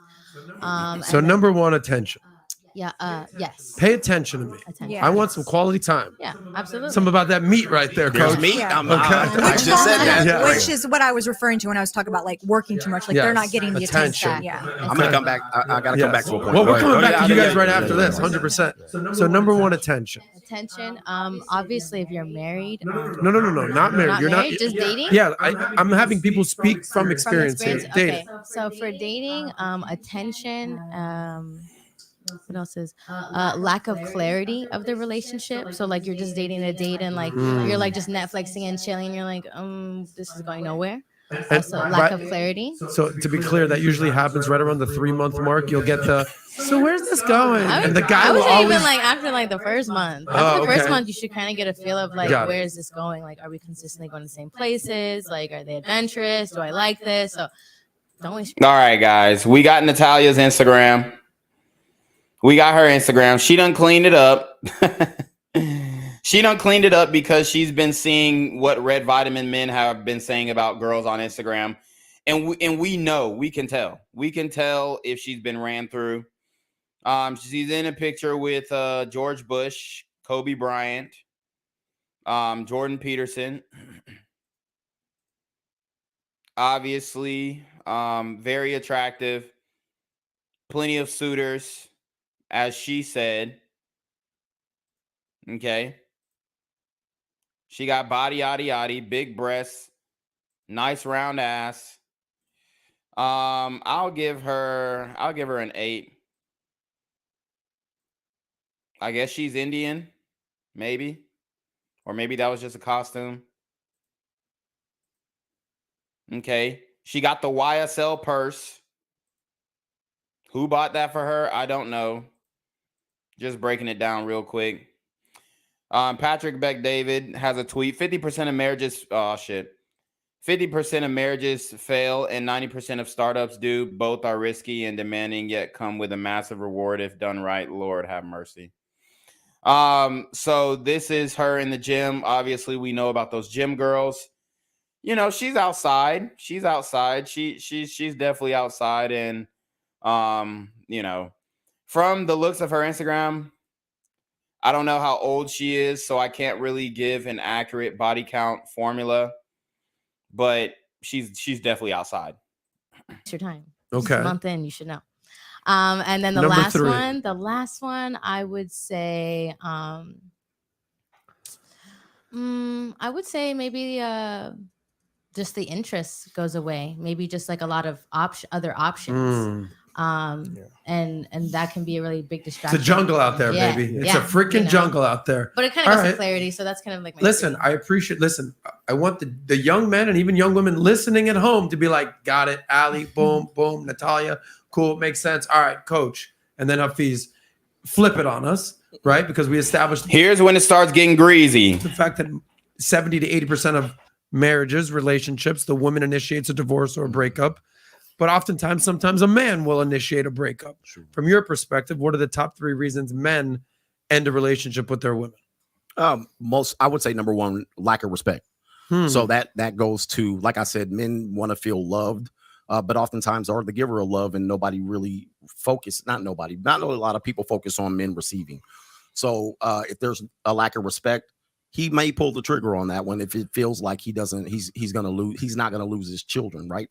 So that would be reason number one. I would say lack of intimacy. People can say sex, but she can lie there like a Carl's Jr. star, and he can pump her 5 strokes. It don't mean that he got sex from her. He's out, you know what I mean? Most of the prostitution-oriented sex is in marriage.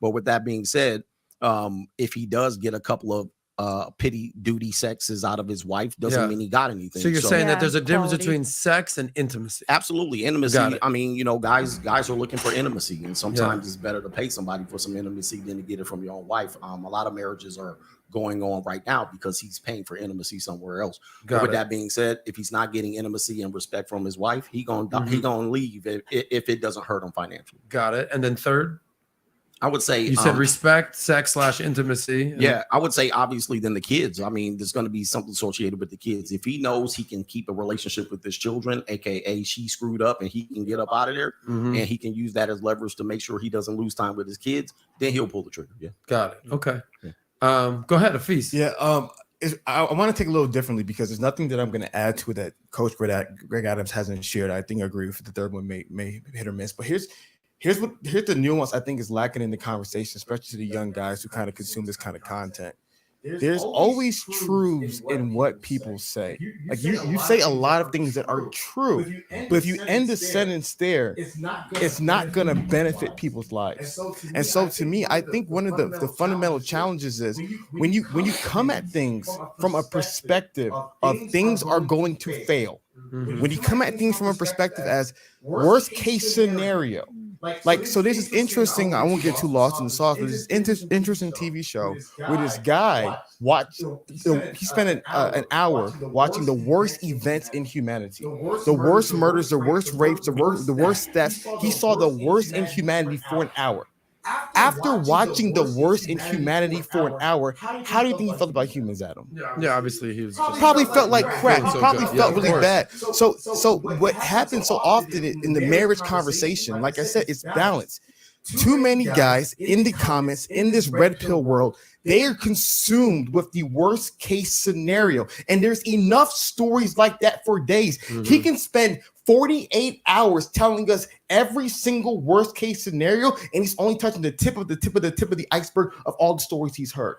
There's enough information about the worst case scenario, about marriage, about divorce. Then why isn't there enough information about the best case scenario? Because people who have been, living these long-lasting marriages, they should come out and speak out and say how great their marriage was and how they worked through it. And yes, there are some videos like that, but we know those videos are not high in volume.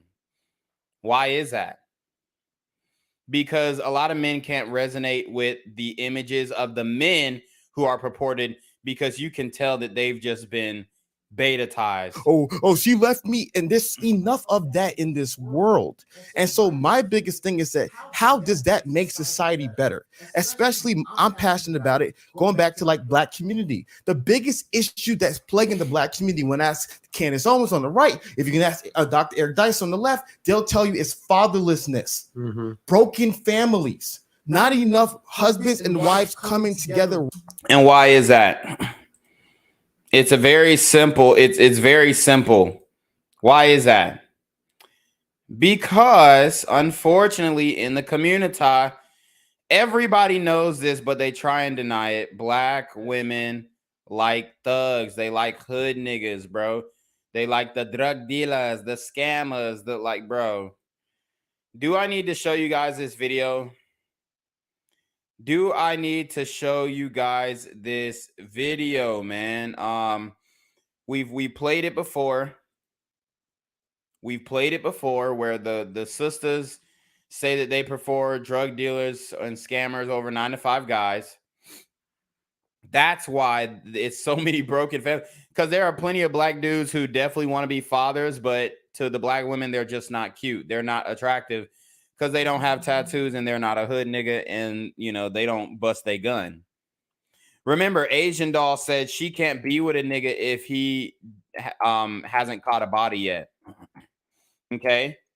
So let's see. 9-to-5 drug dealer scammer. The reason why I bring this video up is because it's pretty indicative as to what Black women seek in a mate.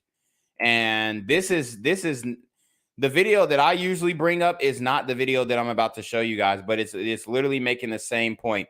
I'm getting this video from T. Pendale, but the video that I usually get is from it's another guy. Let me see what that nigga's name is. So just so I shout him out because I've used this video before. From DT Blackie, the kickback. DT Blackie, the kickback. Yeah. So matter of fact, let's just look at his short real quick. DT Blackie, DK, whatever the hell that nigga's name is. Let's go to the short right quick. We all know that Black women prefer thug niggas over 9-to-5 guys. And that's why it's the single mother rate is so high in the Black community. I need a drug dealer and then a scammer, then the 9-to-5. I want the scammer first, then the drug dealer, then the 9-to-5. They like the fast money over here. That's who gets their pussy wet. Because the fast money niggas, they got time. They can take you out Monday, Tuesday, Wednesday, Thursday, Friday. They got time, bro. This shit is insane, y'all. This shit is insane. Just complain. Only take you out on the weekend. I need a drug dealer. So if that's not proof enough for you, so Hafeez, he literally makes illegitimate arguments, because now when you want to talk about the Black community, for one, Hafeez is not FBA. Hafeez is not FBA. Hafeez is not FBA, y'all. And I'm not saying anything against, the brothers who are not FBA or not ADOS, but your experience is way different. Why did you get a Black woman who is not even from the United States? Please tell me that. And then furthermore, why did you get a Black woman who is 6 shades lighter than you?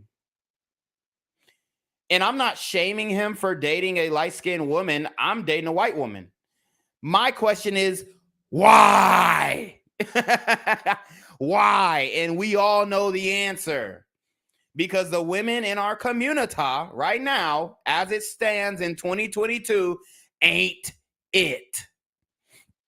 And then we could talk about the preference and whatnot and why a dark-skinned man like Hafeez is with a light-skinned woman. We could talk about all that, okay? We could talk about all that. That's his preference. And we're not shaming him for it.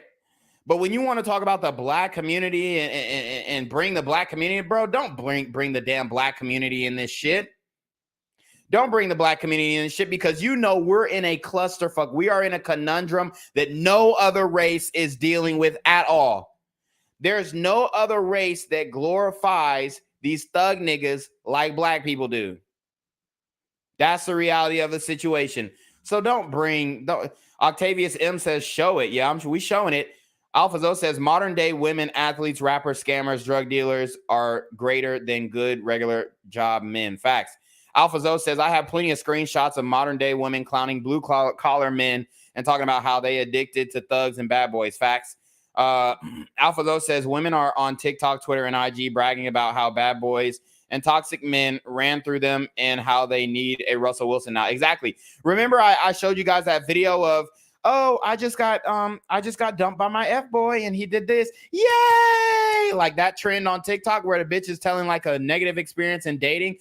And she took him back. I'm in love with this man because yay!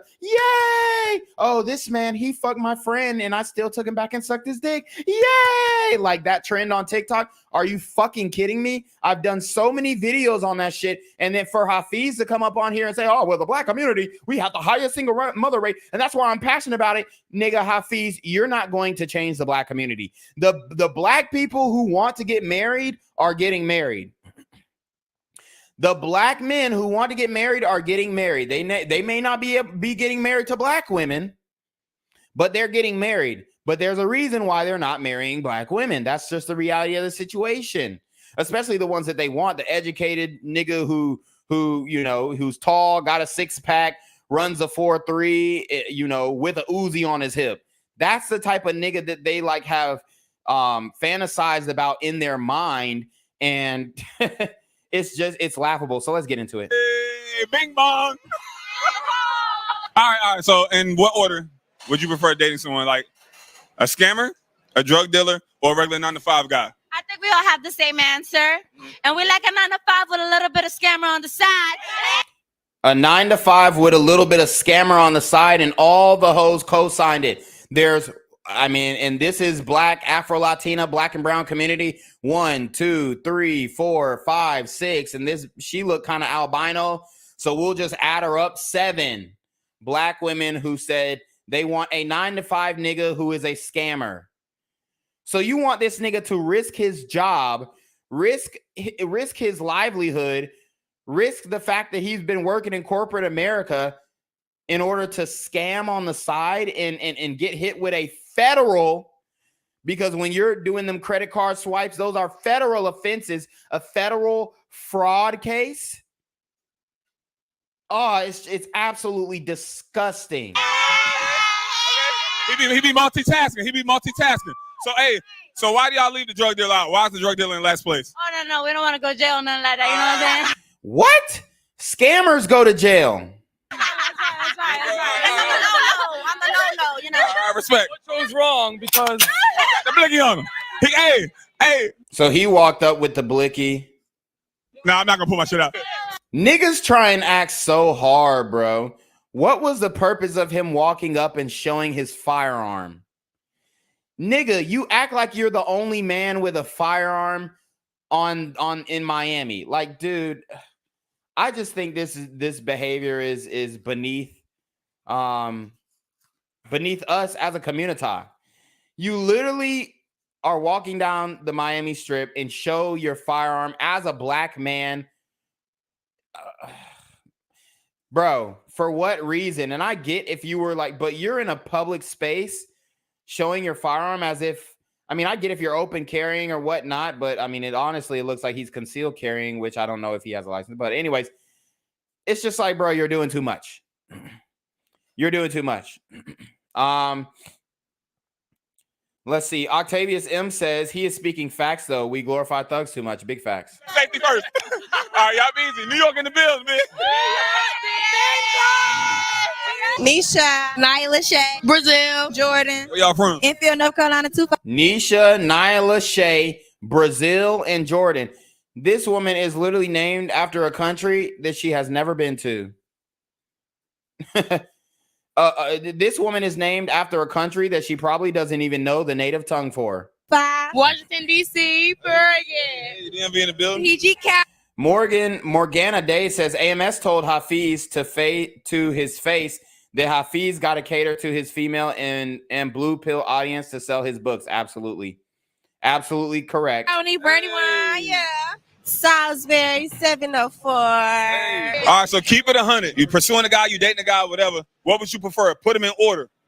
A scammer, a drug dealer, or a guy that works a 9 to 5? I want a 9 to 5 because Hold on. 9 to 5 first. What second? What second? The scammer or the drug dealer? Drug dealer. Okay. And then a scammer. Why is the scammer last place? I'm very surprised that Nyalisha chose a 9 to 5. Because they go to jail. They're the first ones to go to jail. The scammers are? Yeah. All right. Why 9 to 5 first? Because I can't hold a nigga down that's in jail. Okay. I'm gonna keep it back with you. I'm not doing that. Very smart. At least we got one. Let's see. Yeah. I say a 9 to 5. There you go. The hive mind. They were not all gonna say 9 to 5. You could tell she's the leader in the friend group. Obviously the most attractive, even though she needs to lose about 20-30 pounds. But they were not all going to say 9 to 5. This is the hive mind. I say a scammer before a drug dealer. Why the scam over the drug dealer? Because that's where the money at. Okay. Instant money. Go ahead. Be 100. Be 100. Go ahead. No, because she said it. My sis said it like it's supposed to be 9 to 5. Nah, I might have to do Nisha. Scammer first. All right, I ain't mad at you. Then the drug dealer.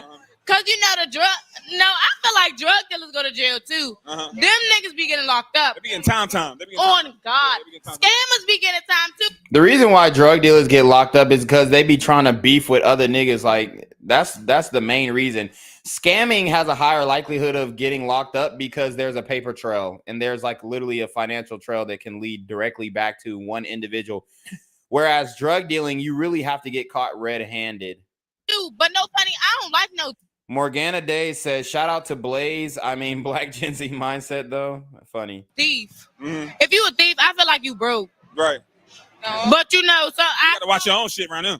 But listen, though, I done stole a pair of earrings. On God, that's the only thing I stole. This is the part where usually I say, I'm Chris Hansen with Data NBC. She out here telling us, I ain't asked her what she stole it for. She telling us, so look, so a scam shit like, God damn it, girl, I told you about this shit. Hey, look, so a scammer, drug dealer, and then a 9 to 5? No. What, 9 to 5 first? 9 to 5 first. Then scammer, then drug dealer. Why the 9 to 5 first? Because, right now, I'm a small business owner. Like, I'm just starting my business, so I'm going to need that 9 to 5. So, I mean, thank God there are some sisters out here, but we know that was not the majority of the answers. And I could play the whole video, but we're trying to get through this video. But this is the reason why the single mother rate is high, bro. It's not no fucking... And I guarantee out of those 4 women, at least 3 of them have children. Raising families. That's what's destroying the Black community. That's what I'm passionate about. And so to me, the biggest thing is how is simply spending all day, keyword all day, majority of my day, hearing about the worst case scenario about marriage and divorce and alimony and getting screwed over. How is that going to help Black men become better fathers? How is that going to help them become better husbands? How is that going to equip them with the tools needed to build healthy families and to create legacies of change? And so to me, that's one of the biggest reasons why some of the conversation to me is just boring. It's like, okay, you have data, and then even some of the data is like 50% of marriages end in divorce is like 54%. Have we not looked up some of the most recent data? It's just like, nigga, it went up since the pandemic. Oh my God.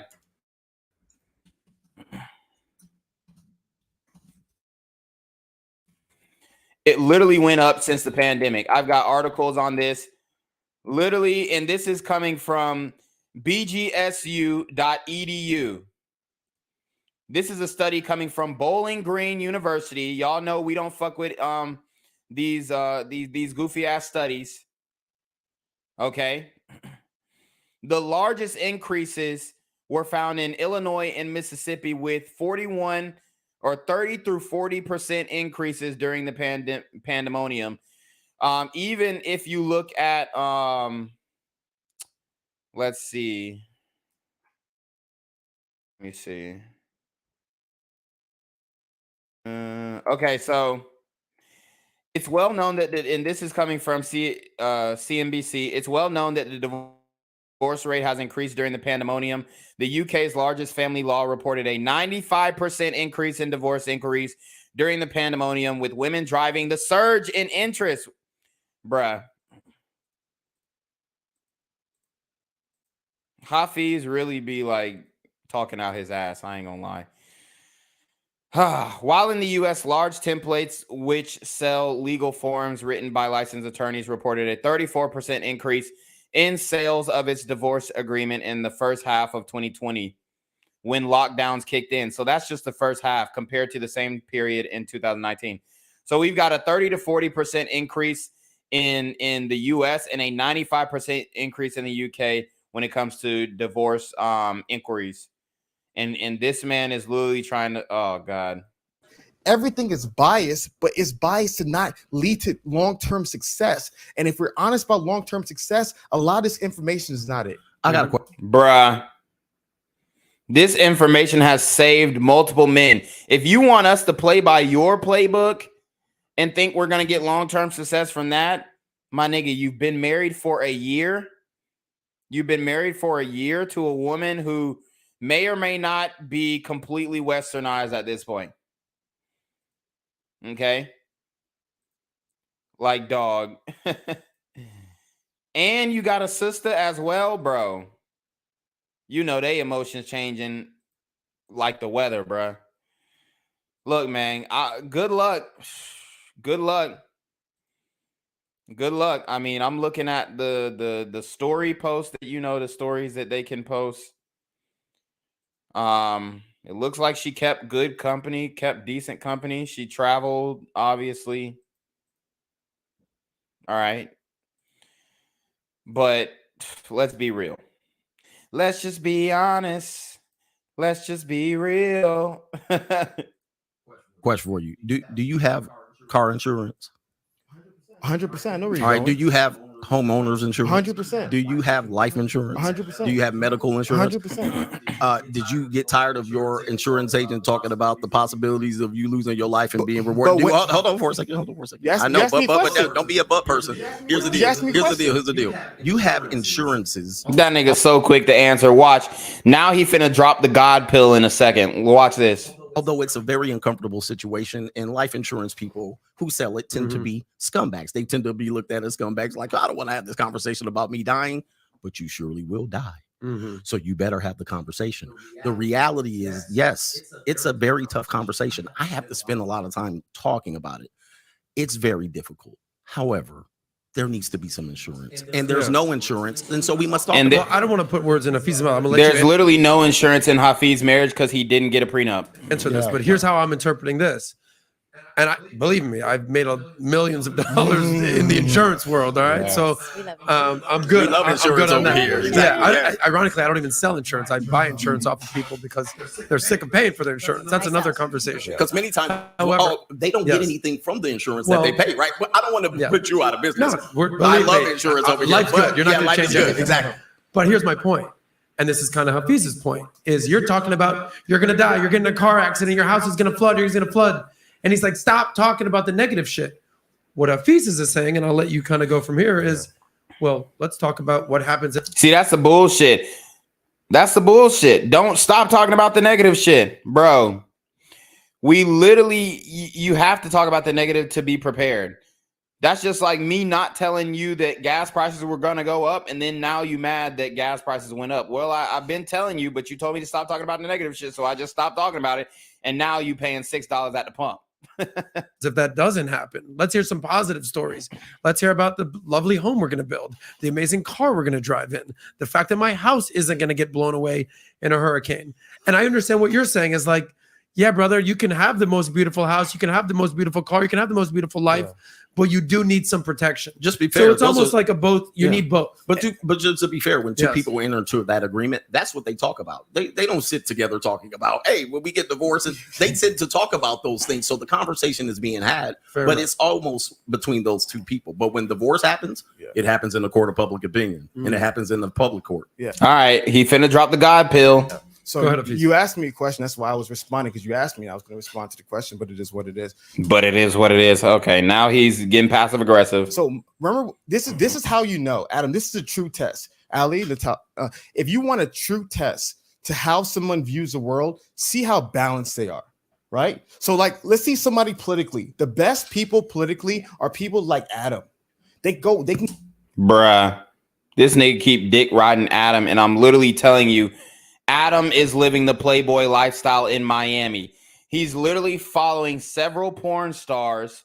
Dude, should we, I mean, why is he using Adam as if he's just like the pinnacle of objectivity and you know, he has no biases? Adam has a bias, and that bias is toward himself, and I don't condemn him for that. Look at all the hot women that Adam is following on Instagram. He's only following 700 women, and damn near all the women are fucking sex workers. This is a woman who is a sex worker. Okay, and she got a younger boyfriend and whatnot. This woman right here, Medellin, Colombia, like, bruh, probably a prostitute. Let's see. He following another IG thought. She traveling, getting flued out. So Adam Sosnick is living the life that most men, Swedish Bella, another porn star bitch.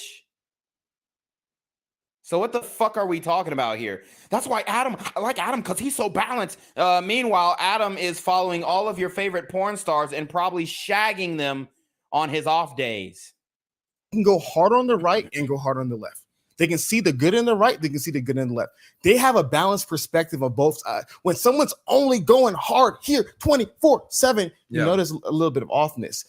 Like when my biggest thing is I said balance. I didn't say far west emotional. I didn't say far east logical. I said balance. You hear what he said? Oh, far west emotional, bro. You're the most emotional person on this panel, dog. Correct. My point is that if you're trying to tell somebody about buying a house, use a house example. Let's stay with the house example. If you're gonna sell somebody a house, because you know human beings need houses. Of course you're gonna add insurance to it. But this is how you're not gonna sell a house. If you're going to get married and there's a 54% chance that you could get a divorce and a 95% increase or between a 30 to 40% chance of increase during the pandemonium, then you should probably get a prenup.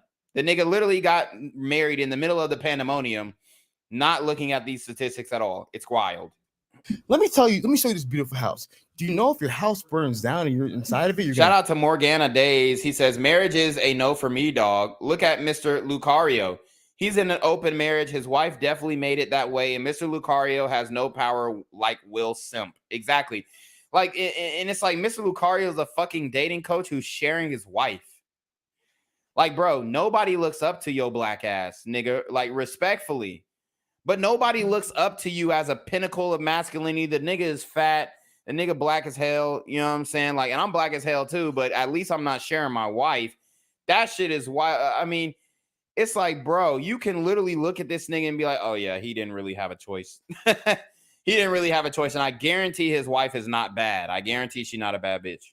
Die. Do you know that there's all these electricity problems? You know, when a hurricane comes, your house is gonna fall you down. lose your commission if you sell it like that. And if I'm trying to sell something to you and telling you every worst case scenario, hey Adam, come drive us. Look, that bitch is eating everything Hafeez is saying up. He's literally saying shit to appease his wife and his blue pill audience. Lamborghini. Do you know that Lamborghinis, you can get in a crash, you can die? Do you know if you drive at a certain speed, you're gonna like. It's not either or, because this is what it blows my mind. I know. Bro, it is either or. There is a percentage increase. There's a percentage increase on divorces. So it is either or. It's either you get divorced or you don't. And there's a 54% chance that you are going to get a divorce, and it has only gone up. He's like, oh, have we even seen the recent statistics, the recent data? Bruh, it's gotten worse. It's gotten worse. Oh yeah. We can't read Jim's stuff. I'm dropping the link. I'm dropping the link. Now she's, oh, you hate yourself. Lord have mercy. Nigga, I can make a joke about a nigga being black as hell because I'm black as hell too. Like, it's just a fucking joke. You take everything seriously. This is for comedic purposes only. I will make fun of a black ass nigga just like I'll make fun. We were literally talking about light skinned bitches and preferences and white hoes. But the minute I say, oh, well, black ass nigga, now, oh, I hate myself, dude, get the fuck out of here.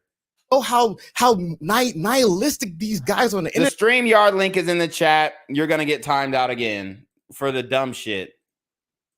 And art, because they can't even tell the nuance. It's not either or, it's both. Yeah. I want you, please sit down with Coach and hear about the worst case scenario. Hear about how to protect yourself. Hear about the insurance. I want you to have that. But if all you're doing is watching him, I'm telling you, you're going to be deceived because all you're going to be consumed about is the worst case scenario and the big bad boogeyman, aka the state, aka your woman screwing you over. You got to hear the balance. You got to hear the best of stories. And I remember Patrick Bet-David, shout out to PBD, said, I would love to hear. Bruh, Patrick Bet-David is a multi-millionaire. Stop comparing average men to this nigga. Of course, his wife is not gonna fucking leave him because he's got millions of fucking dollars. He's an apex predator. She can't replace him. Here, I do a debate. On one end, and he can easily replace her with a 19-year-old woman. People who've been married, happily married for 40 years, a beautiful marriage, and then the guy who's been in the worst divorce in human history. And then let the people hear both of the stories. And that's what I'm talking about. There's also good. There's also good that happens. There's horrible, but there's good. We need to share both stories. And my biggest problem is then have the married people share those stories, because everybody's pretty much getting screwed and we're comparing notes. So where are the married people who are outspoken and loud about how successful their marriage is? It's not many on YouTube. Yeah, you have relationship channels on YouTube, but guess what? They all end in divorce. When we spend all day long, most of our time, because there's a profit model in it. And I shared to my guys in the Standard the profit model in it. My nigga, you literally sell a course. There's a profit model in the bullshit you selling too. CNN doesn't share anything positive about Donald Trump. Why? Because you don't make money that way. If I'm doing content on internet, I don't make money talking about healthy marriages. Who wants to watch that crap? Know how to make money? Crazy, delusional women screwing men of their money. Clicks, views, CPM through the roof. I know how it works. I can show you for days. I can pull up my analytics. I know how all this stuff works. And so my biggest thing is that if we're going to have a conversation, we need to have a holistic conversation for the benefit of men. If we are saying that what's wrong in society is too many men being raised without their father, I want every man, even the nihilistic red pill dudes in the comments. Shout out to Alpha Zoe. He says, watching you will have men deceived as well, believing in the hope strategy to get divorce raped. Exactly. I want every single man to have an ability to raise his son in his home. That's how I want every single man to be able to have the ability to raise his son in his home. Sir, are you aware that is not up to the man? You got to be out of your fucking mind if you think that these men who are on child support, who are fighting for the custody of their children, don't want to be able to raise their children in their home. Dude, you are highly misinformed. The men who want to raise their kids in their home are put on child support and called deadbeats when they're literally paying child support. They literally fought for custody, but the woman is scorned and vindictive, and she wants to paint a bleak picture of the child's father in the eyes of the child. Like, dude, stop with the fucking disingenuousness. Oh, I want the man to be able to raise his child in the home with his father. That's not up to the man. It's not up to the man at all. It's up to the woman if she allows him to be in that household with that child. And that's why we're saying marriage is a bad deal for men, because if the woman says that you're abusive emotionally, you're out. If the woman says you're abusive financially, you're out. Even if you're on the lease, even if it's your house, you're going to be the goofy ass nigga to sleep on the couch. Oh, well, I'm going to be sleeping on the couch today, or I'm going to go ahead and get a hotel because my woman doesn't want me in the house because the sight of me irks her. Alphazo says, marry blindly for love. Don't get a prenup. Don't listen to red vitamin content. Recipe for disaster. Exactly. Morgana Days with the 320 yen, I believe. Here's some super trap so you can buy Lucario skin bleach. Oh, say less. Oh my God. That is the super trap of the day. No cap. And it's like, dude, the nigga, look, I'm a dark-skinned man, but I know like the type of issues that you come up to in dating being dark-skinned. The thing about me is that I have looks maxed, okay? I looks maxed my body, all that kind of stuff. I'm fine. I'm not out here hurting. I can get a bitch. It's easy. Well, I wouldn't say it's easy, but it's not like a nigga's worried about getting some pussy, okay? I've already mastered that part of my life. The thing is, Lucario is teaching men.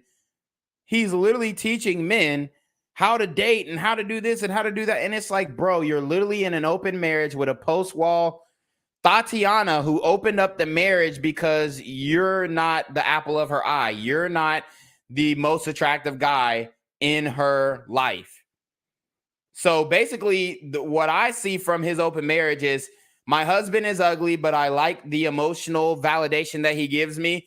So let me open up the marriage so I can have sex with other men and whatnot. And to be fair, I don't care if he has sex with other women, whatever. Y'all really think Lucario is having sex with a whole bunch of other women besides his wife? You got to be out your fucking mind. And are they bad too? Bad bitches? Like, niggas will take a picture of them in the bar with a bitch like drinking on a fucking cocktail and say, oh, these are receipts. These are receipts. Nigga, you didn't fuck that bitch. Fuck out of here. Was raised. That's why I was made the man I am today. I had an amazing father who was able to raise me in his home. I want every man to raise his son in his home. And I want to give It's not up to the man. Give you every tool possible to be able to have a healthy marriage, to be able to be a father who's present. And so my biggest thing is all we're talking about what's wrong, especially in the Black community, all that's gonna now he's trying to get into his preacher bag. I'm telling you guys, the Black community is so easily fooled by niggas in a suit. It's crazy. Alphazo says marriage has been reduced to how a woman feels and her being tempted by bums online 24/7, thinking the grass is greener on the other side. Absolutely. going to lead to is more single moms, more broken homes, and more of the same BS is going on today. And to me, I'm sick of it. I want to. The women create single moms, not the men, sir. Move forward in society. So is that essentially your biggest problem with the red pill community? Is that it's all negative? It's all insurance. It's all what could happen bad. Put a name on it. Who are you talking about? Put a name on it, nigga. Stop saying, oh, it's the red pill community, nigga. Call out content creators then. If you really that bad, call out a damn content creator then. I hate this bullshit. These niggas beating around in the bush. These niggas scared to call a nigga out. Call out a specific content creator who you ain't fucking with his message. Why? Oh, you won't do that? Why? Because you want to keep these relationships with the men in the red vitamin because they provide more value to grow your damn audience, and to be able to to be able to damn, I just lost my fucking train of thought. Oh, to sell them damn courses. Alphazo says, I can't take nobody word serious whose wife or LTR getting piped by another man. Lucario, Destiny, most Hollywood celebs. Exactly. And they have to be real. There's an incentive structure for it. I shared some of these people these numbers. I'm gonna share some of these numbers with you. I did a video because it's so funny because the red pill community, those kind of guys, they're so fickle. And they love you when you bash women, but the moment you share any objectivity, showing both sides, now all of a sudden they demonize. That's bullshit, right? So it's very interesting that I do videos that are critical of modern men and modern women. There's a difference between being demonized and people not watching the videos that critique men as much as the videos that critique women. Like, dude. Don't act like you're being demonized because you're telling men to do the Jordan Peterson thing and make your bed and clean your room. He's trying to act like men are in his comment section. Oh, this is some bitch ass advice. Da, da, da, da. Like, no, nigga, it's way deeper than that. The shit that you putting down is way deeper than you just being demonized by your following because you're critiquing men. He's He's literally making these disingenuous arguments, and it's absolutely crazy. I try to be as balanced as possible. I know for a fact my content will be weak if it's imbalanced. So I like to do as balanced as possible. I did a video a couple months ago called the why women today are not marriageable. I did that video talking about some of the principles that I believe are true, why women have issues, and we can go on that for days. That video did over 500,000 views in 2 weeks. Big time. I did another video called The Sad Reality of Beautiful Women, talking about how sometimes attractive women have an air of entitlement about themselves that makes them difficult in relationship. Another video, 500,000 views. The reality of the matter is, in that month alone, I told the guys in the Standard, I'm just being transparent and honest. With those two videos, and then Candace Owens coming on the podcast talking about the problems of modern women, we made $55,000 that month. I thought he didn't care about money, but he's sitting here saying he made $55,000 in a month. But he don't care about money. It's not about the money. Bruh.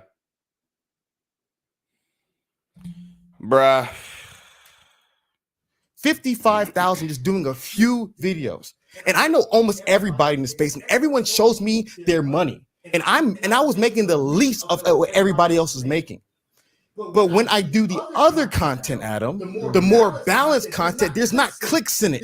There's not views in it. What type of content? Like let's say if I was do a video about, hey guys, here are signs, like let's say 5 things to pick in a wife.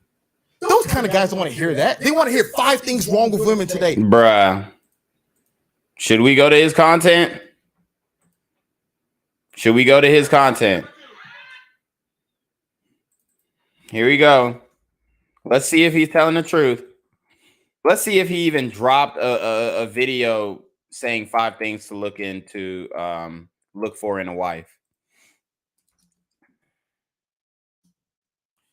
Let's see. 5 things that you should do that save my life. 5 things all men need to stop doing. Let's see. 5 things to look for. I mean, I'm looking. I don't see no damn 5 things to look for in a wife. I don't see it at all. I'm on it. I'm on their YouTube page. I don't see any 5 things to look for in a wife at all. I see a video that didn't get many views that Chris did a year ago, 16K. 3 things women notice in men. I see a video with 48,000 views that says 3 reasons men today get 0 respect. Isn't that negative critiquing men? But it almost got 50,000 views. Okay. 1 year ago, 73,000 views. 5 traits of weak men you must avoid. I mean, he's literally bullshitting through the whole fucking conversation. That's what they want to hear. They want to hear more of the negative stuff. They want it reinforced, like CNN. Like CNN does not want to hear 5 things great about Donald Trump. Mm-hmm. Hell no. CNN don't want to hear that. Give me 5 things wrong with Trump. And so to me, when you're doing balanced content, even when you're doing male improvement stuff, because I think there's a difference between real male improvement, because it has to improve the lives of men. Fitness, emotional health, spiritual growth. When you're doing that don't get views. And dudes in my comments would always talk about this, that dang, the girl stuff gets 10x the views of the male improvement stuff. And also when Fresh and Fit will tell you the same thing when they do their finance stuff. They've always told me, I don't know if things have changed. They've told me when they do finance, dudes don't watch that, but they want to watch the girl stuff, right? Well, and look at the girls that they have, the Fresh and Fit. Oh, the girls that they have, bitch. You literally work in the same occupation. Now she's trying to shit on the women that Fresh and Fit bring onto their show when it is pretty much the most accurate representation of the modern women that are in the dating field today. Oh, look at the girls that they have. Bitch, you literally have the same job as them. You have the same job. You stripper, OnlyFans mod, bruh. You are literally a fucking THOT. You're an THOT, and you're talking down on the women that Fresh and Fit. And a lot of them are professional women. A lot of them are in relationships. A lot of them are married. There are a lot of who are single too, but it is an accurate representation of the women that are out here in the dating market today. And for you to even like scoff at those women as if they're just like a lower quality woman than you, You're absolutely out of your fucking mind. You know, I've talked with them and I told them I would love to do a one-on-one, but I'm definitely the exception Yeah, to the rule, so I'm not great for that. But they bring girls. You're the exception to the rule. You literally quit your nursing job, which was hard and difficult, and you weren't making enough money to get on OnlyFans and spread your legs. But you're the exception to the rule. You literally are the proof to the damn rule. Girls on there that are very. I don't want to make it hypergamy. Male, longing for male validation. Everything that the red vitamin speaks on, she's literally proof of that. About Fresh and Fit, because nothing but respect. I don't like to criticize anybody who's not in the room. Gotcha. I was just bringing them up about the point of they told me when they do finance, the other guys don't watch them. So my thing is that there's not a financial incentive. So if you're a content creator, Adam, and I'll give you an example, and you know if you do this type of content, you're making $50,000. Damn, this nigga going on for a long ass time. $1,000 a month. You do the other, you make $6,000. Which one are you going to lean towards? Yeah, of course. Yeah. So as a content creator, who like this is our first time we're meeting in person. Sure. But you strike me as a person who's. And then Hafeez is completely full of shit because the YouTube algorithm literally it stops your motion. It stops your growth. They've literally suppressed Coach Greg Adams' channel and let other channels rock out. And Coach don't even say crazy shit like that. They literally have stifled the growth of his channel, demonetized his channel. So for him to say, oh, the negative shit about women gets the most views, that's absolute bullshit. And you and I both know it. They literally stifle the message of certain guys on the internet if they just don't like their delivery. So that's the reality of the situation.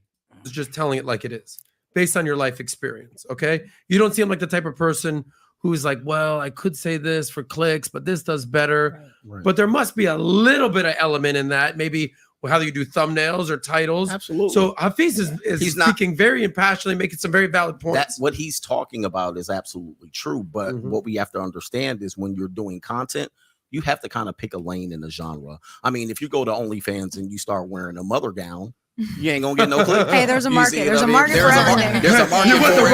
But you know what? I know Yeah. there's a market for it, but I don't see you doing that tomorrow. Yeah. But the reality is this: I have 12 YouTube channels. All right, and not all of them are this content, and it is true. Those channels struggle if I'm doing something else, but that's the reality of the situation. It would be like I love the example that he gave. You wouldn't sell a house like this. Of course, no wise salesman would give you the negatives. Yeah. They would tell you something in order to make the commission. So in essence, he's shooting himself in the foot. But on my side, I have to keep a lane and make sure people understand what that is. Of course, if I crossed over and I brought balance, sure, it might fall flat on my audience because they may not be interested in that. However, I'm going to say this and I'm going to add this. Many times, if I brought on a female content creator and sat down and had an interview in a one-on-one, most of the conversation, if we did bring the balance, will start leaning over to her. And people know this. They watch television. They see movies and stuff like that. Every 1 point that they would make towards a man to get him to pay attention, they'd have to make 5 or 10 points for the woman. So it's kind of like, hey, CGA, you raining down on their head over here today. And then they would tell me to back off. All right, come on, man. Let them feel a certain way. And that's kind of just how it works. So I have to stay in that lane and be honest to my approach. The minute I bring it over to the other side, then the other side's going to lean. And I'll just add this. If I really wanted to make money, I'll be out here praising the woman. I'll be out here uplifting the woman. I'll be a millionaire. I think it goes back to personal accountability too, though. People.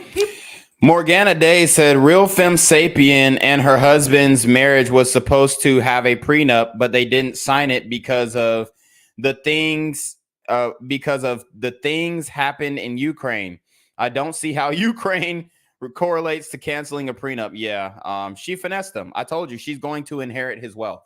People consume. If you're going to sit there and consume the same content, that's their thing. Personal accountability. I consume content that I generally align with, but I'm also very wise enough to know I should also consume content that counteracts with what I believe, because otherwise then you never learn. And I think that's women don't like listening to content that counteracts what they believe.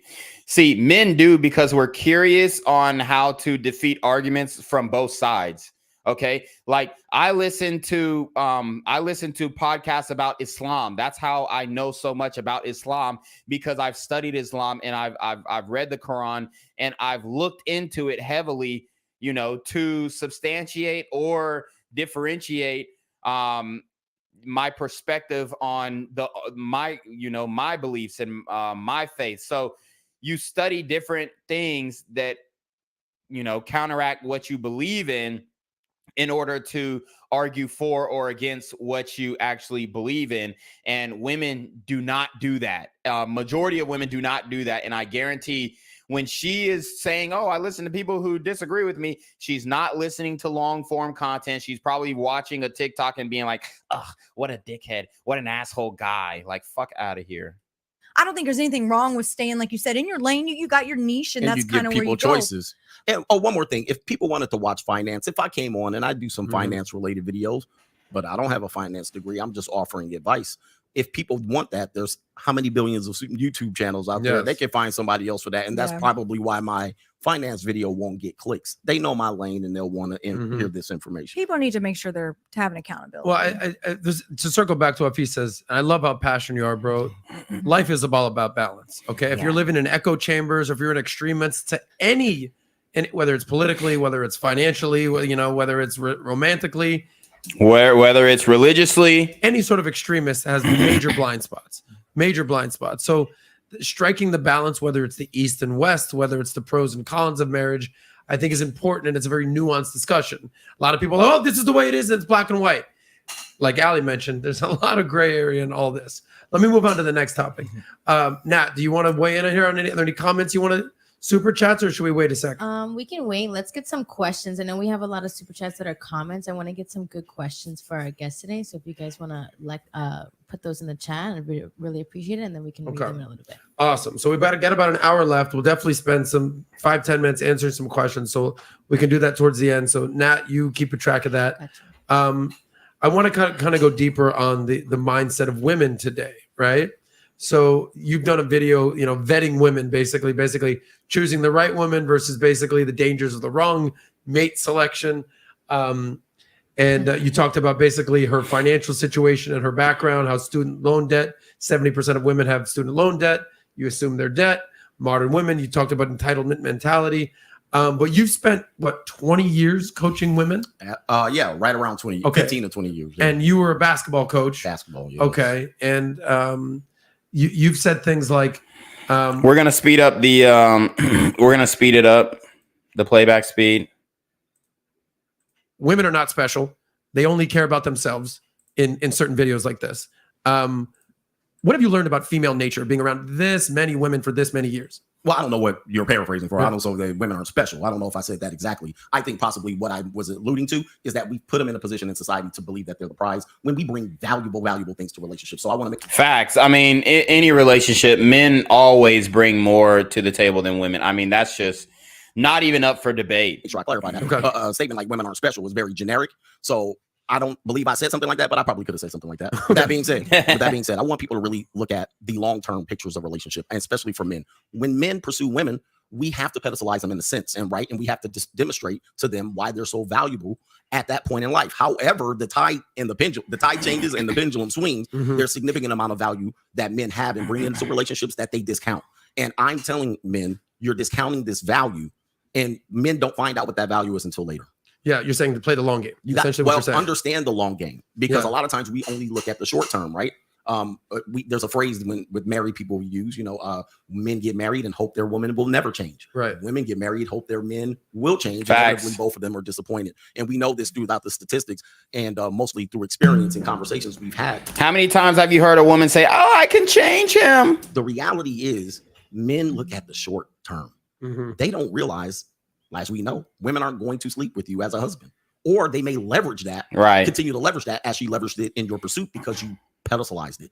That's going to be an error, and you're going to have a hard time trying to realize that. Not only that, there's nobody you can turn to that can help you. Nobody's going to go to your wife and say, hey, you're doing it wrong. Go sleep with your husband. Go suck him off. Facts. The pastor won't say that. The preacher won't say that. Nobody in the church, none of the deacons are going to say that. Nobody is going to tell the wife, yo, you can't withhold sex from your husband. You can't practice sexual alienation with your husband. That's your man. he deserves to get some pussy. Oh, well, you're telling a woman to what she can do and can't do with her body. Oh, well, it's marital rape now. That's what they call it now. Marital rape. It's fucking bullshit. All right, go make your husband feel good. Go tickle his balls. Guess what? He has no way to leverage. He has no way to turn that tide. And then he's stuck. And as we know, he's not going to pull the trigger on that marriage. That's just the reality. Do women have these types of conversations that he's kind of alluding to, and the fact that you're like, I go my husband gets sex all the time. Do women have these types of conversations internally? Yeah, I mean, I've heard women talk about it and stuff. I have a different perspective because sex has always been important to me in marriage, but I would agree that for the male side, it's far more of, I mean, women, I don't think care about it as much as that way. I mean, I guess I don't like to speak generally about other women in general, just because everybody's a little bit different and I'm kind of the exception to that. But I would say that, women talk about, there are women that don't feel sexy or don't feel given attention or paid attention to, or that don't get their intimacy actually, fulfilled on their end. So, I mean, I guess I guess I don't really have a direct answer of what I think either way, just because I don't live that life. Like, it's always been the same. My husband and I, our expectations are the same. We've both been able to be comfortable in our intimacy. Yeah. What we call that is anecdotal evidence, right? And so facts. Like, literally, most of these marriages nowadays are sexless. She's probably trying to support her argument based on her experiences, as opposed to me. I'm more general. I can't speak to her. I can't speak for him. I can only speak generally. And some people try to speak specifically about things. I just go in general. This, and then this gentleman might have a different position. She might be able to say, hey, based on my experience, but that doesn't help anybody because they shout out to the Red Lens. Okay, shout out to the Red Lens with a $5 super trap. He says, keep up the great work, RYT. Oh, say less.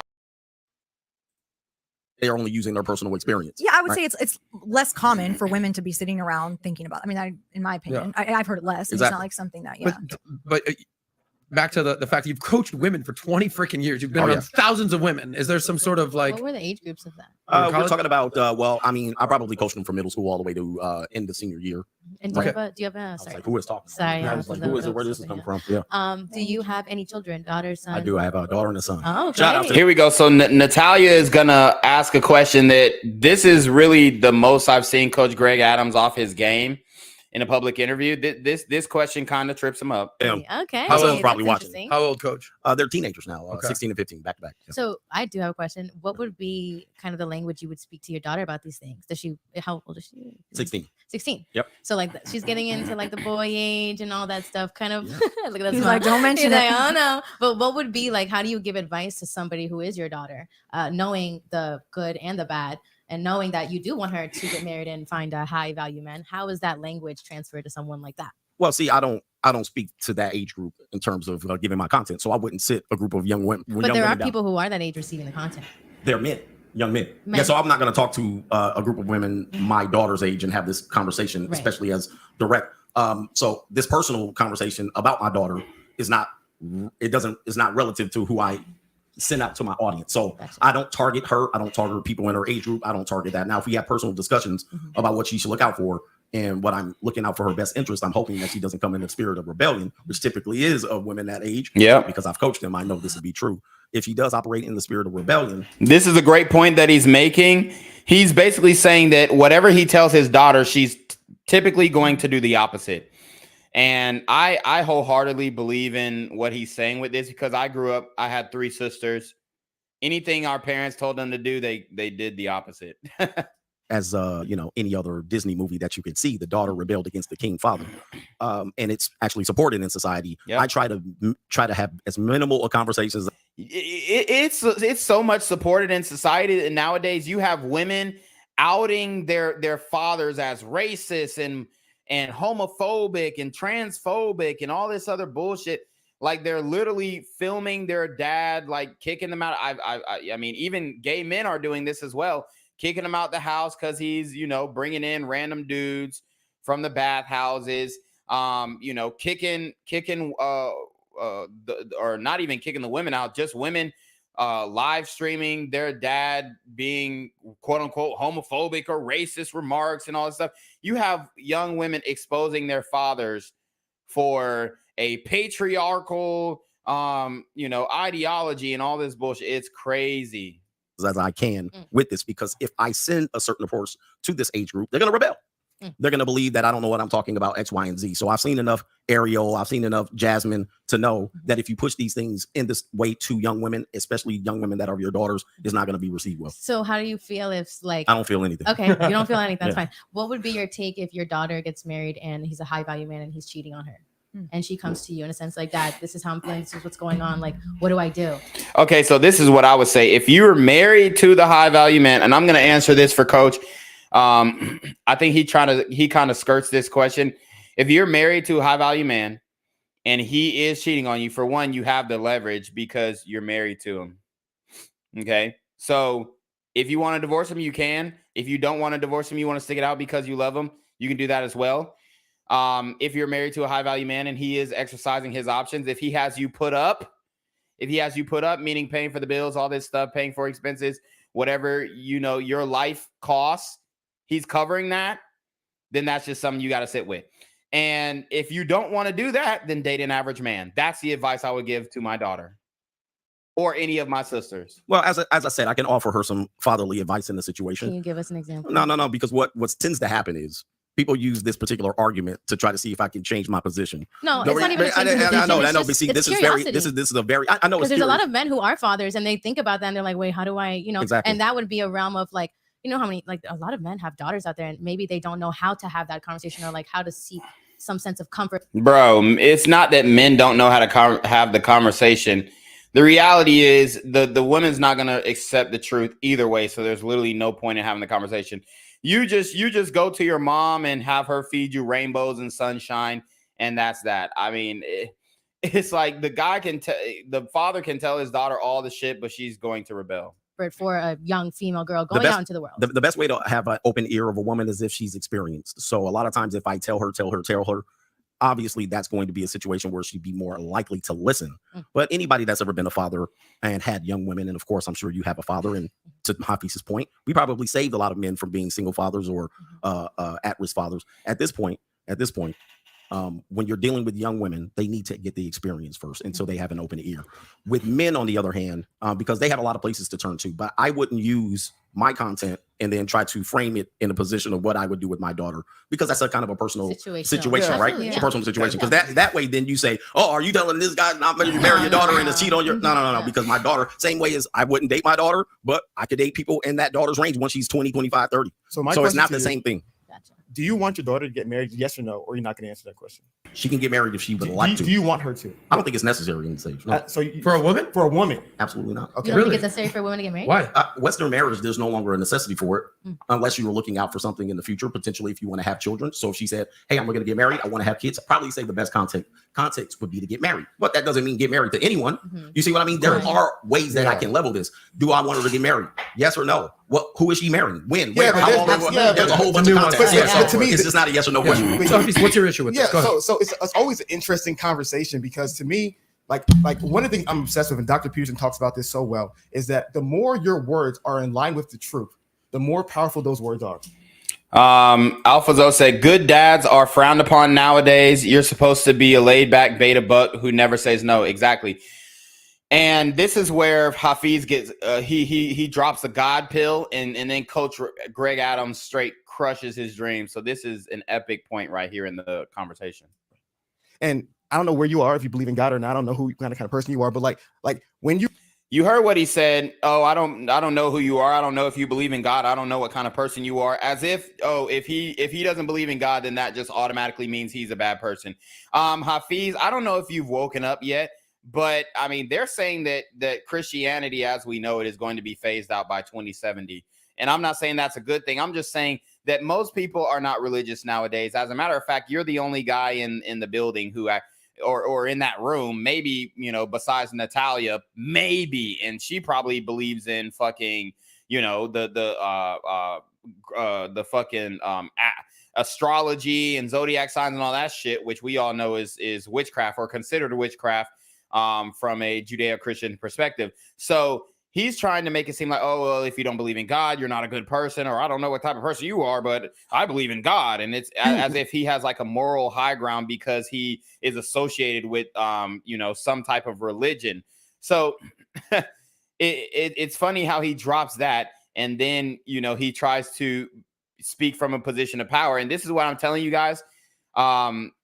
He's trying to like, he's like motivational speaker slash pastor route. And that is the fastest route to an abundance of wealth, an abundance of tithes and offerings. Line your words up with God. Like, that's when, to me, your words have the most weight. Dr. Peterson, that's why I feel like he's so powerful. So in this, and that will, if he, okay, line your words up with God. Okay. Is the Bible the word of God? Then that's when you go into that question. Okay. Is the Bible the word of God? No. Is the Bible the word of God? And then okay, who wrote the Bible? Well, it's it's multiple authors, Then you bring in specific books of the Bible. Okay, so is this the word of God because it was an anonymous author? Now it's like, oh, well, I don't want to get into the specifics. So they can't defend this argument that the Bible is the word of God, because if the Bible is the word of God, then there wouldn't be any contradictions in it, which obviously we know that there are. And I could show you several, but this is not what it's about. Okay. And maybe these contradictions could have, been created in translation and whatnot. But I mean, they're completely glaring contradictions when it comes to historical evidence, the ages of certain kings, the years that they reigned, the accounts of certain deaths of people in the Bible, how they died in the account of that. There's so many different versions of that. Even in just one translation, even if you want to limit it to the King James Version. So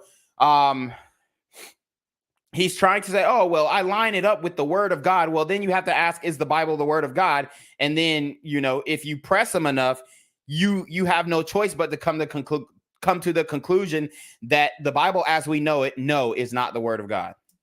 His words transcend humanity, and it speaks on this divine level. And so to me, when you're giving advice, your advice has to be as in line with what God believes the world should run as possible. And so to me, the best advice benefits men and benefits women. That's the best advice. To your opinion, we have 70 years of advice only benefiting women and men suffering as because of it. That is a lie. That is wrong.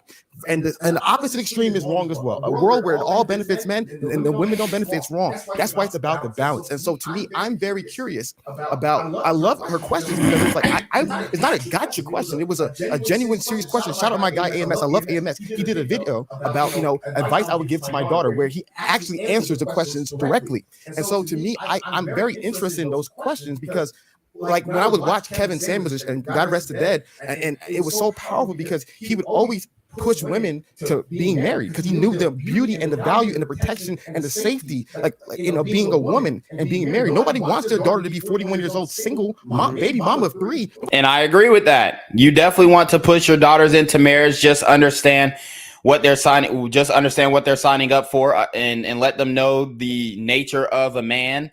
I mean, it's a very complex thing, but a man can completely treat the woman right, treat them great, or treat her great, treat her right, make her feel loved, make her feel wanted, still, have a bitch on the side that he's fucking, and he can make her feel like the queen of the world.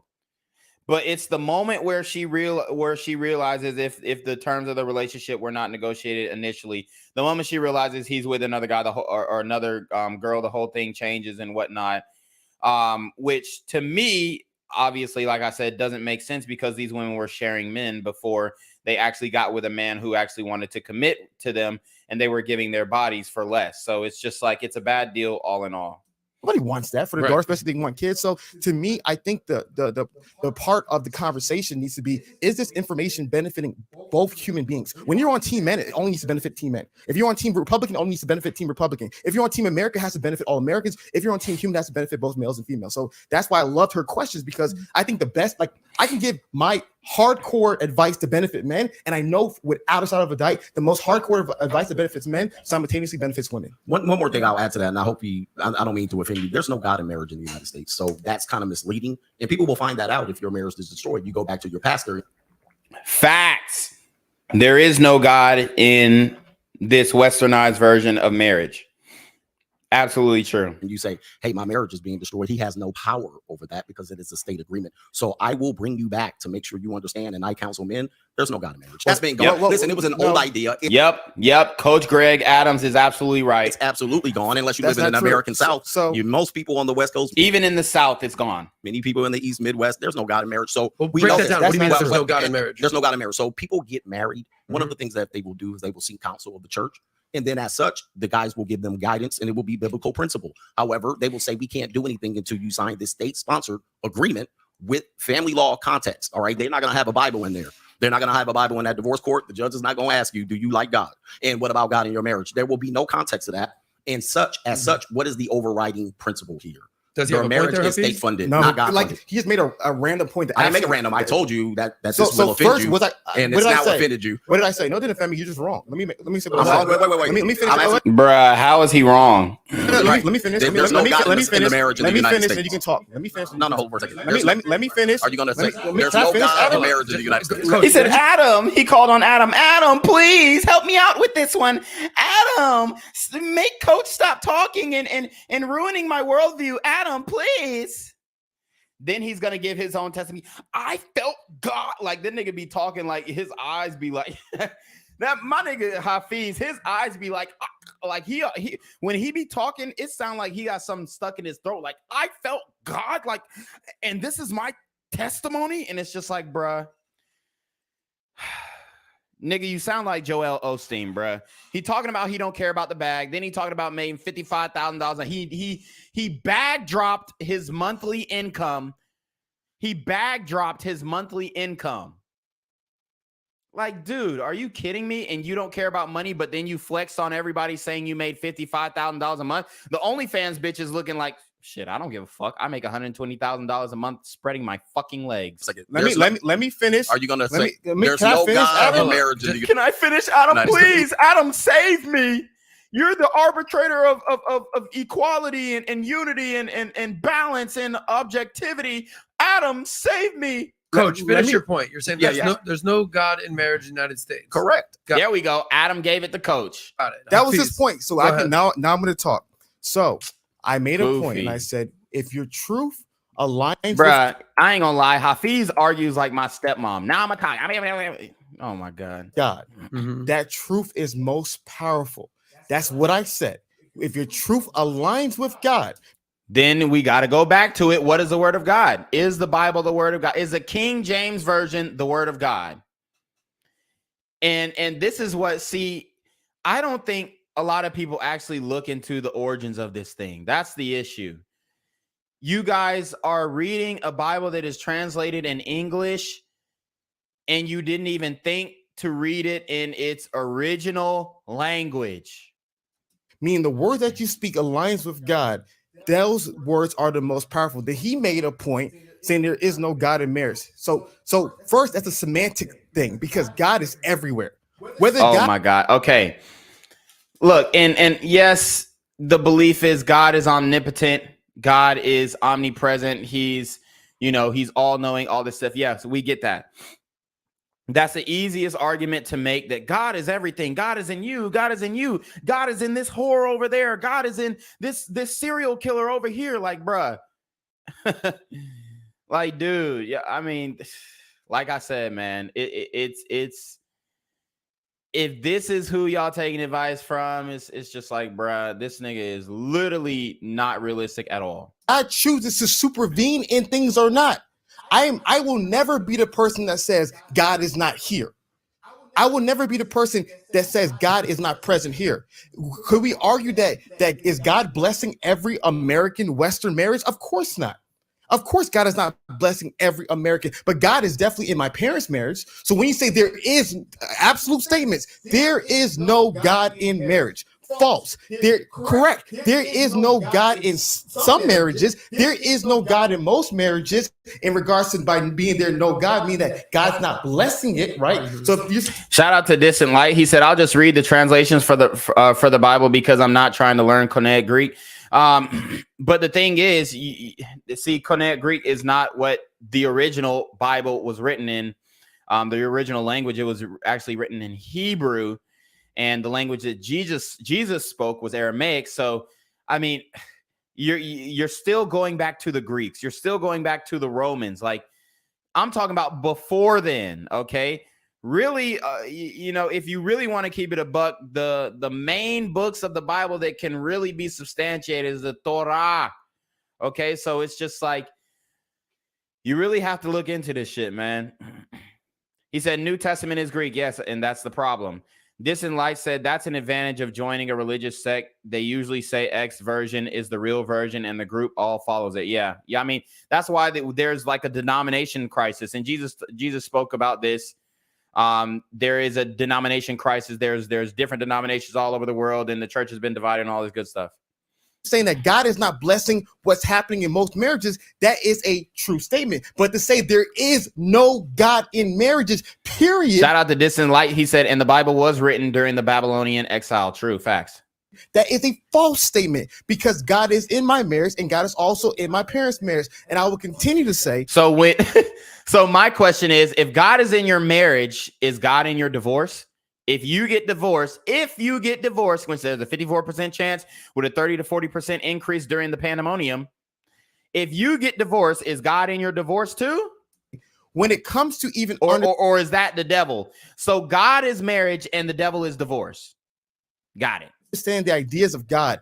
God gives human beings free will. It's a very simple concept. You can freely sin or you can freely obey. And God, like a good father, if you want to touch the stove, you can touch the stove. And so to me, I just think when people make statements like this, how do you expect people to feel? There is no God. Anybody to feel. I want them to know. I want them to understand. We want them to know. Emotional is fuck. Hey. Emotional as hell. Look at this nigga face.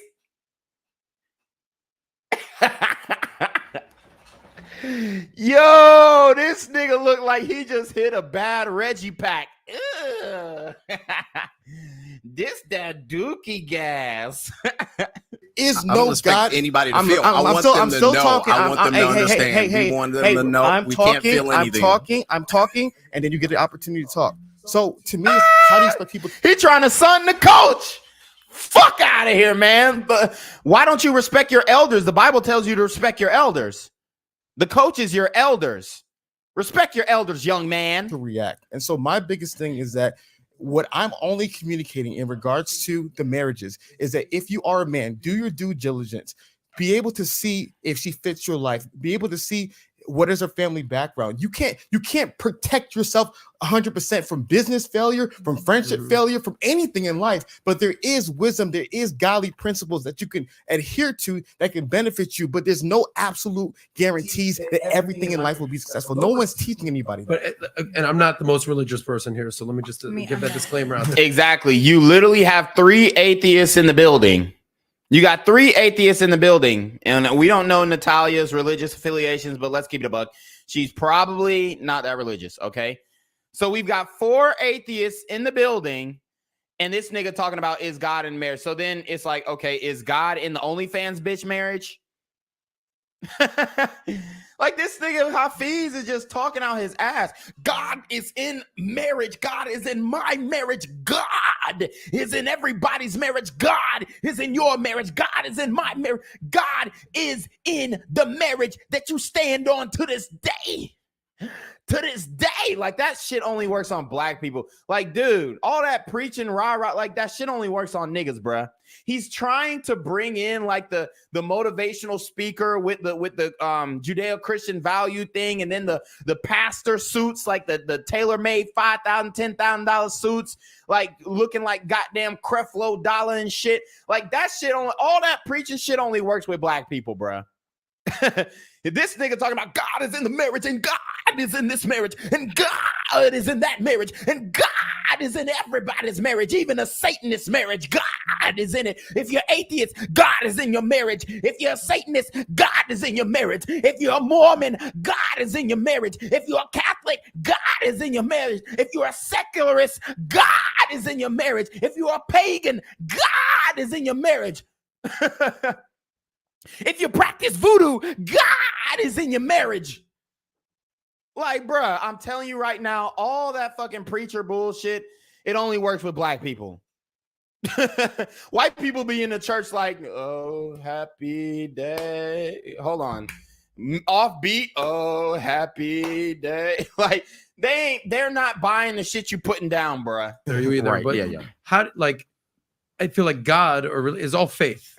It's all, I believe in this, and no matter what you tell me, you're not going to convince me otherwise. Facts. Because this is what I believe. I'm sure that there's tons of marriages out there that they believe, they go to church every Sunday, and then next thing you know, they get divorced, and God was in their marriage. So I'm just trying to establish. Was God in Kim and Kanye's marriage?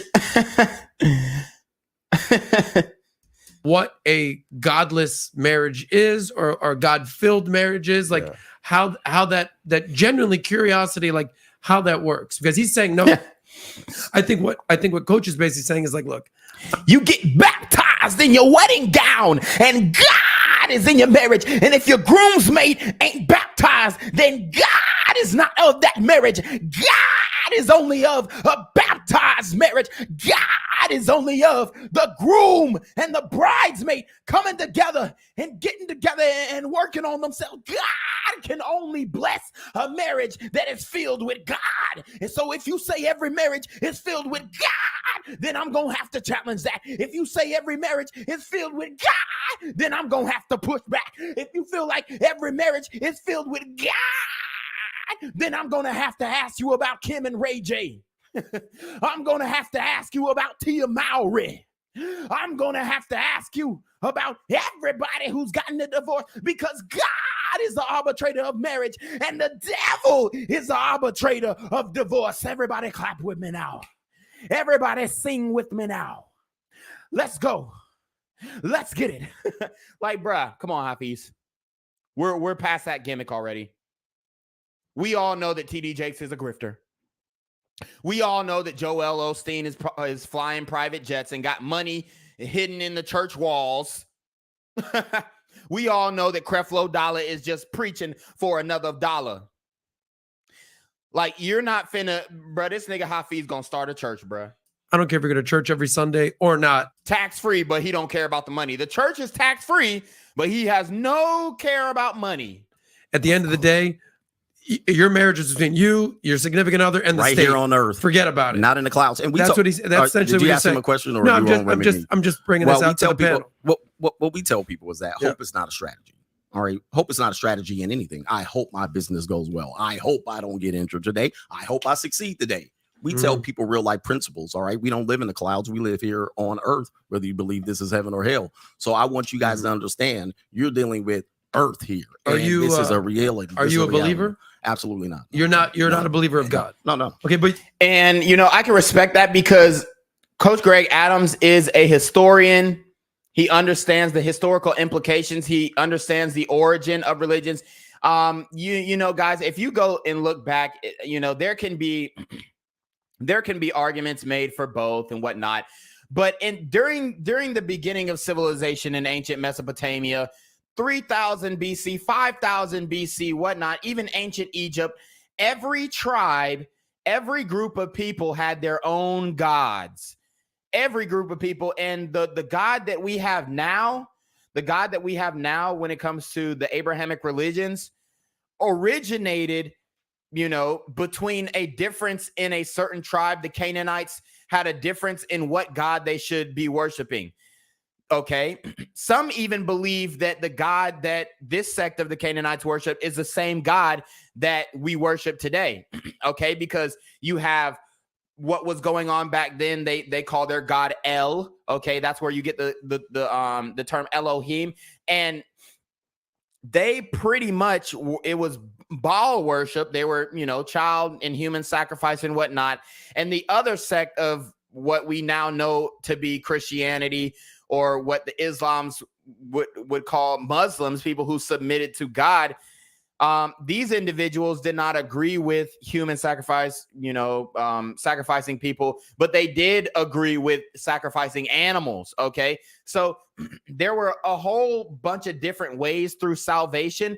And if you really think about, God, and God is all knowing, God knows what's going to happen tomorrow, in the future. And he knew what happened yesterday, what not. there can be an argument made that why would God change the rules to salvation? Because the narrative is Jesus Christ came to save our sins, and if you believe in Jesus, then you're going to heaven, right? Why would God change the route to salvation when, you know, if you sinned, you could have just, you know, sacrificed 2 goats and you was good until you sinned again? Why has the formula changed? And I'm not, you know, questioning God or whatnot or his motives, but I mean, the question has to be asked. It has to be raised in order for you to substantiate the religion. So I'm not mad at Coach for being an atheist. You know, it is what it is. All right. It is what it is, but I can definitely understand, you know, the questions that would come up. And I am not a person who can prove that God exists or doesn't exist. I choose to believe because that's my own, you know, faith. But I can definitely understand historically the evidence that, you know, is undeniable. The fact that everybody had their own gods, and who's to say who has the right God? Okay. Honestly, who is to say that you're worshiping the correct God? That's the reality of the situation. But most people who say, oh, I believe in God, they don't even really know what they believe in. Obviously, Hafeez, you are. Yeah, and Were so you ever a believer? So how can or you no? say that? Here's the deal. What tends to happen is what tends to happen. And look, Hafeez is laughing and scoffing, and Coach Greg Adams did this is disrespectful, passive aggressive, single mother behavior. And he's saying, oh, I was raised by a man. It don't look like it, bruh. According to your debating tactics, you're scoffing and you're getting like irritated, and you're oh my God, he doesn't believe in God. He's just such an imbecile. Like, dude, it's fucking ridiculous. Like, you can't invalidate somebody just because they don't believe in something that you believe in. You can't invalidate somebody's opinion just because, you know, they don't believe in something that honestly, physically cannot necessarily be proven. Okay. You can't get mad at that people want to see physical evidence of God in order to believe in God. You can't be mad at that. What happen is people are introduced to things based on someone else's biases. Okay. And those biases are introduced to children and so forth. Yep. So he's talking about parents indoctrinating their children into religion, which is a real thing. So on. So yes, at some point, that was the only story I knew until I investigated on my own, decided as a man what principles to stand on, and realized I don't live by hope.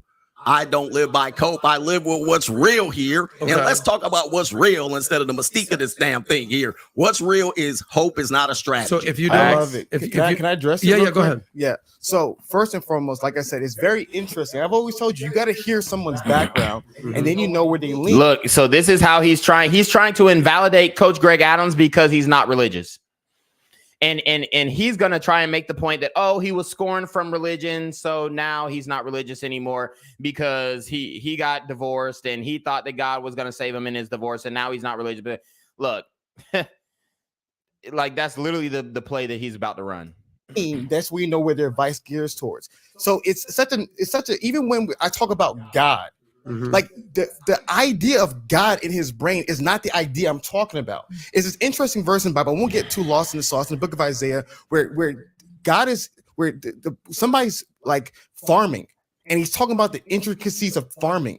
And he says, even that wisdom comes from God.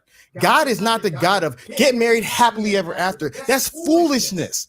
It's God gives you wisdom. What is the wisdom? Actually do premarital counseling. What is the wisdom? Actually be able to decide, okay. Bruh, it's already proven that premarital counseling don't work. All right. So let's see what verse he's talking about. Just to be let's see what verse he's talking about, because I'm finna look this shit up. 28, 29. All right, so it says, and this is Isaiah 28, 23 through 29. Listen and hear God's voice. Give ye ear and hear my voice, hearken and hear my speech. Doth the plowman plow all day to sow? Doth he open and break the clouds of his ground?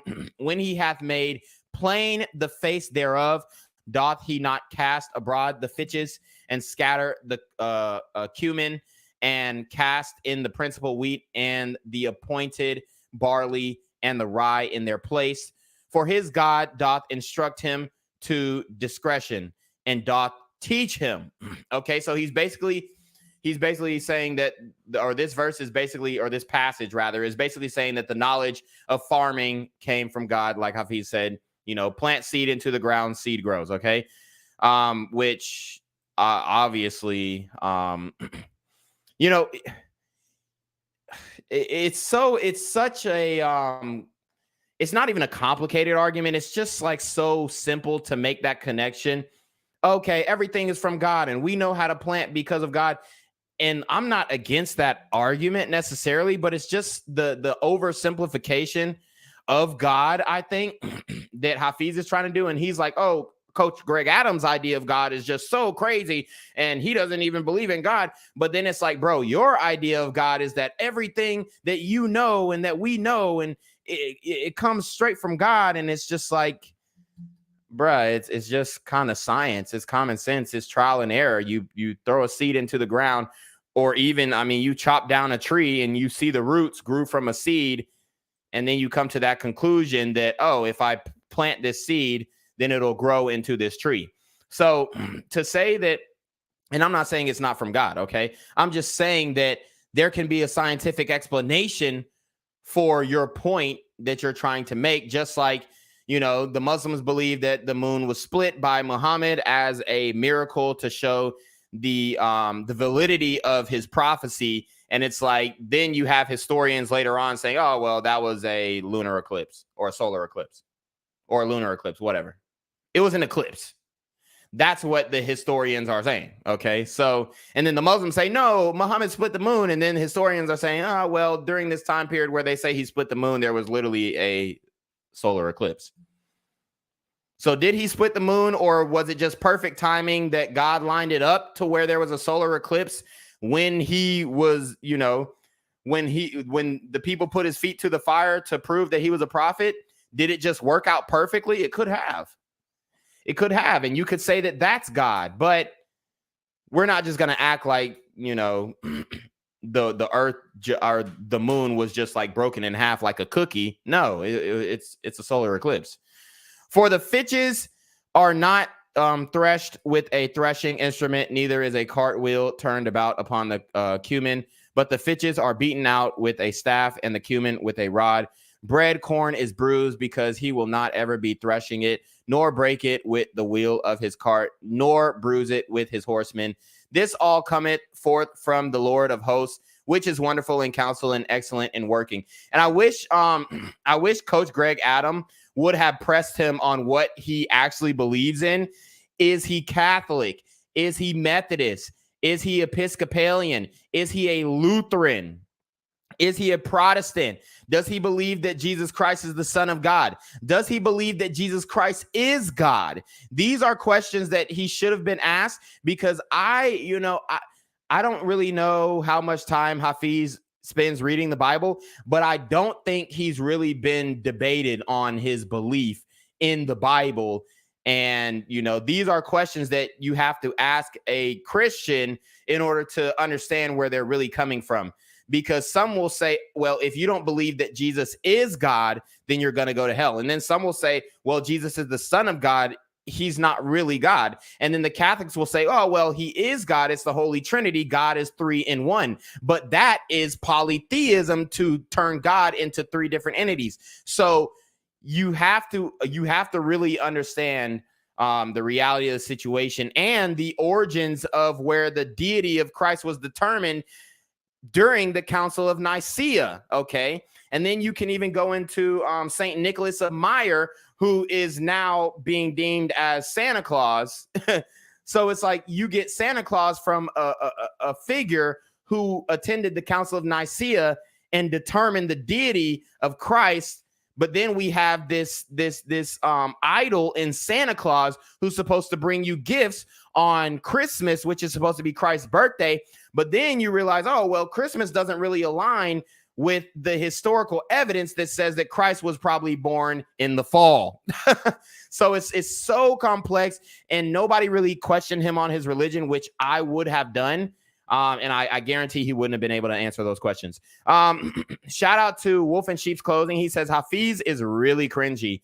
Can't listen to him without feeling embarrassed. Yeah, right. If things don't work out, what are we going to do? Where are the kids going to go? What's the money going to go? Things going to work out. Who's going to be the primary breadwinner? Who's not? God gives you the wisdom to be intelligent, to be able to navigate. Hope is not a strategy. 100% right. Hope is not a strategy. But God's message emotional is not just simply blind hope. It's wisdom. Literally, Jesus said, be as wise as a serpent, but as innocent as a dove. All right. So now the question is, he mentioned Jesus. I knew he was going to do it. Is Jesus God or is Jesus the Son of God? Answer the question, Hafeez, please. You have to understand how to what does a serpent do? He's able to navigate on this earth. So or is he both? It's a multiple choice question. Right. No one's teaching hope as a strategy. That's a straw man argument. True godly wisdom is relevant. True godly wisdom is what made Adam a millionaire. True godly wisdom is what made Patrick bet. Bruh. This nigga just said true godly wisdom is what made Adam a millionaire. And Adam literally just told you that he was a fucking atheist. What the hell is this nigga talking about? True godly wisdom is what made Adam a millionaire. So everything that good that happens is true godly wisdom what made P. Diddy a millionaire too? Is true godly wisdom what made George Soros a billionaire? These guys don't even believe it. Let me not say that. Let me not say that. But we all know that. Let's just keep it to the black folks, because you can talk shit about black people all day. Okay, they're not gonna care. Once you mention, the small hats, then it's a problem. Okay.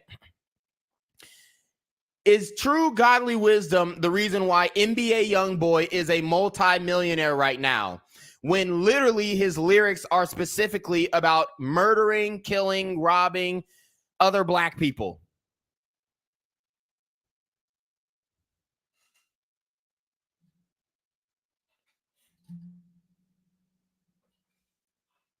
So everything good that happens to somebody is true godly wisdom. Yeah, fuck out of here. David built this amazing company. It's actual practical step by step. How could a nigga have godly wisdom if he's a fucking atheist? It's ridiculous. Like I said, I believe in God, but I believe in the Most High, but damn, like these niggas just, their interpretation of this is just so skewed that it makes you feel like my man Wolf in Sheep's Clothing said, it just makes you feel embarrassed. Like, damn, like, is this what I look like when I say I believe in God? Because this nigga is just like coming out of left field with some bullshit. Guidance that benefits people's lives. So no one's talking about hope being a strategy. Simply pray to God and your marriage is going to work out. That's foolishness. What did I say? Naivete, nihilism, realism is in the middle. No one's saying be naive. So when I'm talking about godliness in marriage, those are certain principles. Adam is finna put his ass to the fire too. Watch this.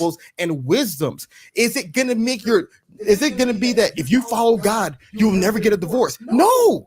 There's nothing in life where nothing. Look at Coach smiling, smirking. Bad is gonna happen. You can do everything the right way, and the wrong thing can still happen. But does that mean you should do things the wrong way? Absolutely not. And so my biggest Wolf in Sheep's Clothing said, keeping it a buck, Hafeez got the prenup because his wife was probably the baddest chick he ever had. No, he didn't get a prenup. He ain't want to scare her away by requiring a prenup. Oh, okay, there you go. Real beta move. Exactly. Exactly. And I remember there was a video back then where Hafeez was like giving his preference, and he was basically saying, oh, my preference is light skin with curly hair, nice body. And that's what he got. So yes, you're absolutely right. He didn't want to mention the prenup. He didn't want to mention the security for his own financial future, specifically because, yes, you're right. He didn't want to scare the woman off because he had one-itis. Absolutely correct.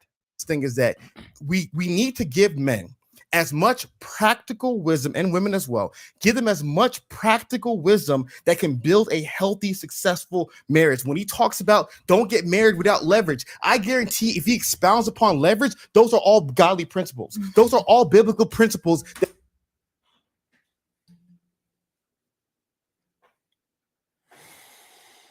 This nigga is just He's identifying everything that's positive as godly. See, this is where you get fucked up when you're like a religious ideologue. He's trying to classify everything that's good as godly and everything that's bad as devilish, I guess, would be the antithesis, right? So, like I said, all these rich, evil men is the reason why Kevin Gates, a multimillionaire, the reason why he's a multimillionaire, is that because of godly wisdom? No, he specifically says that he practices witchcraft.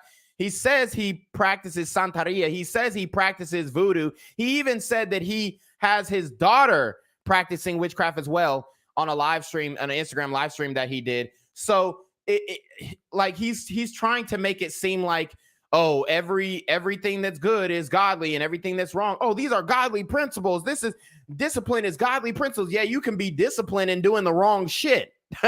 I can be disciplined in, making evil music like most of these rappers are doing. They're very disciplined. These drill artists, they wake up in the morning, smoke a blunt, and then write music all fucking day. Future, wake up in the morning, fuck 2 or 3 bitches, have a kid, and then write music that hypnotizes young black men to get into drug usage all fucking day. And you're going to tell me he's a multi-millionaire because of godly wisdom? No, he embraced the demonic music industry. He, dare I say, sold his soul to the demonic music industry in order to have fame, fortune, and riches on this earth. He is aligning himself with the Masonic agenda in order to further his riches and wealth on this earth. And you're going to tell me that those were built off of godly principles? Yeah, that what he's going to describe and what he defines as leverage, being masculine, protecting your assets, all the things he would describe as leverage, that is masculinity is toxic nowadays. Masculinity is toxic nowadays. So what do you mean by masculine? Godly wisdom. That nigga said protecting your assets is godly wisdom. May not view it as godly because his view of God is just some old white men in the clouds telling you to simply just. Nobody put a color on God. Nobody put a color on God. What the fuck is he talking about? Nobody put a color on God. He made God white in his own mind. He made God white in his own mind. That was him.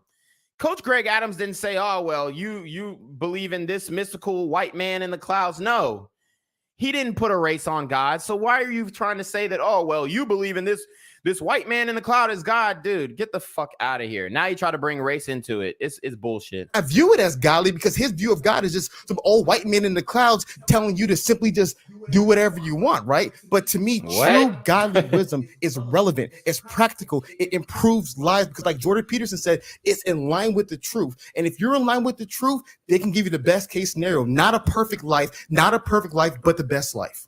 You should have been a preacher, brother. You could. What did I say? The nigga is following in Creflo Dollar's footsteps. Kill that thing. I appreciate that. Let me ask Ali a question. You said, and the reason why Hafeez is not going to be a preacher is because he has no basis in theology. He doesn't really understand the historical precedent of the religion that he believes in. Like I said, we need to understand what denomination that he aligns himself with, and I can tell you the issues with those singular denominations one by one. Are you a believer? I've never been exposed to religion, so you're not, I have to say in no religion because whatsoever. I don't want to. So I'm gonna. Here we go. Adam's about to ask a great question. Frame this. I don't want to be inappropriate. You don't. Alpha's okay. So. Evil Genius says he's lost. Distant Lights laughs and said, have a kid. Yeah, that was a good one. I thought so myself. Evil Genius says, Lucifer ain't that bad. Yeah, all right. Alpha Zo says, didn't Hafeez lose his virginity or not lose his virginity until late 20s or 30s? I think he said he was celibate as well. Hopefully his wife didn't have a bunch of serious or sexual experience. Yeah. I'm going to go out on a limb and say she's probably fucked more guys than he's fucked women. Facts. Don't believe in God. However, you are married for the past 22 years. So you're in a godless marriage. Air quotes. Yeah. Godless marriage. Yep. Right? You also I wouldn't call it godless. Okay.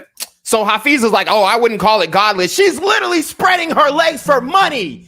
The unity that's bringing their marriage together is selling adult porn to teenagers and men who are addicted to masturbating to women. Lust. One of the 7 deadly sins. And he's talking about, oh, I wouldn't say it's godless. My nigga, if their marriage is not godless, I don't know what is.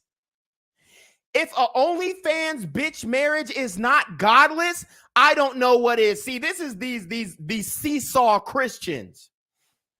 He's a seesaw Christian. Well, I don't want to offend her, so I wouldn't say her marriage is godless. Dude, get the fuck out of here. If you really think an OnlyFans bitch who has never been exposed to religion, does not believe in God, is an atheist, believes in ashes to ashes, dust to dust, and you're saying right now that, oh, I wouldn't say that it's godless. It's maybe godless-esque, godless adjacent, but it's not godless. I don't want to offend my lady. Fuck out of here, nigga. Stand on that shit. If you Christian, stand on that shit. I cannot believe that he's trying to defend the honor of this woman's marriage by saying, oh, I don't believe that it's godless per se, but you know, there are certain elements that I wouldn't do, but I'm sure that God and Jesus are blessing their pornographic marriage. Yeah, get the fuck out of here, Hafeez, with that bullshit.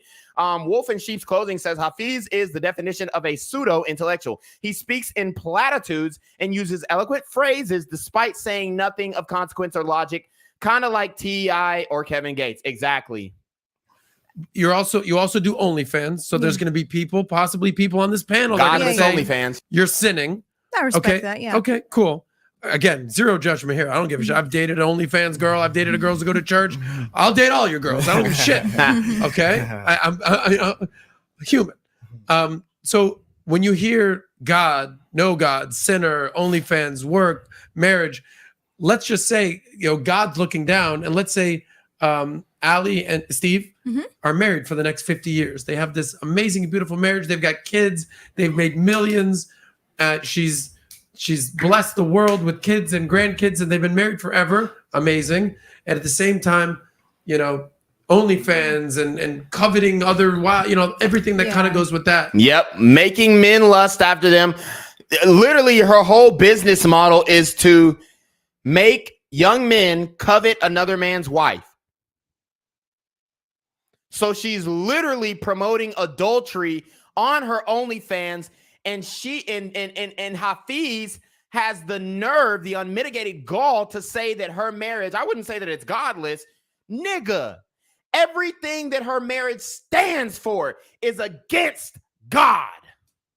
Like how do essentially I'm asking Hafeez this, but I'll let you answer first. How do you grapple with those two polarizing opposites? Yeah, I would say our home life and our family structure. I do believe in the nuclear family. I believe in, a husband and wife. And I think there's probably quite a few godly principles in our home and the way that we feel that are morally and ethically the right way to do things. That's not come from any exposure to religion. It's just what I personally believe is the right way to do things and wrong. And I grew up in a crap home, crap parents, terrible life. Like, and my husband, the same thing. And that's probably why she's in the field that she's in. Now it's all coming together. Abusive home, horrible upbringing, dare I say sexual abuse, physical abuse for sure, emotional, mental abuse for sure, the way she's describing it. So come on. What was her parents? Were her parents in a a godly situation, bringing their kids up in abuse? Please, Pastor Hafeez, we'd love to know. AlphaZo says, we know, Adam, you follow 700 spicy workers. Exactly. That nigga, exactly like that. Hafeez is trying to make, Adam is so balanced and even. Dude, Adam is getting his fucking dick wet. Don't get it fucked up. You really want me to go through the women that Adam follow on his Instagram? A lot of them are whores, business casual whores, but whores nonetheless. Okay, like stop it. This nigga follows Lisa Ann. I wouldn't even do that. This nigga follows Lisa Ann, a MILF porn star with one of the biggest tits in the game. This nigga follows Lisa Ann, bruh. And a whole host of other OF models and bitches who doing sex work. So we didn't really have anyone to mold or model that off of, but I would say our home, it definitely runs that way. For me to balance the two, a lot of people are fascinated by my story because of all the money I make and yada yada and what I'm doing and how do I do it. I'm always more fascinated by how am I the exception to this, right? Because how does a healthy marriage, because I would consider my marriage healthy. We have a great family, we raised our children. You swing. That's the only way to give your husband some type of that's the only way he can justify allowing this type of behavior. You swing. Y'all have an open marriage. Y'all have sex with other people. Allegedly. That I'm saying allegedly, but I'm almost very certain that they're swingers. Alpha Zo says, I can't stand these sex workers who are married or in a relationship, but making it seem like they are attainable. Exactly. Selling a false dream to men, and they're DMing them and going back and forth and having conversations and possibly even FaceTiming for like $500 for 30 minutes. Distant Light says, used to watch Lisa Ann in 8th grade. LMAO in 2008. Exactly. Wolf in Sheep's Clothing says they should have asked THOT about the effect that she thinks her work will have on her children. I don't know how a child can hold their head up knowing that anyone can see and see fucked and chucked for a paltry fee. Yeah, we're gonna get into that too. And everything's wonderful. How does this even intertwine into our life, and how do we manage it? And how does my life is it still so normal family in a way? I mean, behind what we're doing behind closed doors is what we were doing anyway. We just have a camera now. But I'm more interested in that aspect. Oh, well, we were having sex anyway. Now we have a camera. Like, bruh, that doesn't justify it. All the coping and justification that these bitches have to do to make it seem like they're like good moralistic people it's hilarious. And the psychology of it, because I think I don't, like I said, I can't really label my principles in our household because I don't have a religion and I don't oppose to anyone. I just always live my life by what I feel and what, my husband and I. How I feel. Where does that principle come from? The Satanic Bible, do what thy wilt. So I just live my life by how I feel, what I want to do, when I want to do it. What does that sound like? It sounds like do what thy wilt. It sounds like Anton LaVey. What we feel is the right way to do things. And I think a lot of people get really hung up on labels and shout out to Alpha Zo. He says, look at Kim K and their kids. Kid was scrolling on iPad and almost saw an ad for the tape. When he goes to school, he will be bullied. Exactly. And then if you look at her TikTok, and I think the only saving grace for this woman is that her kids were a little bit older when they started doing this OF thing. I think she started a couple years ago. So that was pretty much the only saving grace. Maybe her children have fully matured physically to where, like, if somebody really was trying to get at them, they'd be able to physically defend themselves. But when you look at like this, her TikTok can pop up on any of his classmates' feed just because of the proximity that she is in with the other classmates. That's pretty much how the algorithm works. You're going to see Georgia creators over New York creators if you're in Georgia. And I think she's in Tampa, Florida. So you're going to see Tampa, Florida creators before, you see other creators and their content is going to get sent to your For You page first before, outside creators and whatnot. Just due to proximity. So there's literally no way. Like when I started going up on TikTok, everybody in my city knew who the fuck I was. Like I was going out and they were like, dude, you're the guy on TikTok. You're the guy on TikTok. You're the guy. And I'm like, how the fuck do everybody in the city know? It's because they're the first ones to receive it on their For You page. If it makes it to the For You page, which, I'm rarely made to the For You page now because they shadow banned my TikTok account, but that's neither here nor there. Maybe if I was a woman and I was showing my clitoris on TikTok, they'd probably unban me. Got to do this. Well, there's these, and I've never wanted to live that way and I never have. And so for me, I feel like I am my own religion. And I am my own religion. What does that sound like? I am a god. I am my own religion. I am a god. She made herself her own deity. She made herself her own deity. What is that? That's Satanism. That's the book of Satan. Do what thy will. She made herself a god. The same thing that the Egyptians did. They made their ancestors gods. She is practicing idolatry, and the idol is herself. What type of narcissistic mindset do you have to say that, oh, I see myself as a god? No, you're the god of whores. If anything, if you're going to be a god, you're going to be the god of whores. I mean, what else would you be? You're going to be the Bathsheba. You're going to be the Jezebel spirit. Okay. You're going to be the Delilah who confused and tricked Samson into cutting his hair, which was the source of his power. The God-given, God-ordained power. Back to Hafeez. So no, I mean, no, you're not a god, ma'am. If you were a god, you wouldn't have had to get that boob job. You would have just had great tits.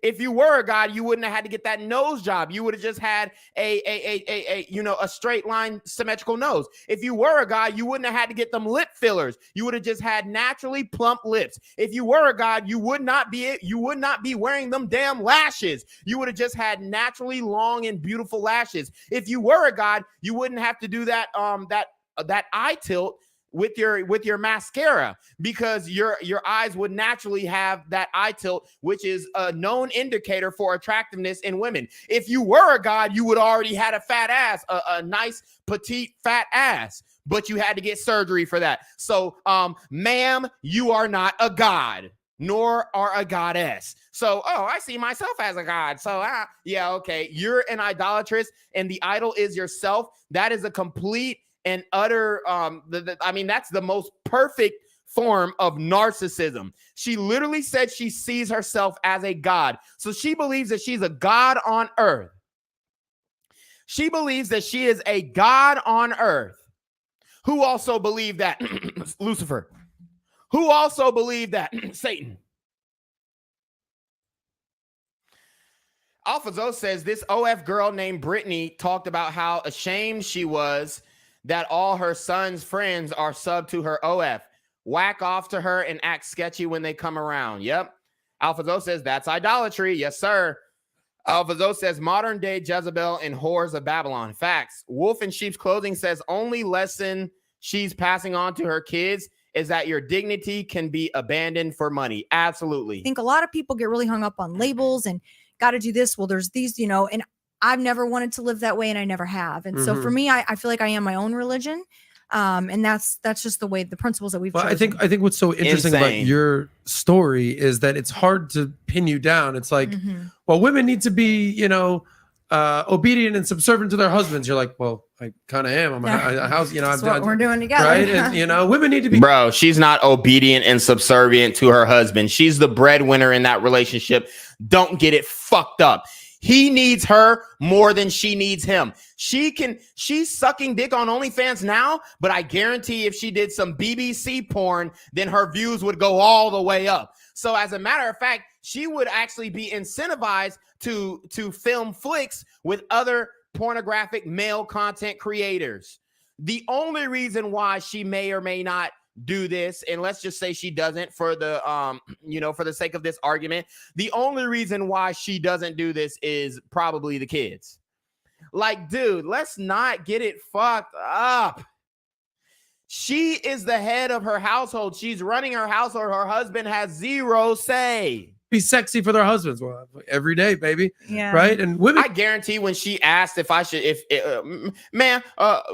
hubby, Steven, I'm tired of nursing, even though I went and got my CNA and got this degree and proved that I was an intelligent woman and strong and independent and could do all bad by myself. I'm not feeling good. I feel like I want more. Can I get on OnlyFans, Steven, please? As a matter of fact, we can film content together. He was like, God damn.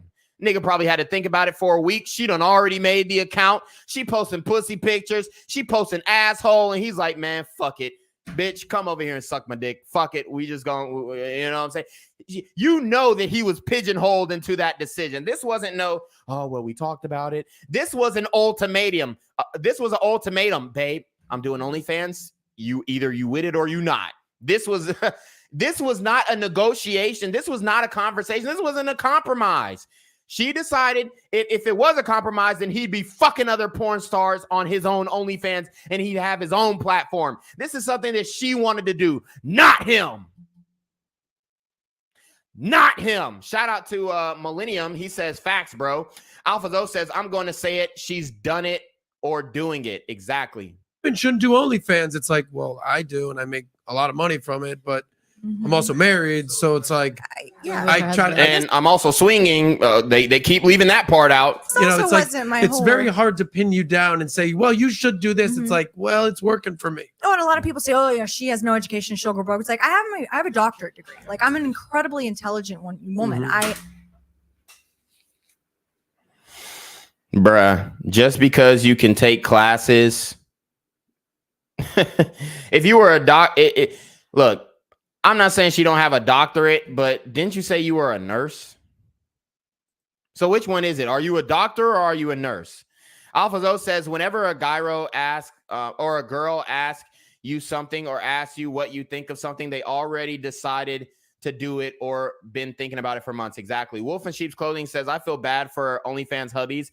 Imagine it being written on your gravestone that your achievement in life was being a POV dick on a THOTS OnlyFans. Where is the pride? Exactly. I've done my career. I was in the medical field and I weighed my options at that point. And of course, a lot of it, I was pushed out of the situation. Unfortunately. Why was she pushed out? Because she already started doing the content while she was working for hospitals. Bitch, you think you were going to get the benefit of the doubt? Nobody likes you that much. You think you were going to go show your ass and titties and represent this hospital? Fuck out of here. I'm not going to play a victim. I seen your show about OnlyFans and victims. And I don't play Hafeez or Coach? Coaches. You had an episode on that about OnlyFans girls. AlphaZo says, so why is she not making money with her clothes on if she's so smart? Exactly. Bitch, you're not that smart. Playing the victim when their stories come out, and I had a very viral story.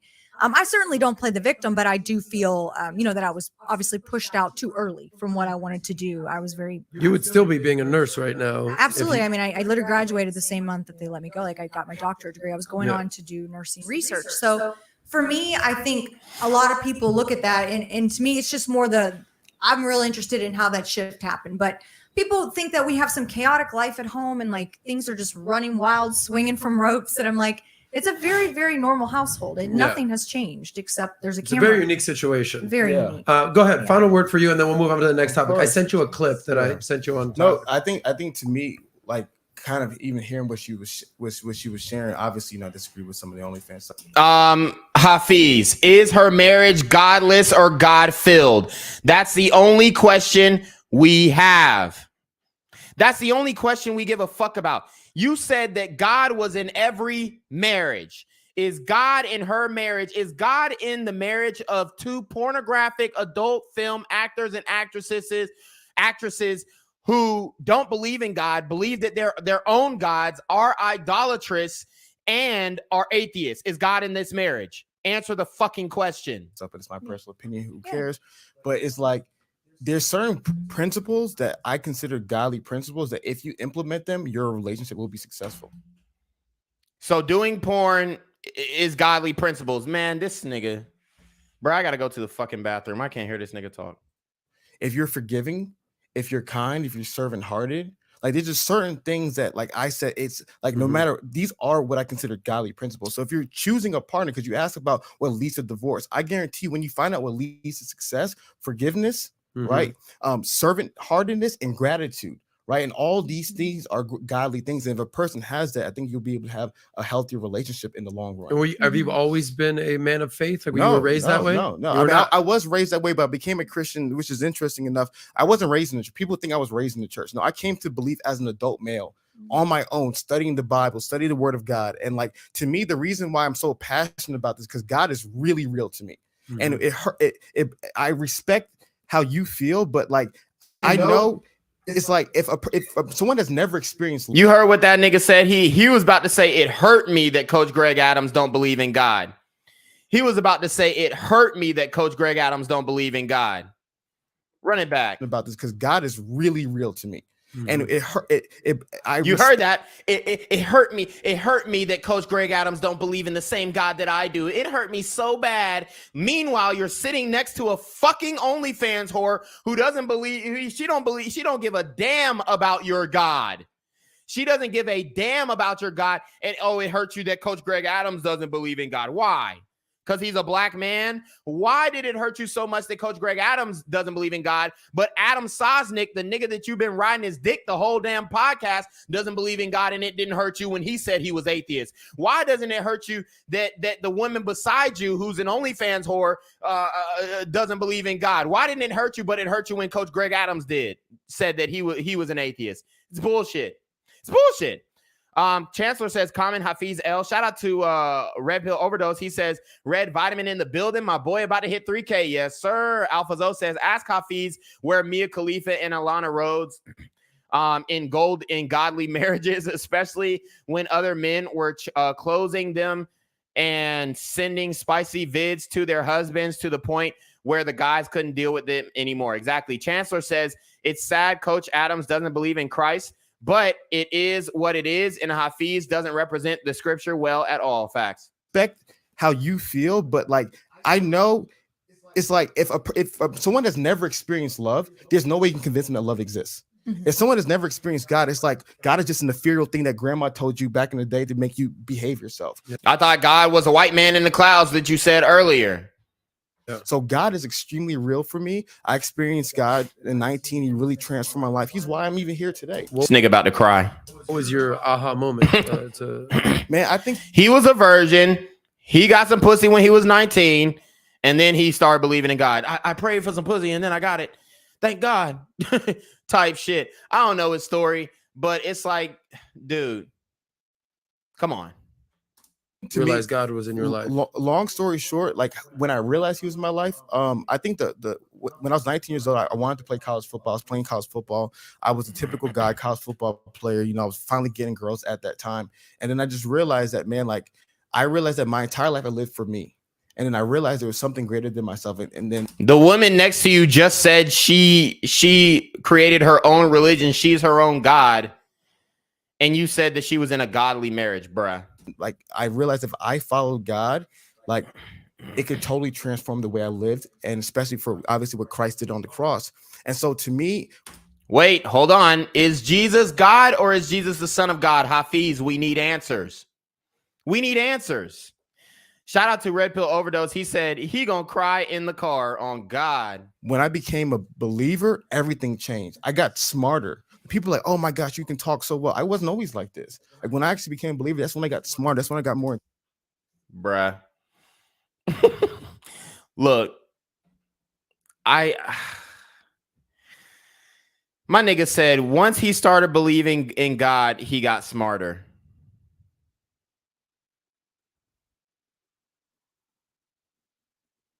Bruh. Look, I believe in God. But it's so crazy. Nigga, how do I say this while being nice? To assign everything good in your life that happens to, this happened because I believe in God, I think it's very dangerous. Because then what if something bad happens? Is it God teaching you a lesson, or did the devil make this happen? Because if you believe in God, you got to believe in the devil, and you got to believe that the devil reigns over the earth, which is what the Bible says. He reigns over the earth, looking to seek, kill, and destroy. Shout out to Wolf in Sheep's Clothing. He says, Hafeez doesn't know the Bible well enough to speak on it with authority. True wisdom is being able to admit ignorance. Exactly. Chancellor says you can hear Hafeez's voice cracking up. Mans is shaking up there. No cap. Intelligent. So to me, all of this, like, that's why God is so real to me, because I know the reason I'm sitting down here talking to you and having this amazing conversation is because of God. And so I understand. Bruh. And I do this on my other channel with Black Gen Z Mindset, where people like, oh, well, you know, the super gremlin's going to get caught. Just leave it into God's hands. I don't like that approach. Oh, the reason why I'm here having this amazing conversation is because of God. No, the reason why you're here having this amazing conversation is because Adam Sosnick set up the interview, and the OnlyFans bitch came on time. Coach Greg Adams came on time. His assistant, Alyssa or Alina or whatever her name is, came on time, and you came on time. That's why you're up here having this damn conversation. Understand where he's coming from, that because God is not real for him. Obviously, his life experiences has shown them otherwise. But I'm just really passionate about it because I just want people to experience the best thing possible. And for me, if it's God, I want other people to experience it as well. Coach, final word on this entire conversation. You can wrap it up, and then we're going to go to play this clip. You got that? What particular part? What do you want? Just you're not a believer whatsoever. No, Okay. I respect everybody's belief system. I've taken a lot of classes and understand the world is very, very large and vast. People have a lot of belief systems. So facts. My biases about my spirituality is going to be kept at home because I just exactly. See, if I was to sit up here and say to the Hindus, prove your God exists. If I was to sit up here and say to the Buddhists, prove your God exists. If I was here to, sit up here and say to the Muslims, prove your God exists. Jews, prove your God exists. Okay. Satanists, prove your God exists. We'll be here all damn night. Christians, prove your God exists. So that's the angle that Coach Greg Adams is coming from. And I think that Hafeez is one-track minded. I don't think he's ever studied any other religions beside Christianity. Like genuinely, truthfully, like read the text of other religions. Because then when you do that, you actually have perspective of the utility of religions and the reason why religions exist in the first place. This is a journey and walk that I would have by my own. I don't go out and preach to other people about how they should live because in their world or their neck of the woods, that's just not the reality. All Coach is preaching is the free agent lifestyle. So, rocking with it. So I just leave that and respect people's position on it. And there ain't no need to argue it because we all gonna find out one way or another. Yes, that bill told you gonna find out one way or another. Way to end that one. That's Yeah, that. Boom, absolutely. short clip. Done. Nat, I put a video up there. This is Coach talking about. I hope this is the correct video about. This one's going to be great. This one is going to trigger the artificially built, manufactured, big breast OnlyFans THOT. Let's just make sure production room that we get the audio and good to go. But I think this is the clip that I wanted to discuss with Coach about what's basically going on with social media today and what you would call the young men versus young women social media disparity. Can we play this clip? Yes. I'm gonna play now. Group, young girls develop, they're gonna get a lot of attention. Young boys are simply not. He's gonna witness his female counterparts on TikTok, 10,000 followers, 20,000, 30,000, million followers. What does that do to the dynamics and the hierarchy on campus? Can he get this girl now? He has no chance, and he's gonna grow up with them through high school, believing I have no chance at women. The self-esteem of this kid is going to get killed. The only thing he can reach out now to are Instagram thoughts and pornography. At a certain age. Yeah. So very interesting conversation. Absolutely right. Coach Greg Adams hit the nail on the head. These young men, there's no way in hell they can compete with a woman who is literally firing on all cylinders on social media. Like a lot of women are not making money on Instagram for sure. But they have the ability to, and most of them that have a large following are, where, like I said, any woman with over 100K followers on Instagram is a glorified escort. She's getting flued out. She's getting paid to have relations, okay? These young men cannot compete. I can't compete with, even financially. You could have a hot chick in college who's making $100,000 a month on OnlyFans, and my nigga, you're just finishing, your associate's degree. That's how it was when I was in college. You literally had the hottest girls going into intercourse work, going into the sex industry, or at least getting clouded up on Instagram and getting or endorsement deals by brand deals like Gymshark and all this stuff. Like it's literally girls at my gym who have Gymshark endorsements who can't do half the things that I do in the gym. But because they're a sexy girl with a fat ass, they're going to get those endorsements. They're going to get those sponsorships. Bitches who are sponsored by GNC for just wearing, workout clothes and showing ass pictures while they're in the gym. Okay? So there is no comparison as to the upward mobility that these women have, and nobody's mad at it. We're just saying that it is it's a double standard, and it's unfair to the men of their same age because there's no outlet, that a man can come up that quickly unless he's a professional athlete, which they're going to get into, which takes a lot more work. So let's keep going. Conversation here. Okay. And this will have a shout out to Chancellor. He says it's easy to prove Jesus existed. Even atheist scientists say so. Yes, absolutely. Absolutely. It's definitely easy to prove Jesus existed. For sure. Alpha Zoe says, I feel bad for Gen Z sometimes because the girls they chase after and dream of marrying are selling pussy and pics at 18 facts. So basically, if I can sum up what you're saying, 21-year-old guy, 21-year-old girl. 21, maybe you're, a senior in college. Maybe you've been working for a couple of years as a guy.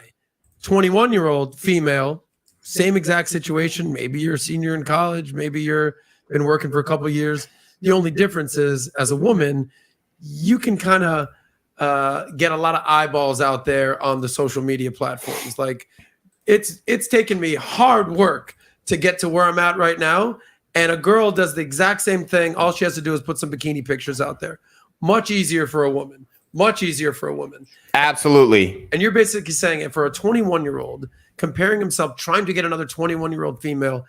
Oh man, life is going to be tough for you, brother. It's a little bit tougher than when I grew up in the olden days, in a time where a woman probably wouldn't get maybe 3 men in their entire city or county or neighborhood or school. If that, she might go to the rival high school potentially and get some attention. Yeah. Now it's a little bit more vast. There's a lot more choice. Global sexual marketplace. And here's the funny thing.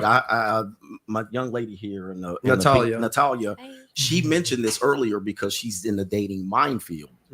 She says, she has a lot of options. Yeah. I get a lot of offers. Both ways, too. She's beautiful. And she should. No, she's beautiful, bruh.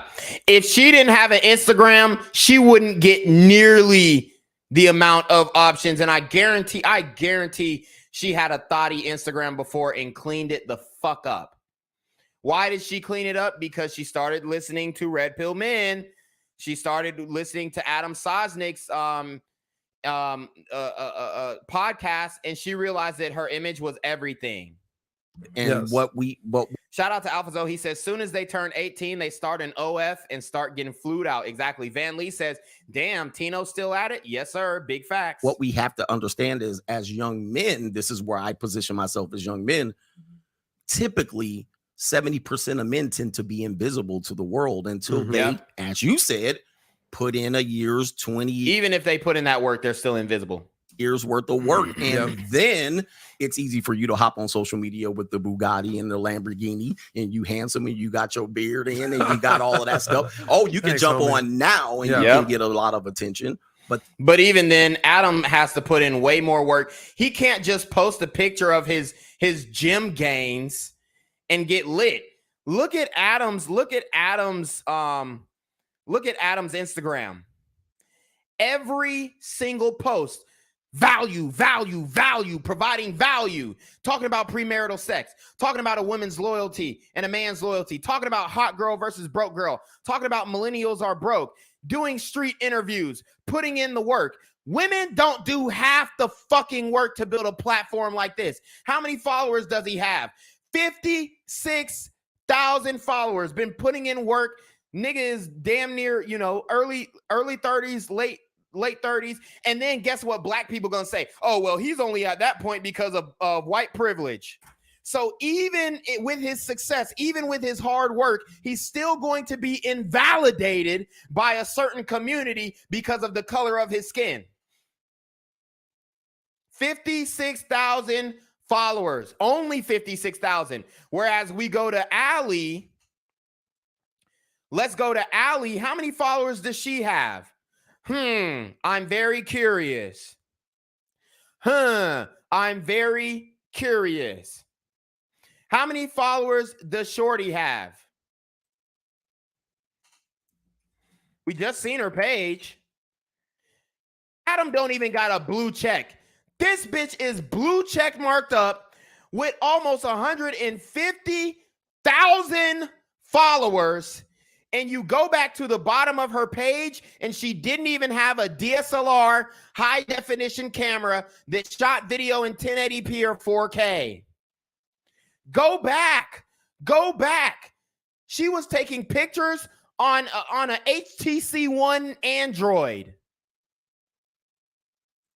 Grainy ass pictures, getting 3,600 likes. Picture grainy as fuck, photoshopped. You can see the everything's photoshopped. Bruh, she's literally not doing anything. Not doing a damn thing. And she has almost 150,000 followers.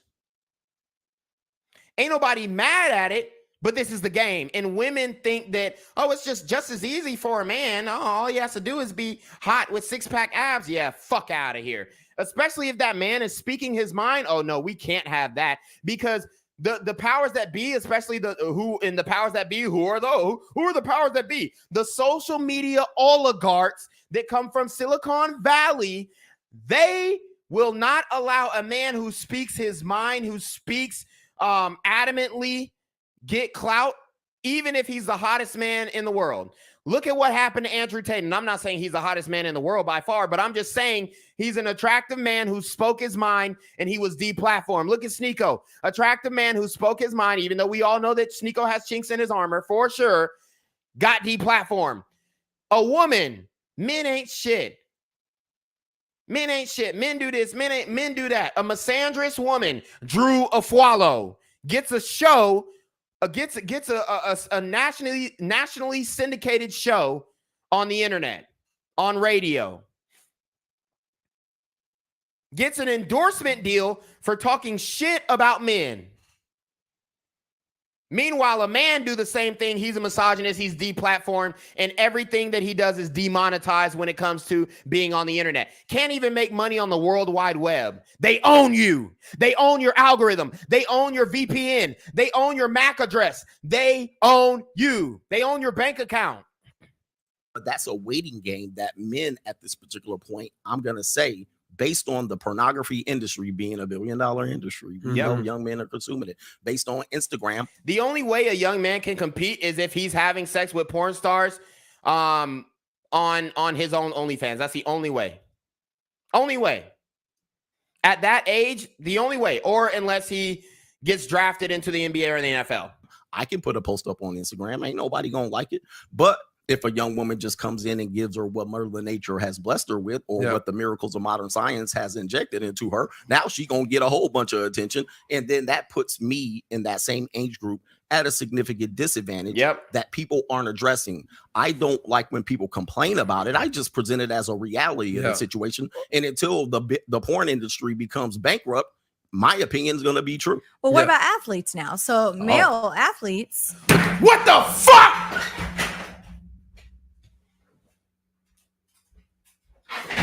What about athletes? Male athletes, they get a whole bunch of groupies. Oh my God. These male athletes need to be stopped. They can do whatever they want. Do you know how much work, blood, sweat, and tears it takes to be a professional athlete? As a matter of fact, she said male athletes. Let her finish her thought. Do not conflate a professional athlete with a fucking OnlyFans whore. Never again in your goddamn life. Don't ever do that. They are not the same. They are not the same. They are not the same. An OnlyFans whore can't do what I do. Okay? The OnlyFans thought cannot do what I do. I'm just going to use myself for an example. Tell me which one's harder. I've been working to get this type of speed, this type of strength, this type of footwork my whole life. Tell me what's harder. Doing physical exercise for no pay, no pay, doing a 60-inch box jump, rapid foot movement, no pay, for no pay, 4,000 followers, and I got more posts than this, but I archived them because I was about to drop my course. What's harder?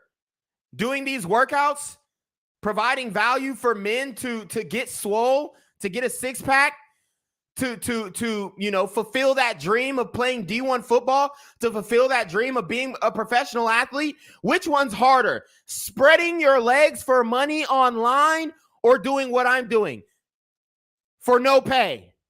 I'm not getting paid for this at all. I'm demonetized on TikTok. I'm demonetized on Instagram. I can't even go live on Instagram. They banned me on Instagram. They banned me going live on Instagram. I'm in the hyperbolic time chamber doing work in the sand pit. The resistance is 100 times stronger in the sand pit than on grass. Do not ever conflate the work that a professional athlete has to do with fucking sex work. All you're doing is turning your ass around and getting fucked from the back. All you're doing is sucking dick. All you're doing is shoving a 12-inch dildo in your pussy with the fucking rose toy on your clit. And you're going to tell me that, oh, what about athletes? Well, what about athletes? They have advantages too. And not to mention, athletes are 0.00001% of the population. Do you know the odds of making it professionally in any sport, let alone football and basketball? God, I can't believe she tried to make that comparison. Well, athletes use their bodies to... Bro, athletes don't swing their dicks around for money. They go and compete against other fucking grown-ass men for money. It is not the same. Van Lee says... he says, Tampa Bay is huge for cuckold and wife swapping MILF capital. Facts. Van Lee says, if you want to find middle-aged white women with sun freckles on their chest, go to Tampa. Facts. Van Lee says not to mention these reels on Adam's IG probably cost about $20 to $30 on average to produce. Exactly. Van Lee says, Tino, you need to pull up on Issa Rae, newlywed, getting serenaded by Usher, or pull up Issa Rae. Show them how deep hypergamy goes. Okay. Van Lee says, I would say for every 1,000 followers a man has, his has to invest roughly $1,000 USD on aggregate in his platform. Exactly. Millennium says we're living in a clown world. Exactly. Chancellor says LMAO 304s love acting like they work hard. Exactly. Cash God says, Tino, are you familiar with Ryan Schweinenfuss? He has proposed a bill against censorship at the federal level. It'll never pass. Distant Light says LMAO. Alpha Zoe says women talk trash about men 24/7 on TikTok and every social media app. They incentivize, applaud, and protect it. Exactly. Wolf in Sheep's Clothing says that causes men to comment heart eyes on IG Thoughts profiles? ? Genuinely curious because such idiocracy has never once crossed my head. Van Lee says there's only 400 members in the NBA. Exactly. Jim says the funny part about this is you aren't a professional athlete, but D1 football is basically professional athlete, and that is the fucking bigger point. If I'm as good as I am, which let's keep it a buck, nobody watching this video can guard me. I'm as good as I am, and I didn't make it to the pros. Bitch, what makes you think that your fucking sex work is equivalent to even a high school player's grind in his sport? You're not doing harder work. I worked harder to make the fucking 8th grade soccer team than you worked hard spreading your fucking legs. So yeah, that literally Jim's comment, which is supposed to be a slight at me, which honestly I'm doing well all by myself, is supposed to be an insult, but it literally proves my point. Yes, that's the point. I'm not a professional athlete and I'm as good as I am. So how hard do you think it really is to be a professional athlete? Distant Light says, why were you banned from Insta? I don't know. Noel D says, Jim, let's see what you look like. Fuck out of here. Exactly. Alpha Zoe says those drills take years of training to master. These 304s turn 18 and start selling box. This is no comparison. Exactly. Wolf in Sheep's Clothing says, yep, truly sad that some dudes are down that bad. Alpha Zoe says most of them aren't even good at sucking and bucking. Jim says any man 6'3" can swish on you. We're talking about football. And no, I mean, literally, I fucking play pickup ball all the time, bruh. The funny thing is these dumbass hoes think that height is everything when it comes to sports, and it's like, bruh, it's some sorry ass tall niggas. Van Lee says there's no barrier to entry to brazzers. Literally, they take anyone. Exactly. And let me let her finish her thought, and then I'll show you guys another comparison. My opinion is going to be true. Well, what about athletes now? So male athletes, which is far a very more small attention. Sorry, They get far more attention than women. And no, the fuck they don't. Oh, male athletes get far more attention than women. Oh, really? I'm going to pull up. This is one of the best tight ends in college football right now. Shout out to Darnell Washington. The nigga is damn near 6'11", hurdling niggas on the field. Y'all see Kirby? He's literally hurdling niggas. The nigga is as tall as the fucking field goal. Big as shit, 260, 250 fucking pounds. An all-American football player, probably going to go down as one of the greatest, most sizable tight ends in the history of the game of college football. This is not an exaggeration.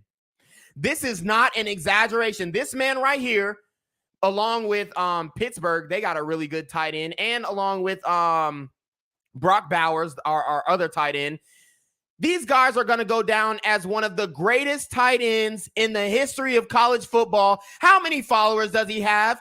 56,000 followers. And if you look in the comment section, there aren't women saying, oh my God, he's so fine. Oh my God, he's so hot. Who's in the comment section? Quavo, okay. Men, other athletes telling them, yo, you up next, big bro. You the best. You a GOAT. You know what I'm saying? You big ballin', ape shit. You a beast. You different. You the homie. Where are the women in the comment section?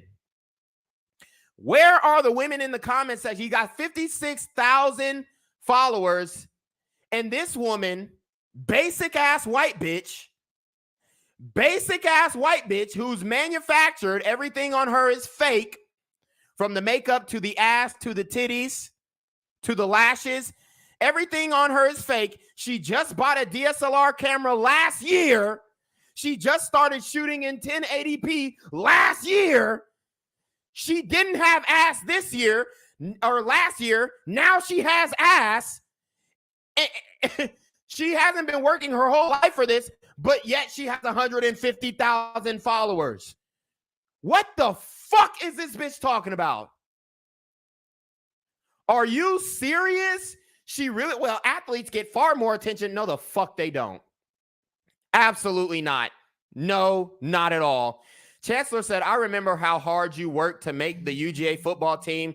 This 304 is delusional. Exactly. Jim said 6'3" guys will always advantage on strength and speed. That's also not true. Alphazo says, I could easily lock down 6'3" Hooper. Just because you tall don't mean you're good. Exactly. If he's 6'3" and can't dribble, I'm literally like a master ball handler. You can't guard me. See, you're bringing up height. 6'11" tight end height gives you an advantage point blank. Dude, nobody said height doesn't give you an advantage. We're just saying it's not the end all be all. Darnell Washington, 6'7", 5-star tight end from Georgia. Exactly. Van Lee says, pull up Justin Poyer on the Bills. Free safety. His girl smashed LeBron before they got married. Wow. So let's pull him up. Justin. And guess where Savannah at? At home. Guess where Savannah James is? At home, because she understands. She understands the game. She understands the game. Savannah James is the perfect example of what a good wife is. Justin's not coming up on Instagram, but my point has been made. One of the greatest tight ends who's ever going to grace the NCAA literally has less followers than this OnlyFans THOT who just started hoeing 2 years ago. Distant Light says, women know how to wait at the finish line. Yep.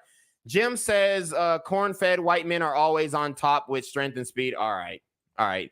We're timing out Jim. She literally doesn't know what the fuck she's talking about. When have white men ever been at top when it comes to speed? Never. AlphaZo says, I know NFL players who barely have 10K followers. Me too.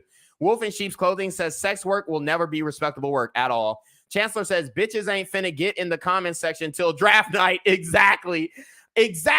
They're not even choosing yet.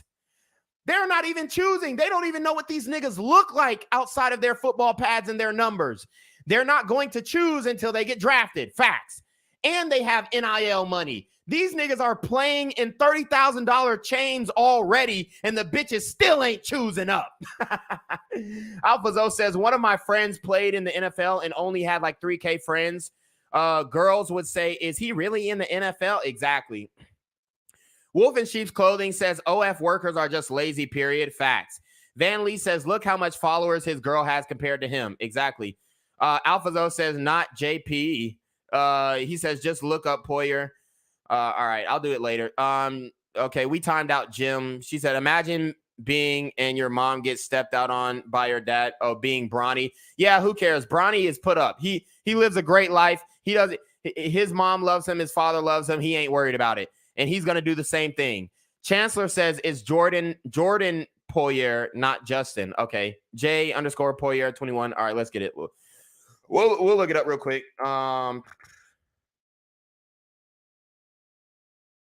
But we had to time out Jim because she keeps like saying dumbass shit and literally proving my point. So this nigga, Jordan Poyer, 355,000 followers. So he's got a following.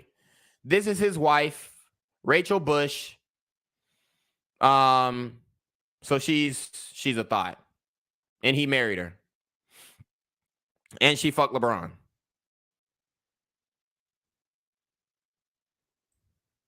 She has 4.1 million followers. She's literally an online slut. And she has more followers than an NFL player. What the fuck is this bitch talking about, dog? Oh my God. That's another thing off their, what God grace gave them is their athletic abilities. It's the same thing. And it's the same thing. And athletic ability. No, coach should not have said that. Coach should not have said that. Athletic ability is not God-given. Athletic ability is worked for. Do you know how many awkward niggas who started playing football in 10th grade didn't know a lick of football, but then they started getting a hang of it, and now they're fucking 4- or 5-star recruits? It's not, athletic ability is not God-given. No, you work hard. You work for that shit. You think Nick Chubb woke up and was able to squat 600 pounds? Fuck no. He worked his whole life for this shit. He worked his whole damn life. Wolf in Sheep's Clothing says Christian Wood's ex-girlfriend left him when he went undrafted. Man got a max contract now. Facts. AlphaZo says he's considered a high-value man and he ain't safe. Exactly. Cash God said, Tino, would you cuff a woman who smashed LeBron? No. If he was her only body and they were in a relationship at the time, no. Cash God said athletic ability can be God-given, but it takes work to be able to be elite, strength, and speed. Exactly. It's talent or hard work doesn't pay off, or hard work pays off. What is it? Hard work pays off in what is it? What is the saying? What is the saying? I know. I'm sorry. I'm drawing a blank. The saying is hard work beats talent if talent doesn't work hard. I think that's what the saying is. Hard work pays off. Hard work beats talent any day. Okay. Hard work beats talent when talent fails to work hard. That's what it is. Yep, that's what it is. Thanks, Cash God. Hard work beats talent when talent don't work hard. Exactly. Every coach says that to you, and that's the reality. You can be the most talented athletic athlete. But if you squander your position, look at Antonio Brown. He squandered his position. He had good time in the NFL. You know, he had great time in the NFL. He won a Super Bowl, but he squandered his position. He played himself out of his position. For her to conflate sex work with a professional athlete, you're not on the same level. That's why professional athletes fuck and chuck you whores, because they know that you are not on the same level. His sexual marketplace value, you know, it would be presumably higher, you know, after a long period of time. But let's keep it a buck. Rachel Bush can get a guy who's more lit in the NFL right now. She can fuck a guy who's more lit in the NFL. This dude is a simp because he cuffed her. Bro is a simp because he cuffed her. Jordan Poyer.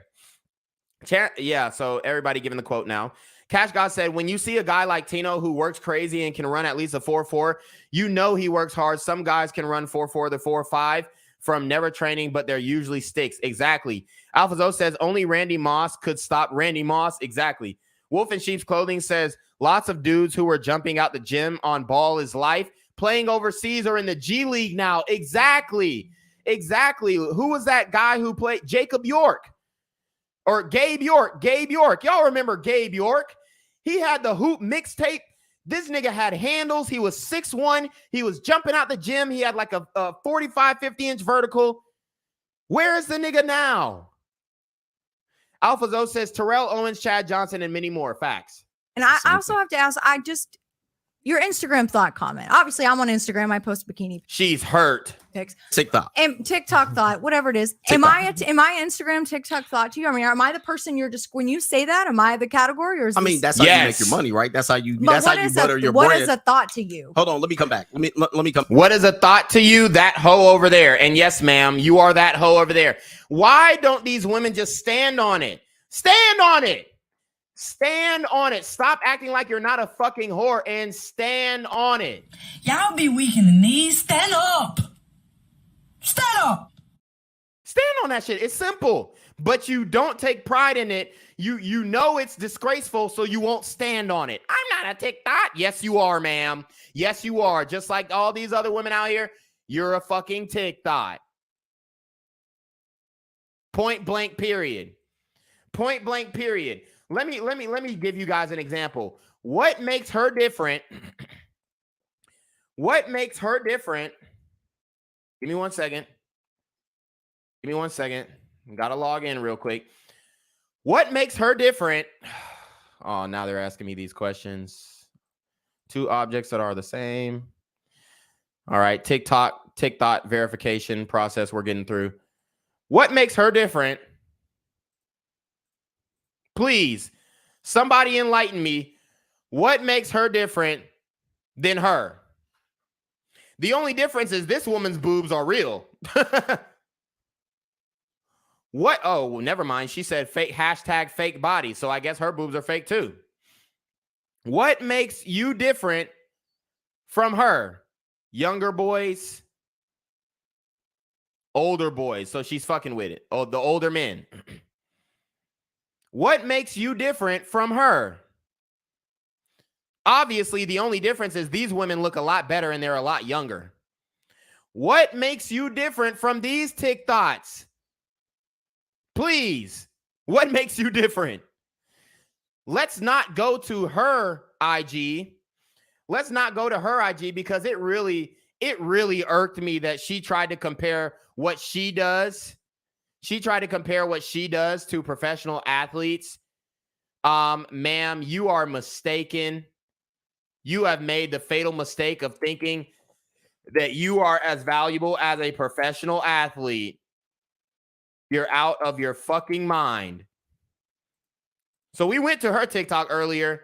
This is ridiculous. Come back and answer something here. When we talk about athletes and male athletes, I actually addressed this, and I addressed it this morning. Far more. What male athletes tend to fall into the same category as female. Far more what in male athletes, bruh? Coach, don't do this, bruh. Don't do this, bruh. Do not make this analogy. Male athletes are the pinnacle of physical. If there is a personification of masculinity in the physical form, that's what male athletes are. That's what basketball players are. That's what specifically football players are. They are the pinnacle of masculinity when it comes to physicality. Do not conflate that with sex work. People who get attention. However, I think they're no. Professional athletes is a respectable profession. Being a football player, nobody's going to try you. You're going to be respected by all. Way however, echelon. watch this. what percentage of men are successful female athletes versus successful female? I'm sorry, successful male athletes. Sorry. Today. What percentage? Let me say this again. Let me say it again. What percentage? I'm the best WNBA player out there. Correct. Yeah, correct. I knew it. Let me say it I'm again. the worst NBA player. What percentage of males are successful male athletes? Very small. 0.0001%. Very small. Now, what percentage of young girls jumped on TikTok? 60%. 60%. The hottest girls in our age group, and I'm just speaking for Gen Z. I've already told this. I've already said this. I've already told you guys this. Generation Z women have the digital footprint of an adult film actress. Yes, ma'am. Yes, ma'am. I said it. Generation Z women have the digital footprint of an adult film actress. And guess what? Allie Ray is not even Generation Z. She's a fucking millennial, and she has the adult the digital footprint of an adult film actress. So, like, bruh, it's the hottest girls in our age range. It's a 50%. It's a 50% chance that either she's gonna be a good girl and study, or she's going into sex work. Stop it. And went on there and got 100,000. What do you consider successful, though? Because there's a lot of people that have millions of followers, and I know some of these girls, they don't make nothing. Like, that's not and that's the trap. Well, I don't even have that much followers. They would never think I make the money. But that is the trap that I'm trying to make. Bitch, you have 150,000 followers. I don't even have that many followers. You literally have more followers than a 5-star D1 phenom prospect. You're aware. See, we showed a 20-second clip, and you're trying to jump all of this, and you're saying, what about this and what about that? Well, you said Instagram thoughts. You said TikTok thoughts. But that doesn't mean you're making money. That doesn't mean you're making money. You could just be getting attention. And is that a problem if a woman gets attention? Men's get attention from various things. No, it's a problem when you're getting attention from spreading your legs and showing your cooter cat. That's where the problem lies, ma'am. Wolf in Sheep's Clothing says lots of dudes who were jumping out of. Oh, yeah, we already read that one. LiAngelo Ball, too, went through a lot of trials and tribulations before the league. Exactly. And he just got released by the Charlotte Hornets. Right? Cash God says the point of the stream is to stand on what you do and say. Wolf in Sheep's Clothing says funny thing is that a lot of OF that are hella vague when you ask them what they do, yet sex work is respectable work. Stop the cap. Van Lee says, don't forget you also can't be corny like Russell Wilson either, and you better can fuck. Exactly. Cash God says, everyone looks at football players as strong and built. Come on, bro. What is she saying? Exactly. Chancellor says, yeah, these girls turning 18 and are starting in OF. Facts. Was that a problem? Very small percentage of men get attention. In comparison, she's like, oh, what the hell? Look at her face as she scoffs in amazement. And look, Hafeez, guess what Hafeez did? He shut the fuck up because he knows that he knows that he has no place in this argument. She said, oh, men barely get attention. Yeah. If your husband wasn't fucking you online, a bitch wouldn't know his fucking name. Steven? Who is Steven? You talking about the plumber guy? You talking about the guy who used to be in the Air Force? Nobody knows who the fuck your husband is. And you sitting here talking, oh, men don't get attention? Well, my husband, no. Your husband walks outside and bitches look at him like a lick. Bitches look at him like, oh, shit, that nigga got money. Bitches look at him as a lick. They look at him as a sugar daddy. That's the only type of attention that he's getting. Nobody is looking at your husband besides you, ma'am, and saying, oh, my God, he's so sexy. Nowadays, you got bitches you got white bitches who saying they don't even like white men. The baddest I was talking to, if you guys watched the Overdose podcast last night, I was talking to the woman, the white woman with red hair, literally told me before the podcast she doesn't date white men. Bitch, you're white. Your husband is probably, I mean, if we had to rate his attractiveness, that nigga is probably a 5. He could not pull a lick in this dating market. He wouldn't pull a damn thing in this dating market.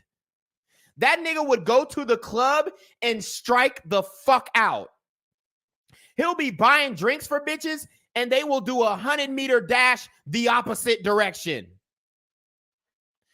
Do not act as if like your husband is really getting attention. That nigga ain't getting attention without you, ma'am. So stop it. These things, was that a problem? Very small percentage of men get attention in comparison. Yeah.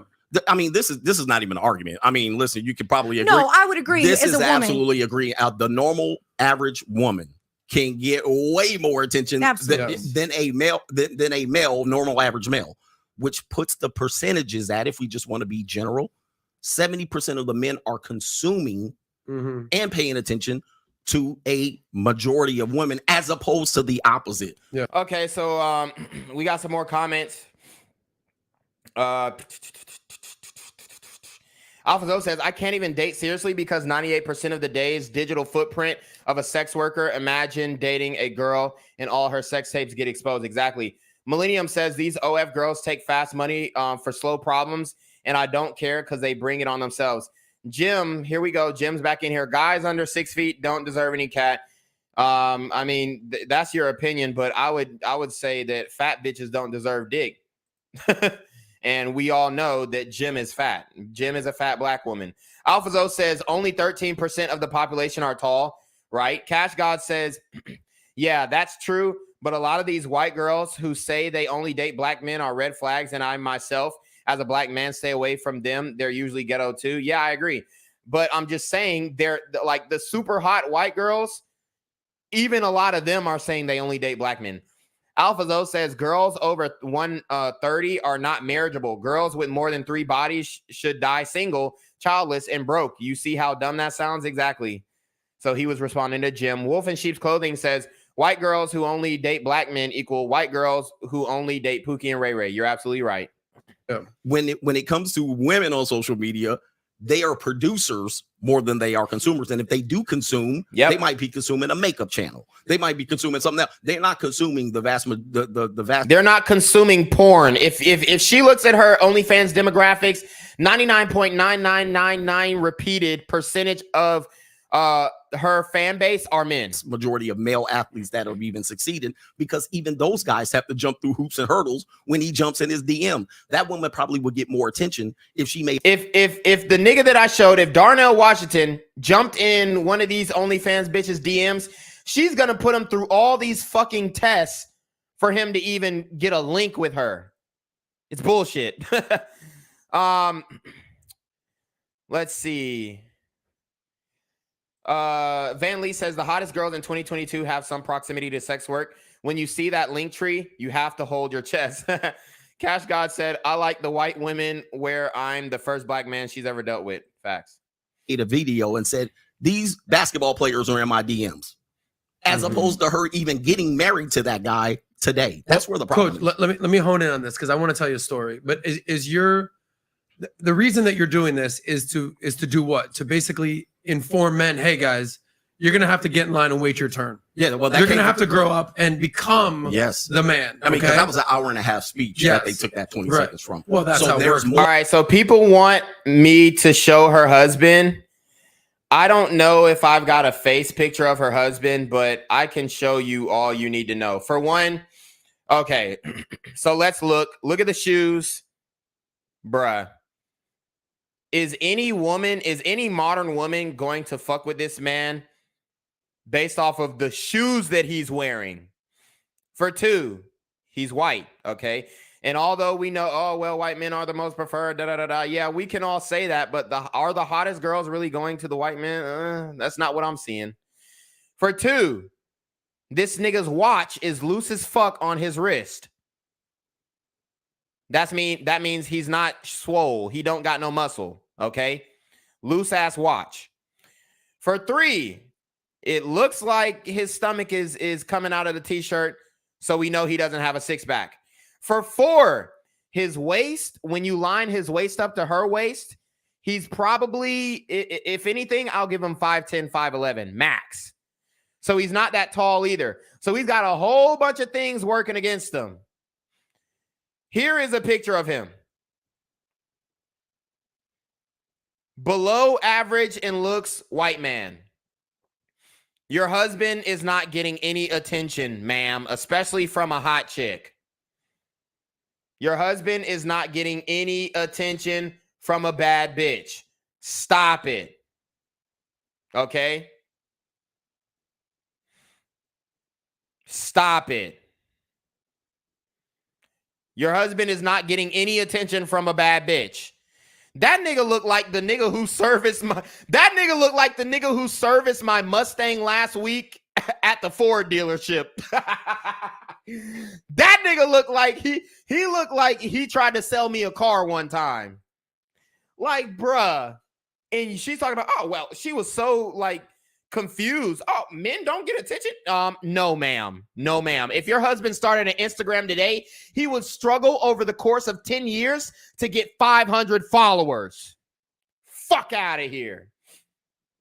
Fuck out of here. So Van Lee says, show me her husband, Tino. Yeah, we showed him. Jim says, white men have always been superior with strength. Do you not agree? Physical strength? No. Cash God said, I can't see what shoes those are. Jim says he's taller than you are, correct or not? I don't know. I don't know how tall she is, but it doesn't matter because, like I said, if you like, I'm pulling way more than he is just based off of the fact that I'm black, I got dreads, I got swag, and I'm swole. He's not pulling shit because it's not solely based off of the fact that he's white, but he's white. He's a little overweight. He's below average in the face and below average body. It doesn't matter about his height at that point. That's just like saying, oh, well, every 6 foot guy is going to pull more than you. Well, I know fucking 6 foot guys who are fucking virgins. And when I lost my virginity, I fucked 2 girls in the same day. So it's not the same. Cash God said, these bitches always think someone wants their man. Meanwhile, he's working at McDonald's out of shape and vapes all day. Exactly. Van Lee says, and she knows that too. Oh, yeah, she absolutely knows that. That's why she picked Beta Steven. Well, exactly. Okay. So the broader argument is money, energy, attention, and time. Gotcha. Over time, men have to kind of work for their position in life. And this isn't a complaint. A lot of people think, oh, these red pill guys are complaining. It ain't going to be any different anytime soon, especially with social media. But the reality is you're going to have to put in that work. You're going to have to apply yourself to get to that position. Because at the time, and I also tell men, the generation of women that you're trying to date, they're not your women. Correct. Fact. I say that. They belong to the streets, nigga. They belong to OnlyFans. They're not your women.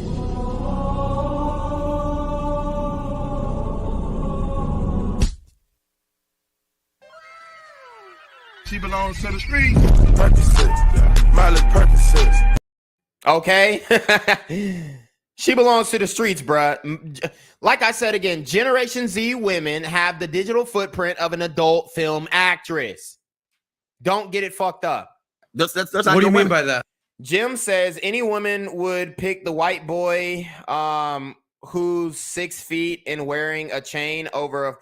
For one, white boys don't wear chains like that. This is how I can tell that Jim is a femcel, because you don't go outside. Since when have you seen white boys wearing chains like that? That's a black man thing. She's saying over a 5'8" munching. Yeah, not true at all. Like I said, you're not outside. You literally have no clue. Van Lee says she is the empress in her dynamic, big following, breadwinner, 3 kids, hotter person of the 2. Facts. Which means you're going after, you're a 21-year-old man. You're trying to impress a 21-year-old woman who has access to a whole bunch. I say really focus on yourself. And then when you're 30, go get a 21-year-old. Because at that point you have the what? Leverage. Facts. And options. Let me give you one story, okay, of why I appreciate what you're saying with this. Okay. I'm 18 years old. I'm a senior in high school. There's this girl at a different high school that I am. Like I said, Jim, we're gonna drop the stream. Your chats will not be acknowledged until you show your face on this stream. But we know you're not going to do that because we know that you are an overweight femcel. Obsessed with. Okay, I'm like, yo, bro, what's up with so? DVB says, LOL, the most I saw white boys wear is a dog tag. Exactly. White boys don't wear chains. I don't know what the fuck you're talking about. And notice how she had to throw a chain on the nigga. Notice, why did you have to throw a chain on the white boy? Why couldn't he just come in there with some a Lacoste collared shirt and some khaki shorts and clean up with some New Balances on? Why couldn't he just like, bruh, it's fucking ridiculous. It's literally hilarious. Alpha Zo says Jim talks all the trash, but is ran by hypergamy, just like all of them. No, Walt, exactly. Chancellor says Jim is really not outside. No, she's not, because like when you see who's actually leaving the club with a bitch, you're gonna be like, oh, okay. Oh shit. This is what's actually happening. It's ridiculous. And so, I'm telling I'm like, this is we don't have cell phones. We got social media. I'm trying to use like old school carrier pigeon for my boy to holler on my behalf. Okay. Exactly. And this girl deserved a lot of attention at the time. Okay. Rightfully so. At that time, she was 17. I was 18. Okay. Alphazo says, mind you, Jim is unattractive and probably overweight. So can you imagine how hypergamous the baddies are? Exactly. And the funny thing is, Jim already admitted that she is an overweight, dark-skinned black woman. So it's like, honey, come to the stream. I will get you on the Reclaim Your Throne D1 Elite training program, and we'll work that fat off, and maybe you'll have a chance. But right now, it's not looking good for you, boo. Okay, so, and I was trying to help you. I've literally been trying to help you the whole stream, but all you want to do is talk shit and body shame with the height shit, which is fine. I can take it. You know what I'm saying? I don't mind. I actually love this shit. But like she wants to body shame, and then if I go call her a fat black bitch, then she's gonna say, "Oh, you hate your mom." Well, for one, my mom was light skinned and she wasn't fat, so it's like, what the fuck are we talking about here? Story short, I find out that, sorry, bro, she's not interested. She's dating so-and-so who's already in college that's driving a BMW. And I'm like, life's not fair, bro. I love this girl. I can't believe it. Like, life's... Exactly. Adam made a great point. I've said this before. The middle school bitches was fucking, or the elementary school bitches was fucking with the middle school guys. The middle school bitches was fucking with the high school guys. The high school bitches are fucking with the college guys. And then the college bitches are fucking with sugar daddies or athletes. Jim says, yeah, I'm not overweight, but you never sent a meal plan. Yeah, you are overweight. I'm you are overweight. Cam up, come to the stream. That's the last chat we're acknowledging. I dropped the StreamYard link. You're obviously overweight. Otherwise, you would show your face. I've said this before. If a bad bitch doesn't have an Avi or emoticon or profile picture, bad bitches don't use burner accounts unless they're stalking their man. Bad bitches post a picture of their face on their profile picture. Bad bitches do not use burner accounts, and their emoticon or their profile picture is the first letter of their profile name. Bad bitches post pictures of themselves. Bad bitches take selfies. Bad bitches look at themselves in the mirror. Bad bitches are narcissists. So the fact that you don't have a profile picture tells me everything I need to know about your physical appearance. And that just shows that you're probably ugly as shit. Sucks. Fast forward, I see that same girl at a birthday party for a friend of mine's 40th birthday party. Okay, and I'm like, and I go, wow, she don't look so good. No. I said, oh, life's been kind of rough to this girl. Great girl, but I'm glad that I didn't get what I wanted when I was 18 years old. Okay, and since then, I've gotten that girl times 10, a million. Okay.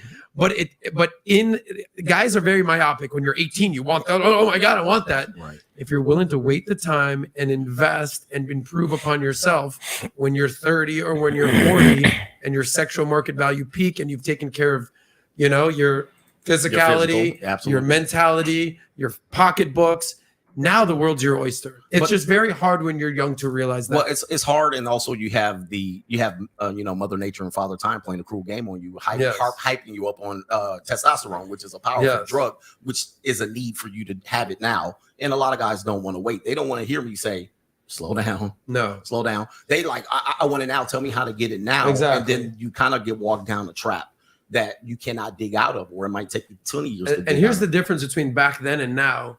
Is that there was no social media then. Right. So she was getting hollered at by the 21-year-old cool guy that picked her up in the BMW. Now it's that guy, and I lived in Miami, so that guy in Miami is hollering at her. But now it's guys in Dubai and Australia. Right, and then it's like, then you have to compete with the 60-year-old men who have established wealth and have generational wealth. and they're completely willing to pay $2,500 for some pussy. These old ass niggas, and I'm not saying niggas because most of them are white men. These old ass white dudes are willing to pay $2,500, not even to get the pussy. They will cash app a bitch $500 to link up.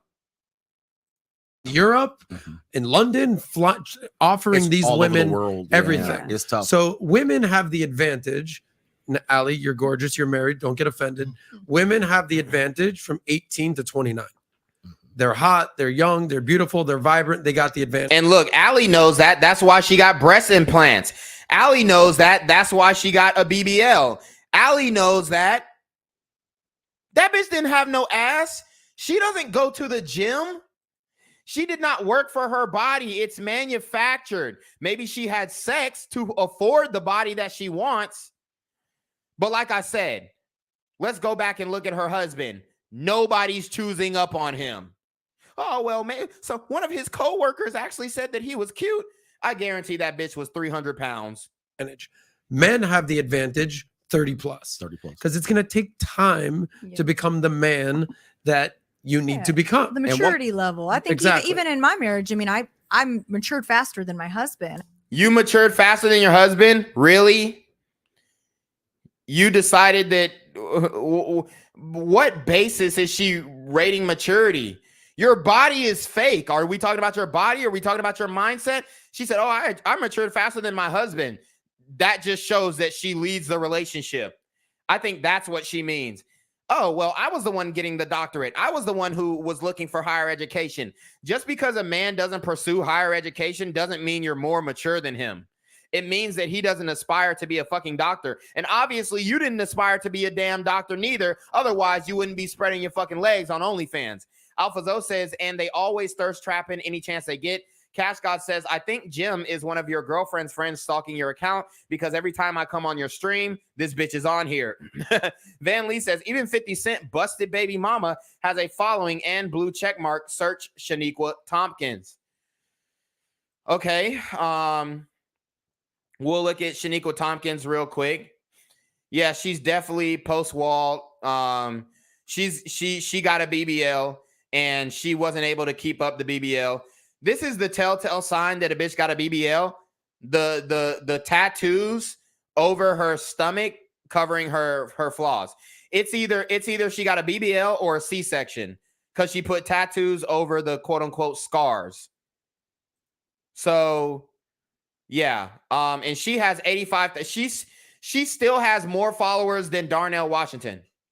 And in her bio, she's saying she's a producer. Bitch, what the fuck do you know about producing music? What do you know about hertz? Okay. What do you know about decibels? Okay. What do you know about mixing and mastering a track? What do you know about EQing a vocal?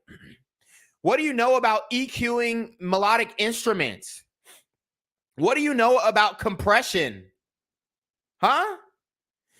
What do you know about input and output? How the fuck can you call yourself a producer? A producer of what? Rap niggas' kids? What the fuck is she producing? You literally didn't produce shit but an entitled son husband. Nigga talking about $6,700 ain't enough for child support. Shit. $6,700 is a good living for anybody. I don't give a fuck what 50 Cent son say. And as a matter of fact, I know Marquise. He played AAU basketball with my cousin, with my first cousin. The nigga Marquise played for the Atlanta Stars. The nigga played for the Atlanta Stars. And he was talking about on that damn stream, oh well, I didn't have enough money to buy elite socks. Bro, stop the fucking cap. Nigga, this nigga used to triple sock. Y'all remember when niggas put 2-3 socks on before a basketball game as if it was supposed to give you ankle support? That nigga used to have 2-3 triple sock socks at the triple elite socks. He'll put 3 pairs of elite socks on at the AAU tournaments. And that nigga talking about, oh, well, I didn't have enough money to buy elite socks. You a goddamn lie. You're a fucking lie, bruh. Because when he lived in Atlanta, he played for the Atlanta Stars, and that nigga had elite socks. Cash God says she's lying because if a man has a gut like her husband, he's not getting attention. LOL. Unless he's got a blue check with a stack, which he doesn't have either. Exactly. And let's go back to that picture of her husband. Let's go back to that picture of her husband. So this is how you can tell that he's a low testosterone man. This is how you can tell that he's a low testosterone man. He literally, where are we at with it? There we go. He literally has a wristband that says Bud Light. This nigga is a couch potato. He goes home, he fucks you on the camera, and then he drinks 3 cans of beer. This man is a couch potato. He has a beer belly. He has man boobs. This nigga is nothing close to the pinnacle of masculinity. That's why he's allowing you to do this. Your man is a beta male, ma'am. I am a nurse. A nurse? Yes. Beta! Ramar, are you the head of your wife? I like to think that we're equal. Are you the head? Beta! I am no. I'm an alpha. Not if you think you and your wife are equal. Beta! Oh, because I tell you why. Beta! And my stepmom thought I was getting an attitude, and she got really mad that I said that to her. And so not even like 2 minutes later, my dad called me. Beta! I told my dad. Oh, poor daddy feelings hurt. Poor. Beta! Don't you think I'm a beta? Don't you think I'm a beta? Don't you think I'm a beta? Manhood hour. Shout out to Noel D. He says, man, I swear you're always cooking for real. Thank you for this wisdom, brother. You don't get enough credit at all. Of course I don't get enough credit because I'm not showing my tits. I'm not showing pussy. I'm not showing ass. If you want to grow on social media, be a woman and be butt naked. You're not going to grow as a man. Van Lee says, LOL, she has to be 45 plus with a botched BBL. Still a good amount of followers. Exactly. Wolf in Sheep's Clothing says she has 50 Cent baby mama got more followers than the #1 tight end in the fucking NCAA. She has more followers than potential Heisman Trophy winners. Alpha Zoe says, oh, he had money. Cash God says, I love my white brothers, but they're so beta. The 30-year-old average white man who works a blue-collar job and drinks all day long, they always cuff the blonde who's been ran through. Facts. Just because she's blonde, right? And honestly, she's not even a natural blonde. She's a brunette. Look at her eyebrows. I told you everything about this bitch is fake. Look at her eyebrows. That's how you can tell she's not a natural blonde. She's a brunette. And she realized that I can make more money being a blonde, so I'm going to dye my hair blonde. Look at her roots. She's a brunette. Everything about her is fake, from the lip injections, from the breast implants, from the eyelashes, from the makeup, from the fake hair color, from her ass. Nothing about her is real. Nothing. Nada. Alpha Zoe says his jeans are loose and hangy over his shoes. Women disqualify that. Exactly. If you, for one, if you are wearing, if you're wearing boot cut jeans, you're not gonna get a bitch in 2022. A bad bitch, you can get one of these ugly bitches. They're in high supply. You're not going to get a bad bitch if you don't have skinny jeans, my nigga. Straight up. You're not going to get a bad bitch if you're wearing boot cut fucking high water jeans. Tesla says, did you see where Vegan Gains called into the Fresh and Fit stream and went on a rant? They just laughed on him and hung up. No, I didn't see that. Send me the link in the timestamp. I'll check it out. Van Lee says, also search Venetria Kanye courtside, smash and dash for Kanye during divorce. Okay. Van Lee says, and then search her YouTube, 6 fucking videos and 165,000 subscribers. And the funny thing about that, she could literally get monetized once she gets 4,000 watch hours, which I'm pretty sure she could she could muster up. I mean, she could probably fuck somebody at YouTube and get the 4,000 watch hours overnight. Let's keep it a buck. Because we did hear stories about OnlyFans bitches or Instagram bitches and Facebook bitches who got their accounts deleted, and then they fucked somebody in Silicon Valley and got their account back. If only Andrew Tate could fuck. Who can Andrew Tate on YouTube staff? Who can he fuck to get his platform back? Who at Facebook can Andrew Tate shove his bald head into to get his account back? Please, inquiring minds would like to know. It's night and day. It is night and day when it comes to the struggles that men deal with. And for her to conflate being an OnlyFans bitch with a fucking professional athlete is what we'll say it how they will say it. It's dangerous and irresponsible. Okay.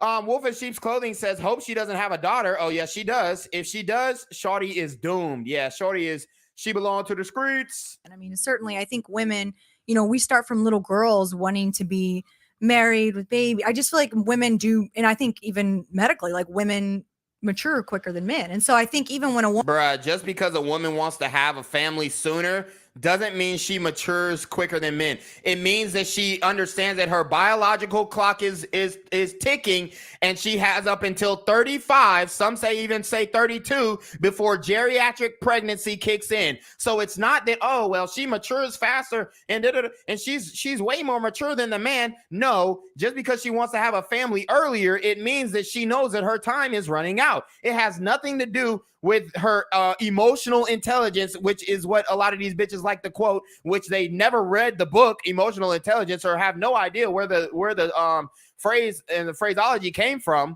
They'll cite a book that they've never read when it comes to emotional intelligence, and then they'll say, oh, well, women mature faster than men. It's bullshit. It's bullshit. Van Lee says, and then search her YouTube. Oh, okay, I already read that. woman is 22, if she's not in her 22, if she's more of an advanced, it takes the man a little bit longer before I feel like that leverages out, which I do. So it takes the man longer to make money. That's what it does. Yes, of course a man ain't gonna be ready to settle down at 19 years old because he don't got no fucking bag. He can't afford to settle down. Nigga, in this climate, in this economy, with this inflation, if you don't have over $250,000, you shouldn't be having kids. Because it costs $300,000 to raise a kid from 0 to 18. So if you don't have $250,000 in the bank, what they say, if you can't buy it 5 times, then it's an irresponsible purchase. If you cannot purchase the lifetime, the amount of money that it would take to sustain your child for the lifetime and the duration of his adolescent years, you shouldn't be having children.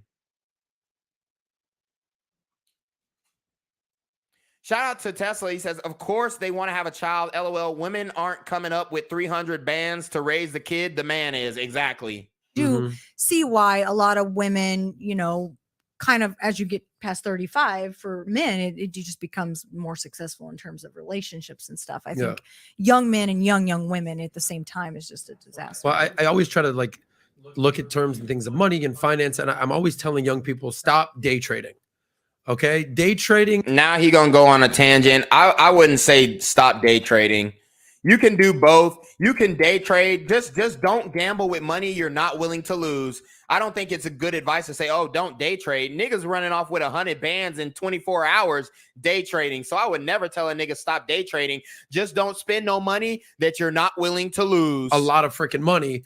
But if you can kind of use that analogy for life and relationships, it's like, yeah, you might not be getting a lot of action now or on eyeballs now. All right, let's fast forward. And I think it's really good. And like I said, it's always an interesting relationship because so much of the wisdom, and I love that part because I'm all about personal accountability. Right? Now he's trying to be nice to Coach. Now he's trying to get on Coach Good's side. Listen. Right? And I think sometimes it's like we talk about what cannot be controlled. And I love what Coach Greg Adams just talked about as a man, what can you do?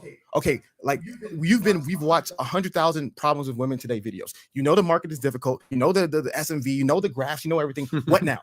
And that's the part where I'm obsessed with, right? And I love that information about actually now, how can we become better as men? How can you make yourself more desirable? How can you make yourself more competent, successful, overall a better individual? And so that's what I'm consumed about. And so I really appreciate you sharing that. I think what's important for the guys to realize is there in life, there's things you can control and there's things that you can't control. If you're going to fight the system and things you can't control, you'll be miserable. But if you can control what you can control and build yourself up to be a better man, every man can have a better life. And that's what it's all about. Let me are you guys familiar with the Minect that we have? Super chats? All right, cool. We'll get to that in a second.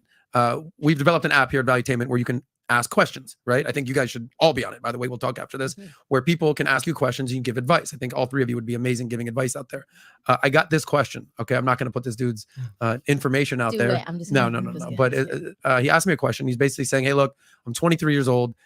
I'm making good money. Okay. Like, I'm debt free. I've saved up, but I'm really lacking in the relationship department. He's saying he's a virgin. And in fact, he's actually never been kissed, which is kind of intense situation, age 23. And, I had to give him advice. And I'm like, yo, bro, like, kind of gave the shit sandwich. Like, get your passport. Get your passport. If you are a virgin and you are hearing my voice right now, my nigga, get your passport. It's not even worth losing your virginity in the States. Get your passport. And if you do say, well, I can't get my passport right now, nigga, go to Vegas. Just get it out the fucking way at this point.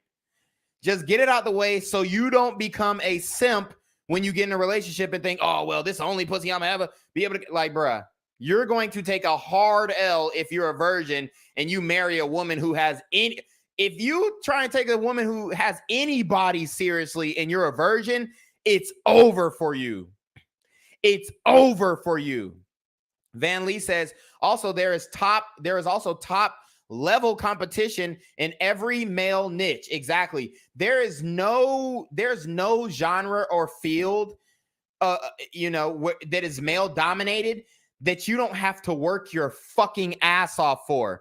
Whereas any female dominated genre or field or whatnot, when it comes to beauty, the only thing, it's literally based off of genetics. If you have, and at this point, it's not even based off genetics. Okay. You can have a whole grown man turn into a bitch in 24 hours. Okay. Just give him some Percocets and some vitamin E oil. And that nigga will be fucking in 72 hours after his transition surgery. So like, it's all aesthetics. It's all aesthetics. So you don't have to work hard to be top 1% on OnlyFans. All you have to do is get fucked hard. Like, congratulations, you're making money. Good for you. Congratulations. Keep up the good work. That's, a part of the battle. It's part of the equation. Now, as far as your relationships go, and he said, listen, I'm not Brad Pitt, but I'm not bad looking either. I respect, awareness, very important for you heard him. I'm not Brad Pitt, but I'm not bad looking either. Basic white man. Basic white man. Another basic white man, 23 years old, who's a virgin. Tell me how many 23-year-old black men are virgins. Please, I'll wait. Please, I will wait. I'm telling you guys, the tide is turning against white men. Show me a 23-year-old black man who's a virgin. Who's not just like fat out his mind. Who's average build, average looks, average height. Bruh. That's what it comes to. I'm telling you, bruh. I am telling you right now, you're not going to find it. You're not going to find it. So the tide is turning against white men. You're not finna get chose like that, bruh. I was in the club last night and like bitches were like fucking, they were looking at the white guy. Oh, he's white, so I'm not. Literally. And then I heard like a couple times, oh, you're so white. You're so white. They was talking about a white guy.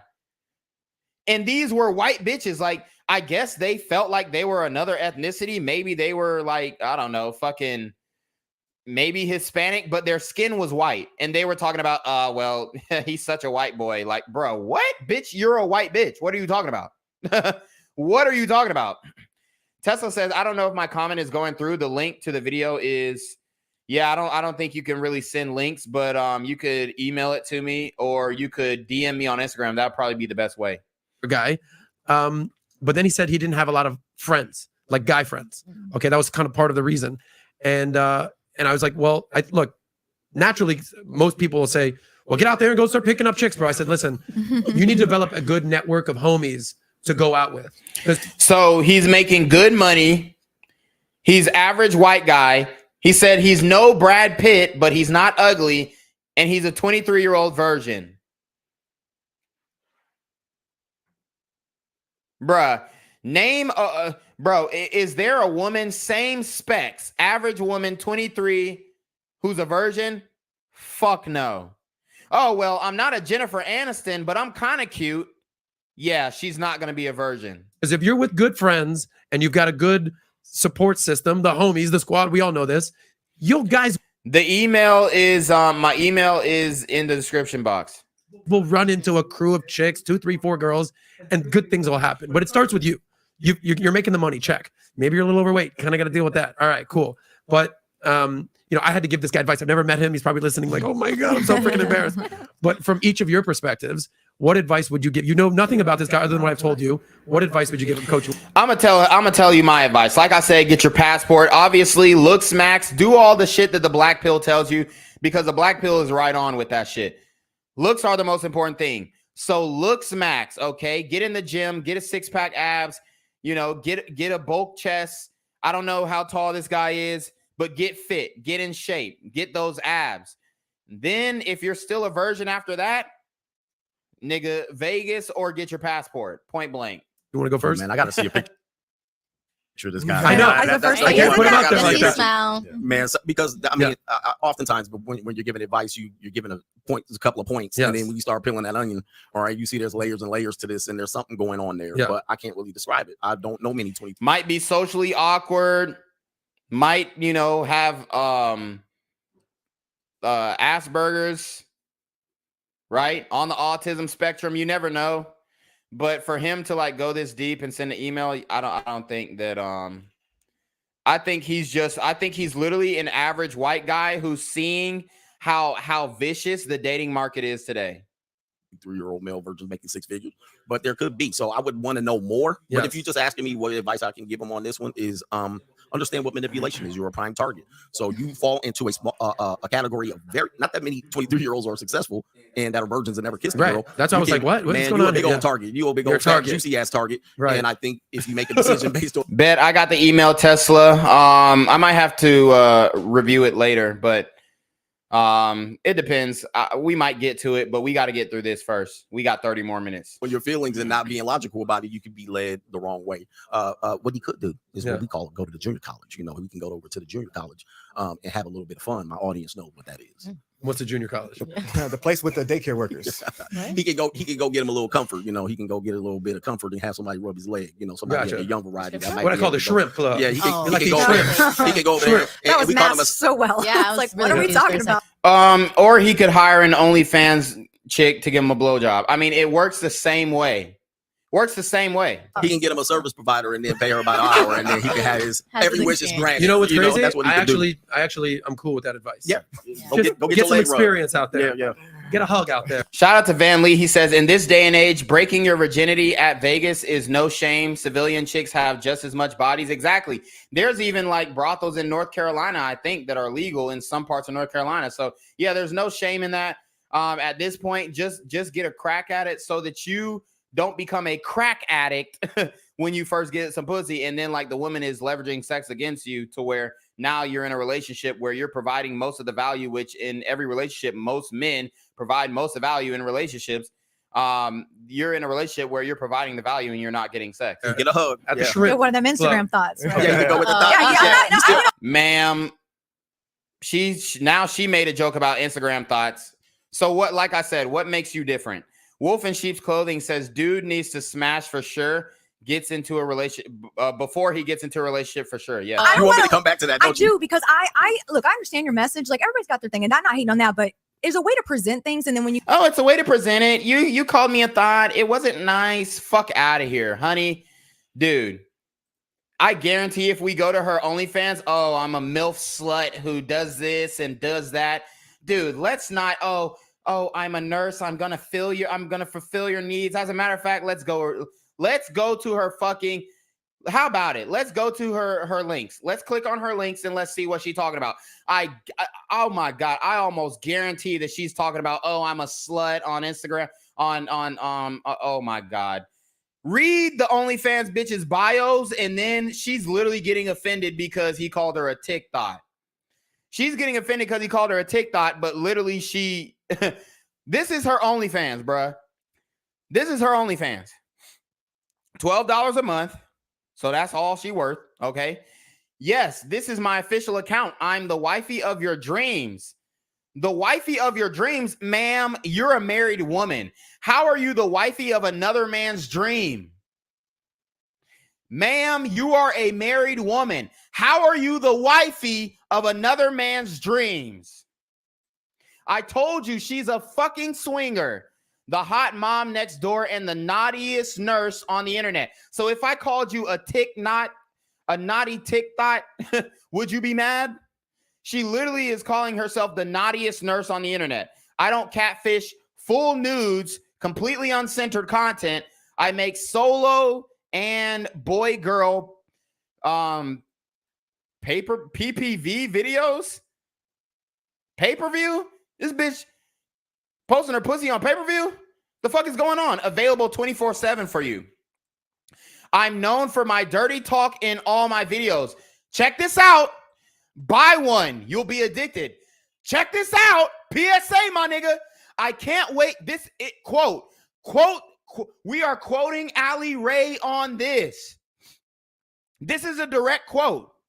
I can't wait to show you all my slut wife behavior. And she got mad. Coach Greg Adams called her a thought.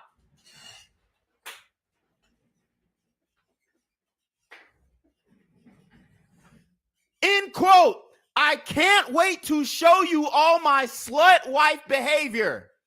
Women objectify themselves. Men don't objectify women at the scale that women objectify themselves.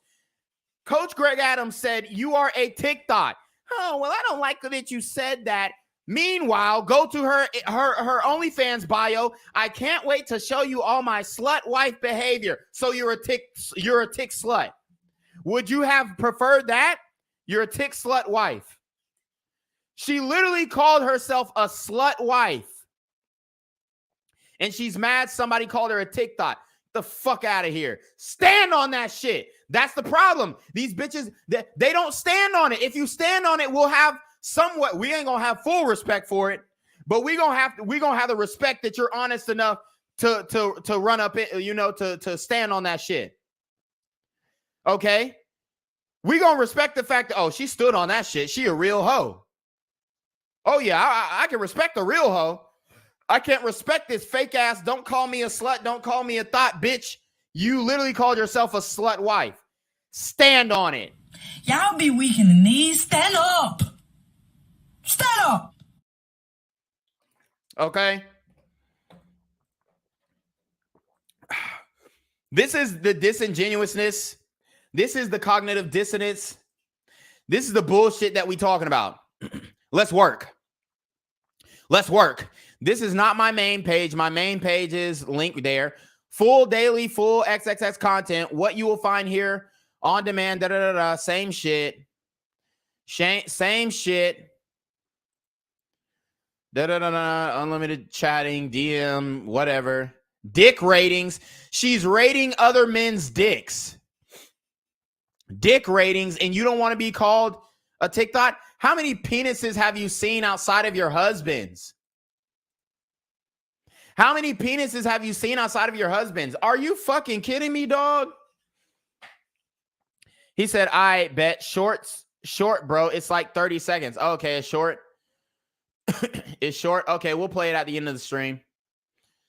We'll play it at the end of the stream. I will, let me pull up my email. Van Lee says, in this day and age, breaking your virginity. Okay, we read that. Okay, we read that one too. Tesla said, I know my worth. $12. Yeah, that bitch worth $12 a month. Chancellor says her husband's steady taking L's. Exactly. A slut wife. What, bitch? Tesla says that 304 on your podcast stood on her body count. Do the same with your OF. Exactly. And we respected it. Even afterwards, I was like, yeah, you don't want to repeat that, but, you know, stand on that shit at least. Tesla said, Steven probably reviews the dick pics with her. Yeah, that's some weird ass shit. You come out that bold, like Instagram thought, like you're basically labeling all girls on Instagram who are bikinis, the acting that way is like a thought. And so I want, Yes, you are the OnlyFans slutty wife. Yes, ma'am. Yes, ma'am. You are an Instagram thought. You're an OnlyFans thought. You're a TikTok. You are an Insta whore. Yes, ma'am. Yes, ma'am, you are. Absolutely. Stand on that shit. Y'all be weak in the knees. Stand up. Stand up.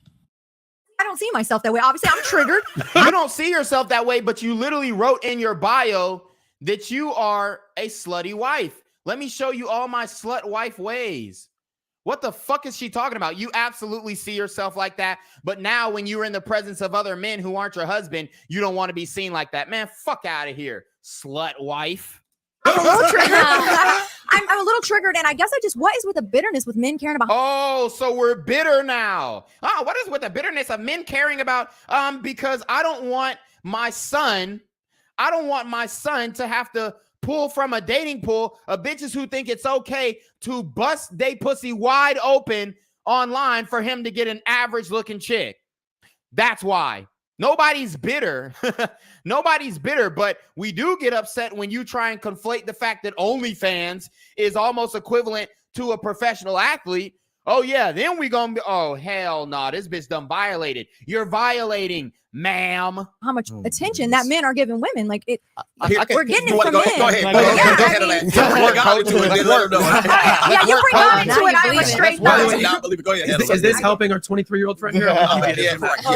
She want to know, but I'll tell you. Go ahead. Okay. You want to give him advice? It's your Let's show. give this guy advice, and then let's go back to Look, Hafeez, answer the fucking question. He over here, he don't want to hurt the bitch feelings. He looked at the titties and was like, damn. Ali's comments, and then we'll wrap up. I think Coach gave, I love what he said at the beginning because there's so many layers to it, right? In my opinion, he's a tech guy.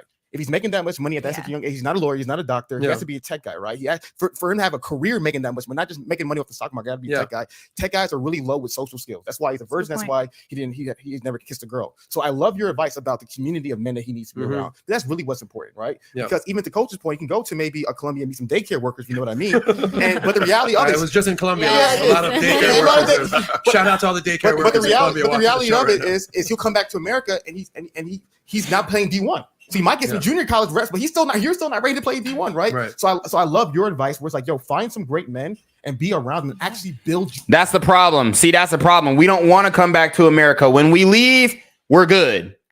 When you take the green pill, which is the passport pill, those guys don't want to live their life in America because they see how the women act overseas. They're done. They're done with American women. Shout out Austin Holloman. It's over. There's no getting them back. It's over. Yourself up because the problem is you think you're not good enough because you haven't kissed a girl or you haven't had sex with a girl. You have strong identity issues, and the quickest way of ruining. Okay, so it's the man's fault. You have identity issues. You can't get pussy. You're a virgin at 23, so you don't know who you are, and you need to figure out who you are. It's fucking bullshit. Let's just keep it a buck. He's an average white guy who probably isn't cold approaching. He probably isn't shooting his shot, and he's most likely socially awkward. They gave this man horrible advice. The only one who gave him good advice was Coach Greg Adams. That is to find a woman, and because if he finds a girl and he has sex and she gives him sex and a kiss, he's whipped. Gone. You know it. Coach knows it. He's whipped. True. He has no identity. He has no backbone. She's gonna own that man. Absolutely. She's gonna own that relationship just like how the relationship that Allie Ray is in with her husband, Steven. Okay. You see how she's like, yeah, that sounds like my hubby right there. Sounds like my husband letting me be a OnlyFans Instagram slut, a wife slut. Just sit and duck. And then what coach said, he has no leverage. The sluttiest wife online, and I'm a doctor. Fuck out of here. Leverage as a man is having the confidence, having the community, having the support system. So I think your advice, head on, find guys, build that confidence, build a community, build who you are, and then I guarantee you, when you start beginning to interact with women, because in due time, if you're around winners, women go around men who are winning. You know, there's that old school red pill line that women just wait at the finish line, right? If you're women, wait at the finish line and fuck the winners. Don't just skirt past. Oh, women wait at the finish line. No, they wait at the finish line and fuck the winners. It's not, oh, they just wait at the finish line and then get there happily ever after. No, they fuck the winners, plural. With your guys and you got the winning, women will come around and then you can navigate it then, but you got to build yourself up first. Here's something else that guys will do. I don't know if girls do this. Yeah. If you're, let's say the three of us are going out, right? And I'm in this suit and you're in that suit. I'm picking on coach for a second. We're going out and I go, coach, what's the deal, homie? Like we're suited and booted and you're looking like you're about to coach a basketball game. And you're like, oh, I'm a coach, homie. I mean, I get it. But we'll call you out. We'll say, go ahead, change. Like the running joke that I have is anytime that I go out in South Beach and I bring people out and every once in a while, a dude shows up in shorts. I'm just like, go home.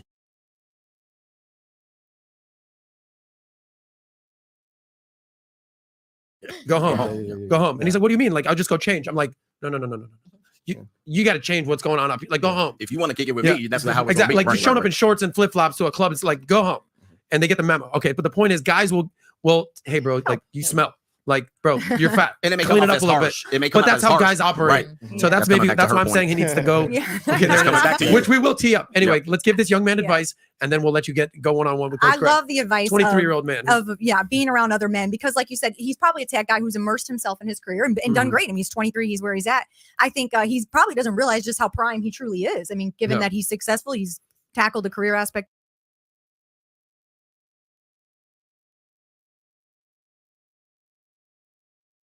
Of it. So to go out with other guys that can show him like, okay, here's how the game is. My bad, I was muted. I said he's further along than your husband was. Otherwise, you wouldn't be online throwing that pussy. So this guy is further along than her husband was. Played. Yeah. I think that would be the wisest advice. He needs a mentor. He needs a mentor, 100%. And he'll pick up on things, and he'll get rejected, and then sometimes he'll have some wins, and I think you learn from that experience. Exactly. He needs someone to be like, listen, you're a fucking dweeb. Okay. I love you. You're my homie. Oh, you'll get rejected. Then you'll have some wins. He's going to get rejected 90% of the time.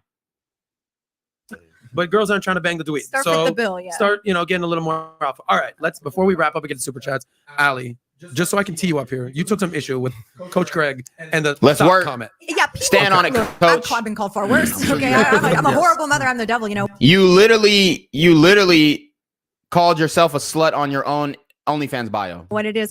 No, it's not that. I just like to, you kind of skated a little bit in Talia's questions, and then you're on YouTube calling Instagram girls thoughts. I feel like, you gotta. And see, this is the thing about me. This is why they don't want me to grow my channel. This is why they don't want your boy Quarantino to God, aka Black Gen Z Mindset, aka Reclaim Your Throne, to come up in this social media shit. Because I'm not, I love Coach, but I ain't gonna be like Coach.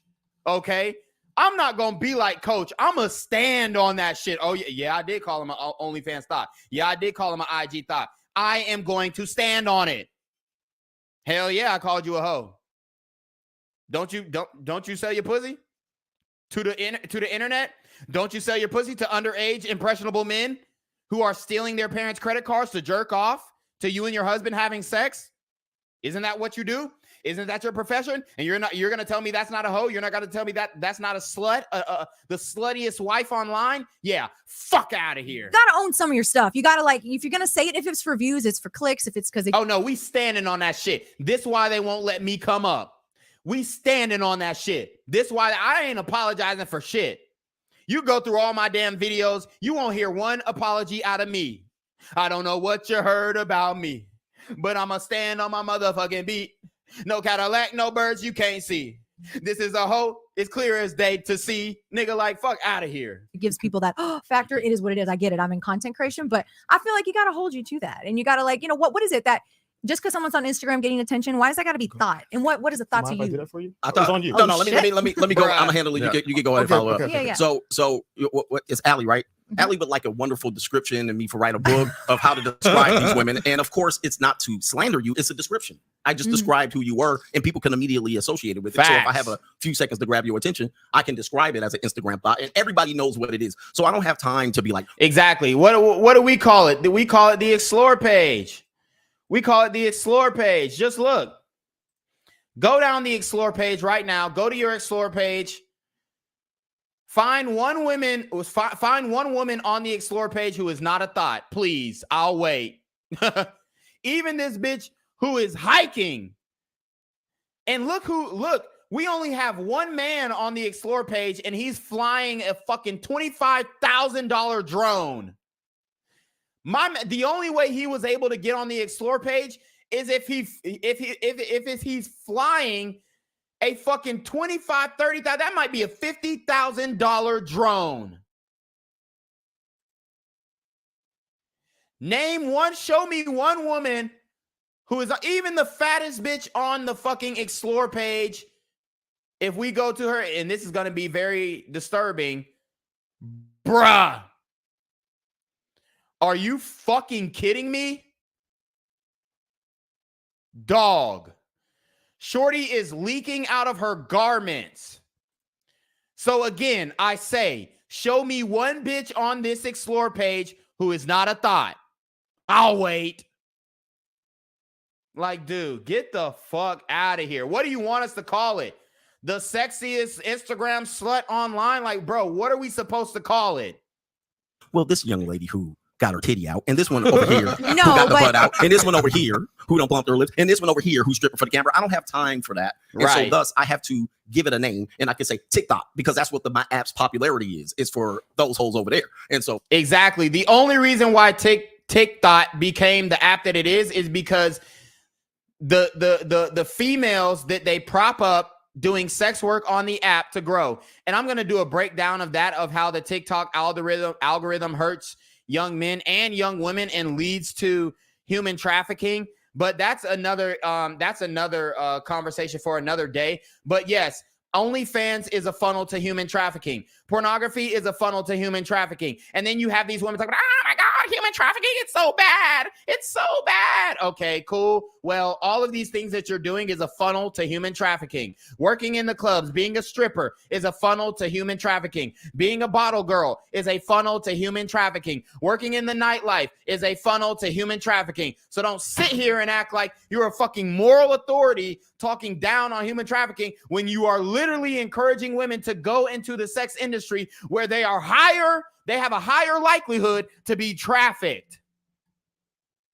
Oh, that's what So you're describing it as a girl on one of these platforms who's either shaking it or doing something for attention. That's your idea of a thought. And or money, yes. Yeah.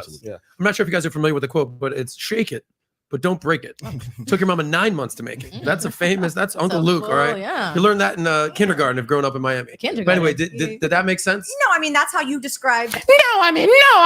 Yes, you mean. Yes, you mean. Words matter. Did you know what I was talking about? If I say Instagram thought, do you 100%, immediately know? I think it's yes, she knows exactly what you're talking about. Fuck out of here. just when I think of thought, I think of promiscuity, and it may just be my Thought is that hoe over there, which you are.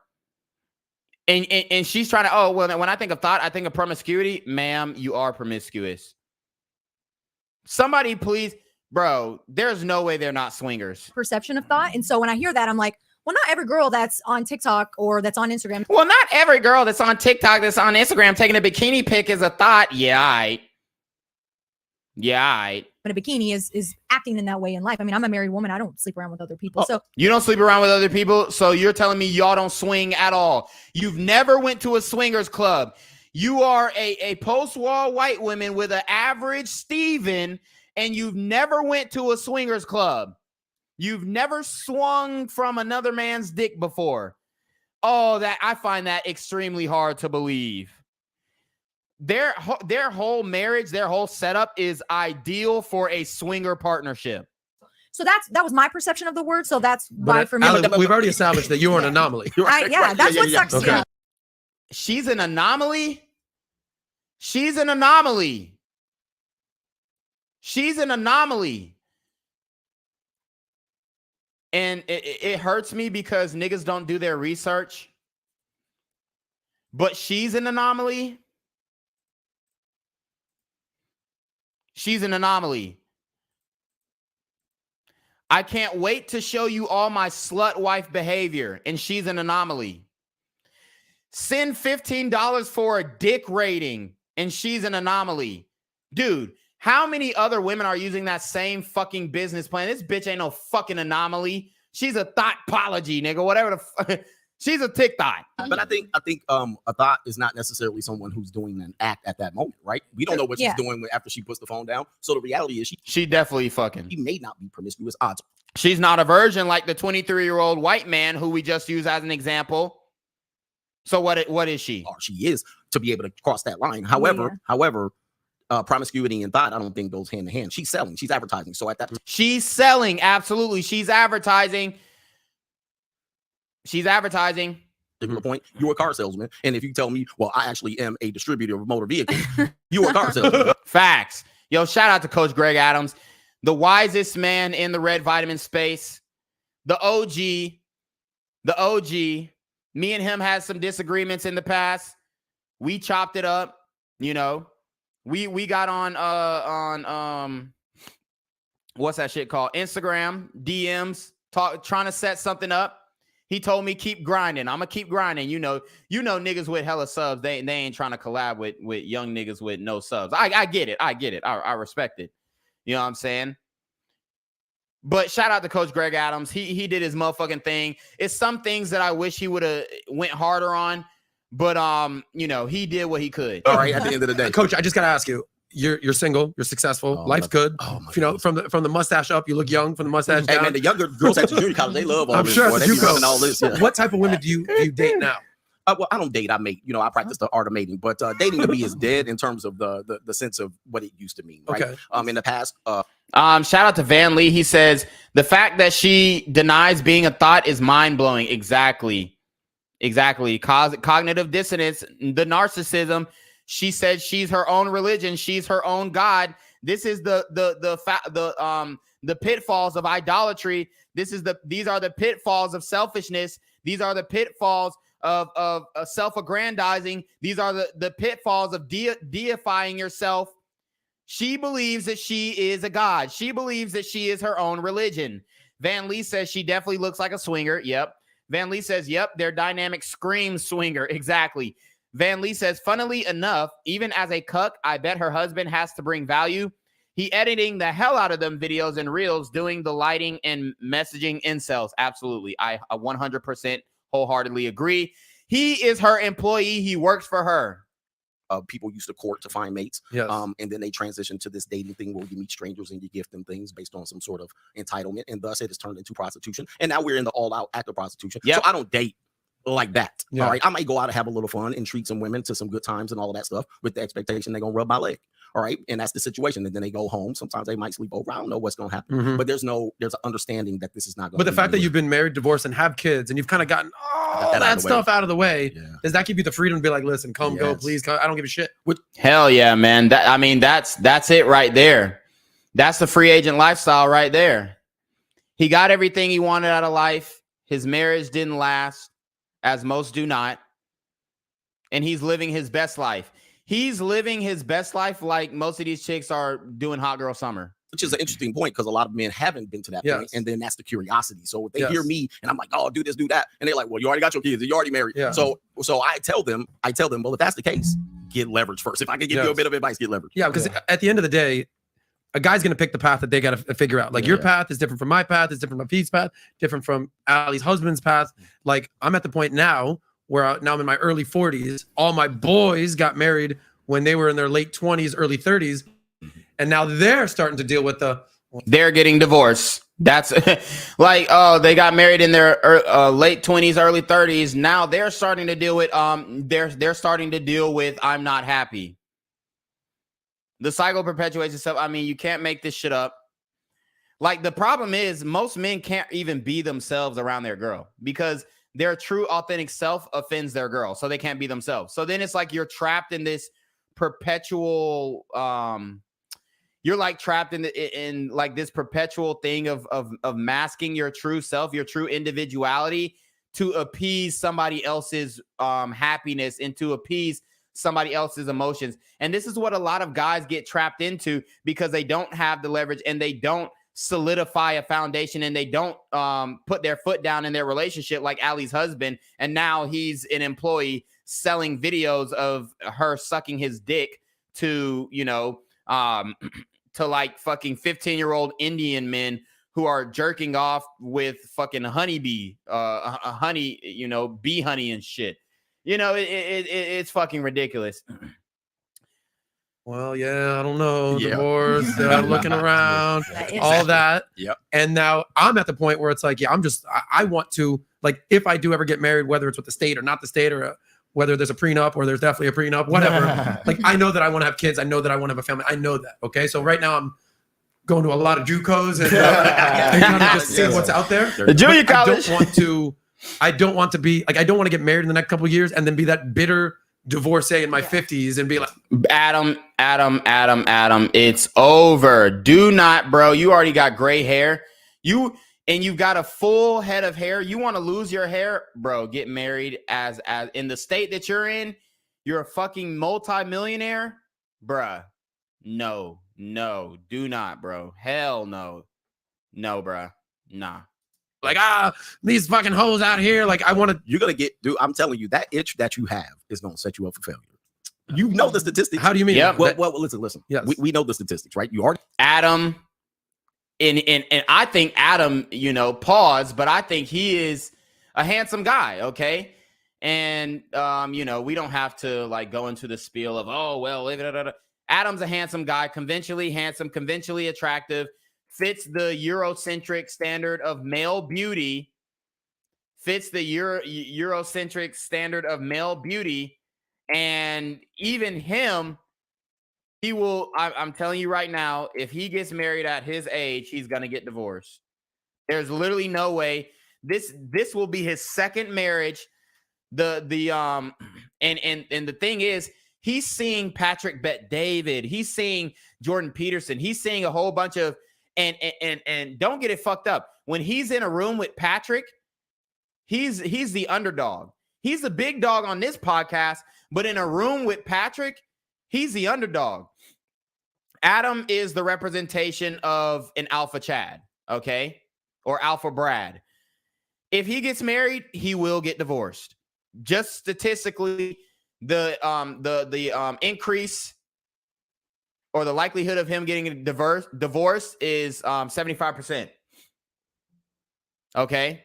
So Adam, I would advise against doing that. You know, seriously, I would really advise against doing that. And that's all I'm gonna say. Okay. Already been married. Yes. You said 50% on the legal chart has been divorced, Yes. right? But then the second marriage is a what? 75. What is it? I wouldn't count the first one. Yeah, if you hear what it doesn't matter. It still counts, bruh. If you hear the story off camera, it's a lot. It's a lot different. It's an agreement. But two things I thought of. So did he have a shotgun wedding too? Everybody having all the red pill vitamin content creators having shotgun weddings. What the fuck is going on? Jersey says Adam is more a Chad now. Facts. Van Lee says Adam is a prototype Brad that met the red pill by accident. Exactly. And I wanted to address what you said, and I want to also address another thing that you said in regards, because let's keep it a buck. Adam didn't have issue. I mean, he might have had issues with, like, you know, getting arguments with his girl, maybe whatever, disagreements, but he didn't have issues pulling women. Okay. Because like we said, he is the preference along all races in the United States. We all know that white men are the number one preference in the United States. He has these physical traits. He has the hunter eyes, the 5 o'clock shadow growing into a beard, whatever. He has that black swag too. That's the thing that really sets Adam apart from all the other white men, is that he has the swag, even though he has like the intelligence and the skin color and the way that he moves. He has the swag, and he has his hand in the culture almost as deep as a black man. Look who's commenting on his pictures. A fucking OF THOT called Swedish Bella with 2.4 million followers. And she says epic that, and these are the types of women who are supposed to hate Andrew Tate. She commented epic on his picture. She commented epic on his picture of him, Patrick Bet-David, and Andrew Tate. I guarantee she didn't watch the whole interview like I did. I watched the whole interview. I guarantee she didn't watch the whole interview like I did. And she's talking about epic. Bitch, how the fuck do you know it was epic and you didn't even watch the damn interview? Oh, you're just assuming it's epic because Patrick Bet-David, the top G, and Adam. Dude, Adam sets himself apart. I mean, he's like, you know, every white bitch's dream, basically. Full head of hair, millionaire, in his late 30s, early 40s, network out of this world. I mean, he's got a friend in Patrick Bet-David who's damn near a billionaire. He's more attractive than Patrick, genuinely, you know, conventionally speaking, with the Eurocentric beauty standard for men, right? Salt and pepper beard, symmetrical face, chiseled jawline, in good shape. He's literally the prototypical Chad. Adam, do not do this to yourself, bruh. Don't do this to yourself. Van Lee said, white boys have that marriage itch. Yes, they do. Jersey 88 says, Adam is more a Chad now. Okay, I read that. Wired Sports says, keep doing what you're doing. Good to see you uploading more. Thanks, bro. To the Instagram thought comment, I just want to share about it briefly. It seems like it's very harsh words, but men use harsh words to describe very blunt behavior, right? And it may seem like he's insulting, but he's really describing what men genuinely feel. And like most guys, when they genuinely... And your husband is a beta, and that's why she's surrounding herself around men like Adam. If you think for 1 second that she wouldn't trade her husband in to be Adam's wife and be put up, you're out of your fucking mind. Me feel a woman half naked parading herself on the internet. There's not a level of wife. There's a level of for the night. That's how that's their brain thinks about short-term mating right now. Yeah. Well, Ali, I showed you that video when I interviewed all those guys at the Male Excellence event, and they the conference from CME, and I asked them, would you marry an OnlyFans girl? They're like, hell no, for the night. She belong to the streets. Hell no. Fuck that. For the night. Like, whatever. See? Adam has that swag of a black man, but he's a white man. So he has the dual threat. See, Adam has so Adam, he's the type of white man who's going to get the top echelon black women. He's the type of white man who's going to be able to date a woman like Carrie Champion who worked for ESPN. He's the type of white man who's going to be able to pull the hotter black women, and they're not going to put them through the same shit test that they would put a black man through. See, as a black man, if you want the hottest black woman, you have to be a thug. You have to be a street nigga. You have to bust your gun. Okay? And I'll break that down. There was a girl who came on Fresh and Fit, and she's like a millionaire, and she's dating some New York drill rapper, thug nigga. And she said, oh, well, he had that street smart that I didn't have, even though she's a fucking millionaire and can hire security. What does that tell you? What does that tell you? Either she's a cheapskate, or black women literally, like, I mean, she's bad. I mean, this woman is drop dead gorgeous.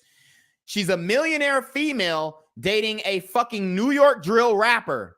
Obviously, she could have got a man in business class who legally carried firearms. You think her man can legally carry a firearm with all the felonies that he got in New York State? Fuck no. He can't even legally carry a firearm in New York City, but she talking about, oh, I need a street nigga with hood smart who can handle a gun and know how to bust his gun. The nigga cannot even carry a gun legally in the city of New York, and you're talking about, oh, he need to be able to bust his gun. What type of sense does that make? You want this nigga to off rip be a criminal off rip in order to date you. But Adam here, because he has that black swag, because he has black friends, because he has that, he gets a black haircut, meaning he gets his beard lined up as if a black man would, and he gets his hair shaped up as if a black man would, which it looks great, and I don't even consider it cultural appropriation. I just think he's fucking brilliant, and he's the type of white dude who's like cool as fuck to hang out with because he understands the culture. He understands the culture, and he ain't gonna let no N-word slip. Okay, so Adam is the type of white guy that black women will date, and they won't shit test him. They won't do the attitude, the angry black woman thing. You know what I'm saying? Everybody knows the stereotypes. They're not going to do that with him because he's a white man and he's, white boy with swag. Okay. Van Lee says subconsciously she is on these podcasts trying to mix and mingle with higher value men. Women are slick. The scapegoat is her promoting. Exactly. Oh, babe, it's just marketing. Oh, babe, it's just promotion. Meanwhile, she's secretly lusting after Adam and, waiting for her opportunity to put the manufactured titties all around his cock and balls. Tesla says top 3 races of men who are desired. I'd say mixed, white, and black. Yeah, I would agree with that. Yeah, I would agree with that whole. Yeah, I would say yes, mixed, white, and black. Absolutely. Van Lee says, "Yup, can't get Ari Fletcher if you ain't a thug." Facts. Can't get Erica Banks if you ain't no thug. Yep. Van Lee says, "Which girl you talking about, Tino?" I'm talking about the light-skinned girl. Van Lee says, "Academics is a good example of a black man with money that still don't have access to top-tier black women. Academics got more bread than Saweetie and Summer Walker, but could never date them." Exactly. Facts. Facts. That's facts. But yeah, the girl that I was talking about on Fresh and Fit, I don't remember her name, but she owns a College Kid Academy, College Kid something. I don't fucking know. She owns some type of course selling company.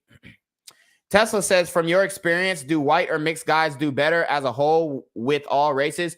Mixed guys do better as a whole with all races. Right. So, but you remember that. I'm the anomaly. So it's a hurtful thing to hear him say it, but he's just. But I'm the anomaly. You're not the anomaly. You're the sluttiest wife on OnlyFans. Your words, not mine. Describing an emotion that men feel.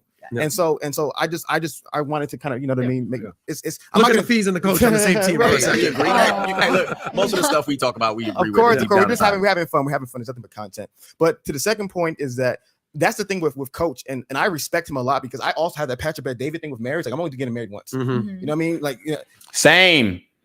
Like it's like dudes are waking up. You heard what Hafeez said. I'm only getting married once. So if this don't work, I'm at the junior college with Coach. Because men, we understand that, yes, I could have my shot at the family and this, that, and the third, but the odds are not in my favor. And women don't understand that, and they take that for granted, and then they use it against you in the future. Worst case scenario, I'm with you in about 10 years. You heard it. I told you. I'm coaching. But my thing was, if I'm going to do it once, I want to do everything in my power. And look, Hafeez picked the perfect girl to do it once with. Nobody knows who the fuck she is. Her Instagram is so low key. To find a guy who actually fucked her would be very hard. And, as long as the guy is not in the same vicinity, I mean, I think he said she was from Germany or whatnot. I mean, there's really not many options for black men in Germany. So is she a virgin? No, probably not. But is she ran through? Most likely, I would say, I don't know how old she is. I would do the body count formula, but from me looking at her Instagram, it shows low level promiscuity. The only time she was really dressed sexily is when she was with him. So I would say he chose the right one to do it with for sure. But obviously, this is a 6-hour stream, damn near 7-hour stream, and all the people gonna be, oh, well, you were talking shit about Hafeez's wife, but I already said that she was beautiful and whatnot. But it is what it is. They're gonna be like, oh, well, you was talking shit. And it's like, no, I'm not talking shit. I'm just talking reality. Van Lee says, oh, cool. College kid. She like 5 foot tall. She mid, bro. She was on Finessers Club. I don't know what Finessers Club is particularly, but she's an attractive girl. I'm not going to say that she's mid. You know what I'm saying? I mean, obviously she's not like the most voluptuous woman, but she's got a very pretty face. Nice petite body. She's in shape. Obviously takes care of herself, and she's a fucking millionaire. So And this woman is dating a drill rapping thug nigga who can't even legally carry a firearm in the state of New York, but she's talking about how she wants him to be able to bust his gun. Yeah, the game is rigged, and black men, get your passports, do what you got to do to make it work. Yeah. Because Coach is blessed. Like, I view fatherhood as the greatest gift in humanity. I'm not a dad yet. You know what I mean? Adam's not a dad. I know a lot of guys want to be dads. Yeah. So to me, I'm like, if you're going to be a dad, try to give your child the best life possible. And the best life possible, as Ali said, is that nuclear family, right? Yeah, Protect yourself. If you want to do the prenup, do the prenup. If you want to get leverage, as Coach talked about, get leverage. Protect yourself 100%. I'm not anti-protecting yourself. But my biggest thing is, I know a lot of men want to be fathers. I know a lot of men want to be able to at least try to have a family. And my biggest thing is that if you're going to do it, get all the tools, not hope. As you said, hope is a bad strategy. Get all the tools, get all the wisdom, get advice from men who have been married successfully, who look at their wife like, oh, I want a woman like that in 30, 40, 50 years. Use that then to make your decision. And so my pushback is always, that's why I wasn't calling you a bitter man. I was saying that his experience, why would he want to get married again? He already has a kids. He already did the marriage thing. Why would he? His whole worldview is different. But for most guys in your audience, in my audience, I'm not sure your age demographics, 18 to 31, bro, they've never done any of this before. Possibility. You know? Have that hope. There's a primal drive. Exactly. And Coach, and the reason why I'm so hard on men like Coach is that, like, Coach has all the wisdom in his brain. And I'm not saying you're not doing this. I want to clarify. Like, men like Coach have all the wisdom in his brain to give guys the best plan possible. Since he's seen all the worst case scenario for marriage, he understands, yo, if you don't have this, if you don't do this, he can create a healthy, amazing blueprint for men to never experience what he went through. And so to me, I want more of that. I want more content like that.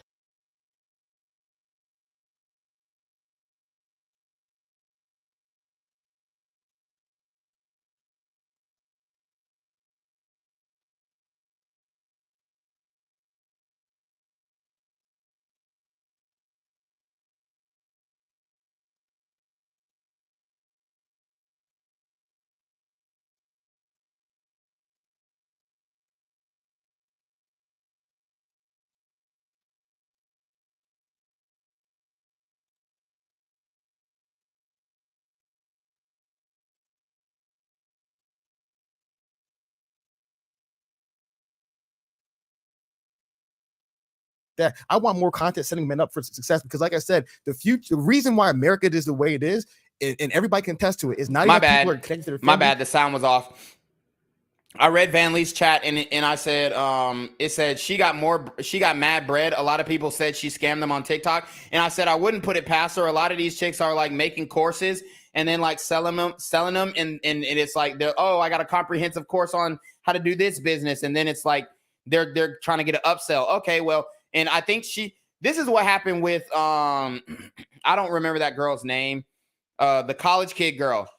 This is what happened with her. She fucked a man who was doing very well in life. From my perspective, from my understanding, he had an ATM business. I think that she described this. She did an interview with Steph is Cold, and she described that he had an ATM business. He taught her the game, and she learned the game, and then left his ass because he wasn't her physical preference. Then she got with this thug drill rapper, okay? And she's been with him ever since. So she fucked a man who she wasn't genuinely attracted to, but he had the bag. She leveraged him to learn how to start businesses and be profitable and become a millionaire. She became a millionaire, and she found a drill thug rapper with multiple felonies who can't legally carry a firearm in the state of New York, but he's calling himself a drill rapper.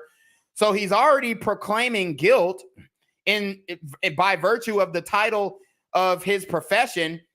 And she said, oh, he make like $250,000 to $300,000 a year, but he's not a millionaire like her. So she dated down, not only intellectually, but financially. And now she's trying to talk about like she's got like a relationship that you should model yours after. Yeah, no, ma'am. Van Lee said, Coach ain't sending these guys into the meat grinder. Yep. Dream Reality said, this joker doing a lot of tap dancing. What a shame. Hafeez, Hollywood as hell. They got him. He fell into the trap of the system.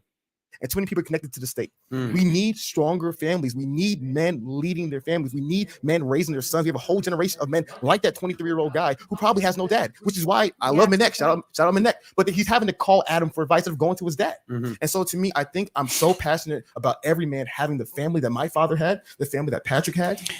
Okay, so the point that Hafeez made, I heard this when I first listened to the live stream, and he said, oh, well, you know, shout out to Minek, but he's having to ask Adam for advice because he doesn't have a dad. You don't know if that man doesn't have a fucking dad, but guess what his dad's going to tell him? His dad is going to give him blue pill beta simp advice. Oh, just make sure your woman is happy. Oh, happy wife, happy life. Oh, well, don't irritate your woman or she's going to leave you and you won't have no more pussy. Ha, ha, ha. That's all your dad, like, bruh. Your dad is not going to give you no real play advice. Like, he's going to tell you, oh, well, just stick it out. And oh, well, she cheated on you. Oh, find out how to make it work. Have y'all been to marriage counseling yet? Have you consulted with your pastor yet? Fuck out of here. Van Lee said, wealthy college kid is her name. Oh, yeah, she embarrassed Steph on the stream. Yeah, she ghosted Steph on the stream. Yeah, that's what happened. Yeah, she disrespected Steph on the stream. Van Lee said, Dr. BOA says it's better to trick off on a chick than put her on game. Then she leave you and finance another. Oh, I 100% agree. I 100% agree. That's what he did. He taught her the game. She used the game. She leveraged it. She made more money because she's a cute girl. So it's going to be easier for her to get business at opportunities, right? Contrary to what women say, oh my God, it's so hard to be a woman in the real estate game. Dude, are you fucking kidding me? Y'all be the main ones getting house showings and all this shit. Dude, women complain about the bullshit. Female real estate agents get a lot more action than male real estate agents. Female real estate agents don't even have to market. How do I know? Because they don't even answer their fucking phone calls. How do I know? Because I'm in the real estate industry. I call about 100 real estate agents a week. And the majority of the real estate agents that I get on the phone with are men because the women don't even pick up their damn phone. Ooh, I don't recognize this number. I ain't picking it up. Bitch, it's business. And then they're upset. Oh, well, we have it so much harder. That's because y'all aren't doing the correct marketing. Y'all aren't doing door knocking. Y'all aren't going door to door. Y'all aren't working as hard as the male real estate agents, point blank. That's why you're not having the same success. Tesla said, I've seen so many women sell houses because they're hot. Bro, it's insane. Exactly. Tesla says they have the property stuff on the hub for a reason. Exactly. Yeah, the property porn shit, that category. Tesla says women are too scared to cold call. Exactly. But guess what? The male real estate agents are doing. They cold calling all day. If they can't reach you on the phone, they door knocking. If they can't reach you by door knocking, they're mailing your fucking address. It's called a lead funnel. But the women are over here. They're getting real estate deals because, oh, I saw you were cute real estate agent and your name popped up in my Google search. Matter of fact, Google search a real estate agent right now in your market, and I guarantee the first one that pops up is going to be a woman. I guarantee. And then they're going to tell you, oh, well, we have it so much harder than men in the real estate. That's bullshit. For one, most of the properties that women own, they inherit it from their deceased husband. Like, dude, don't give it. They didn't even work for the shit. Their husband worked for it, and then they inherited the property. Van Lee says, Christiana Hunt, her daddy built aeroplanes for the military. Tesla said, I don't know what women are talking about, bruh. They have it so easy in life. Let's keep it a stack. They choose to make it hard. Facts. He says, if you get on the phone as a woman with a soft voice, you already have an advantage. Exactly. This is the difference between a man cold calling and a woman cold calling. Man cold calls, hey, John Doe, how are you doing? I saw your house on 123 Main Street, and I wanted to know if you'd be interested in listing your house on the market. The market is hot right now. You can get 30% over full market value right now. You want to, go ahead and sell your house? Oh, get the fuck off my line, you fucking scammer. Oh, fuck you, real estate agents. You guys are just scammers. You just work for a commission and hang up. Bye. Bleep. Bleep. Guess what happens when the woman calls? hello, sir. Well, I was so interested in your house. I saw your house and I thought that it would be perfect to put on market. They don't even give you the selling parts. They just, I think it's perfect to be. Oh, well, you sound sweet. How much are you thinking for listing it? How much are you thinking to list it for? So now you're already in the lead up conversation, bro. I'm telling you right now. And I have women who work for me in my real estate firm. In my real estate company, they get a lot more responses than the men who cold call for me. Facts. And I'm consumed with it. I just want more information out there to help. Imagine if a woman was door knocking. It would be OV. She would clean up the whole market. Help them get wise, protect yourself, get insurance, right?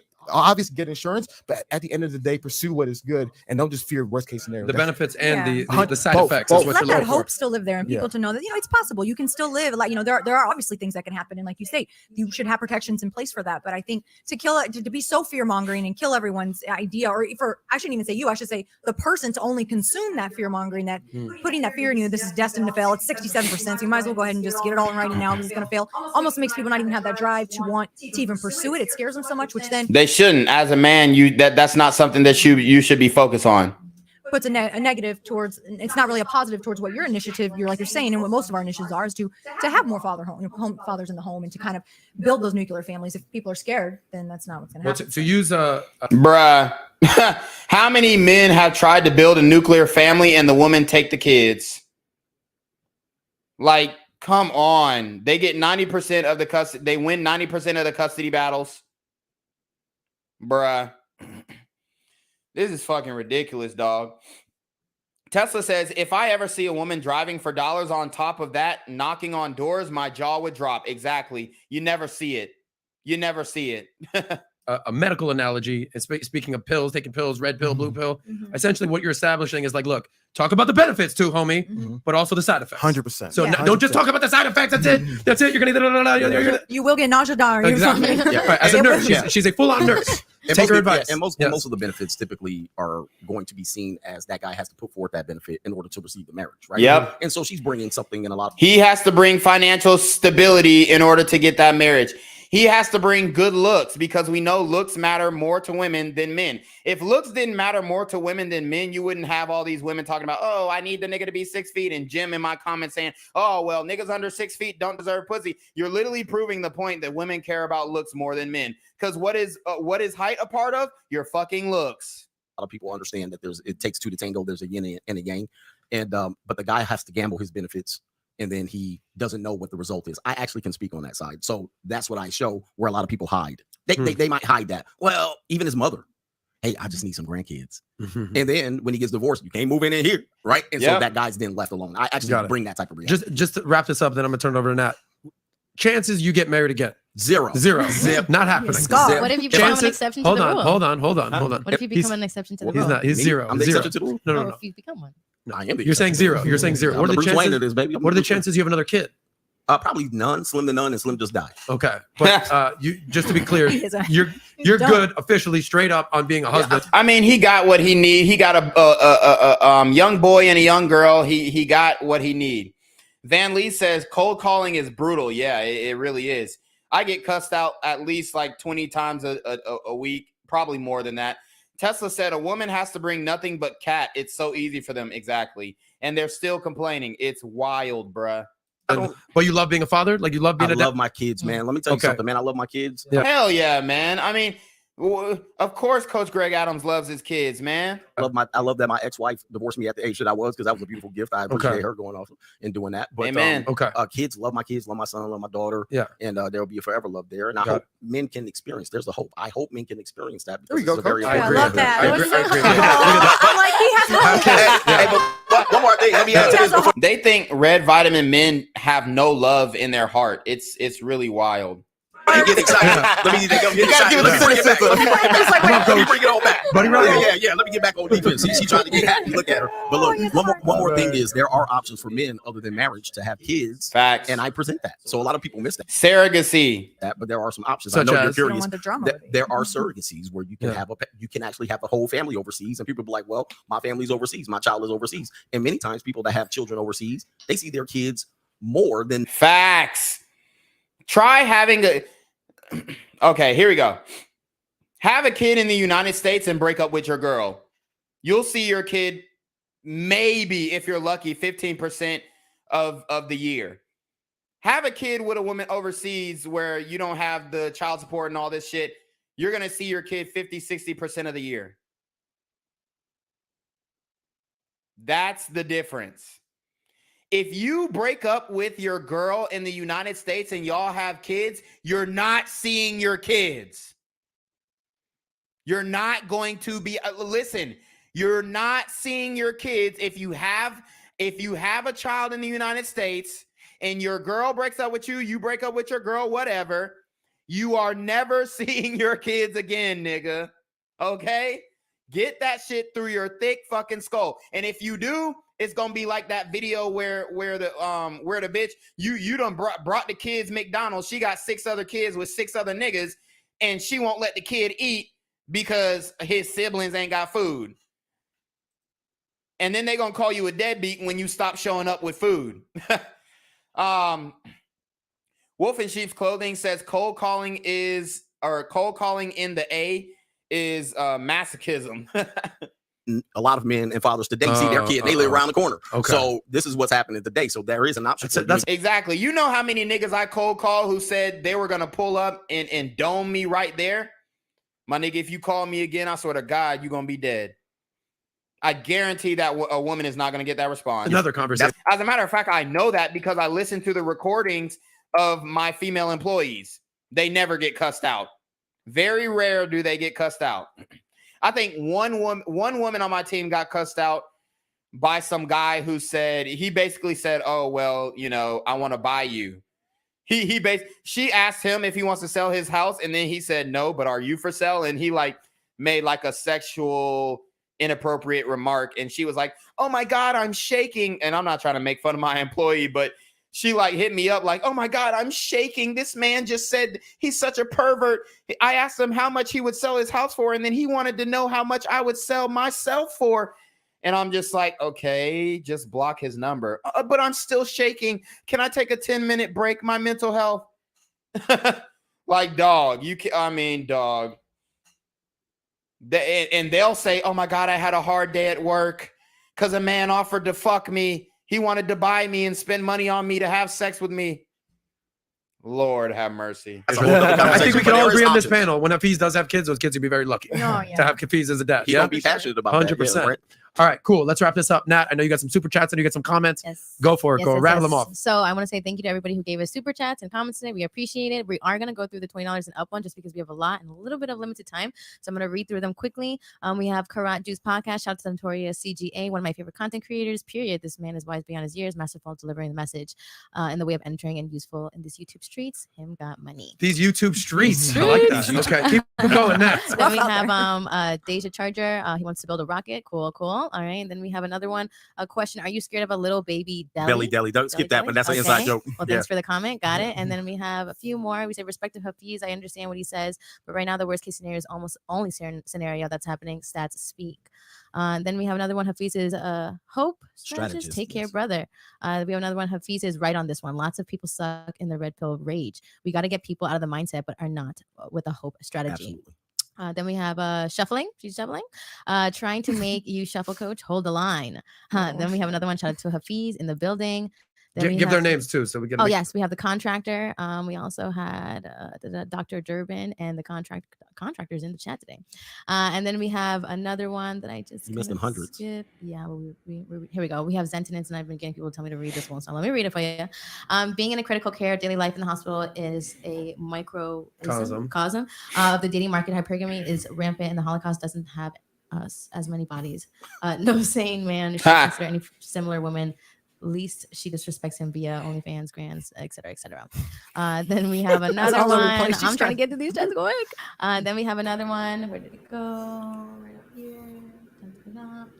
Guilt by association is obviously a concept that has been understood or cared acknowledged. Thank you for leaving the noble profession. I'm in irrespective of income. I would die in service, and others rather disrespect family while leeching from weak men. Coaches are realists here. You must be protected. This dude is Latter-day Prophet. Who are these people? This is Zentinence. He's going in the chat. Then we have Muzakai Sony. All right, so Buddy want me to break down the vegan gains, fresh and fit shit. That was all for the valuetainment video. There's nobody who can break this shit down like I can, because I'm actually outside. There's nobody who can break this shit down like I can. Literally nobody. So guys, make sure y'all like, comment, share, and subscribe. We'll break down this vegan gains call in to Fresh and Fit real quick, and then we'll wrap it up. But literally, guys, I mean, who's breaking this shit down like me? Please, please. I'm waiting.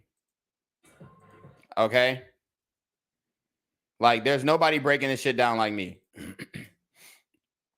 So let's see. Let's get to it. Let's react to vegan gains, and then we'll get up out of here. Call-in stream where they let anybody call in and, you know, argue with them. And I actually got on the phone with them and I was able to speak with them directly. And this is what happened.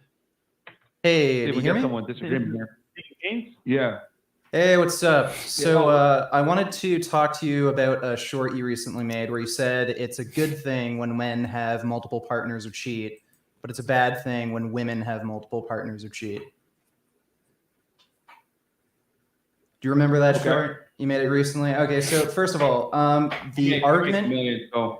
Yeah, the argument you made, you used a set of purely factual premises to come to an ethical conclusion that women should be shamed for cheating. I think you basically said it's easier for women to get laid, therefore, you know, it should be shameful if women are promiscuous or cheat on their partners, but it's really hard for men to get laid.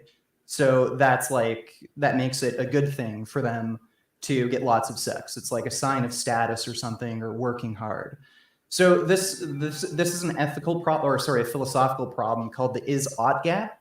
If you make an argument with purely factual premises, it doesn't make any logical sense to come to an ethical conclusion. So it was just a very poorly constructed argument to begin with. And secondly, if we were to ignore that issue, I don't know why you'd come to the conclusion that it's shameful for a woman to take advantage of it being easy to get sex. There are plenty of situations where people just have natural talents or things come easy to them. So like if a really big, strong dude who's just naturally strong goes and plays football, like you'd expect. Bruh, that ain't the same thing. We already broke down how stop comparing athletes to bitches who are getting ran through. It's not the same. It's not the same. Shout out to my nigga Jordan Davis. You know how hard that nigga had to work to be the best defensive lineman in the world? There is no comparison to even name the top OnlyFans hoe.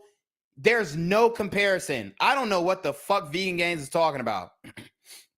I get the fact that he's saying, oh, well, you know, even though there's a biological urge for men to, you know, have sexual variety and all this stuff, it doesn't mean that you can come to an ethical conclusion about, oh, it's good for men to sleep around and it's bad for women to sleep around. Okay, I get that point.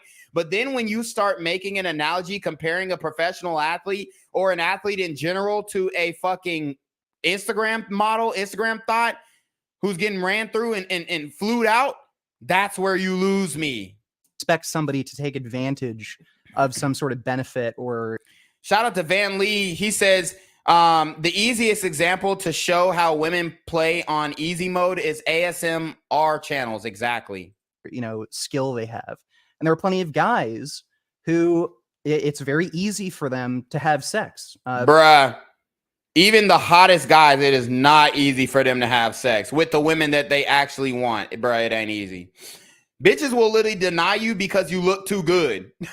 They'll be like, oh my God, he looked too good. I don't want him to break my heart. They're just really naturally good looking. Maybe just naturally they have great social skills. So if you're going to have this sort of position where women should be shamed because it's easy for them to get sex, I don't even know why this has anything to do with gender. If that's the basis for shaming somebody for being promiscuous, like you should just shame somebody for having sex or a lot of sex if it's just easy for them to get sex, regardless of their gender.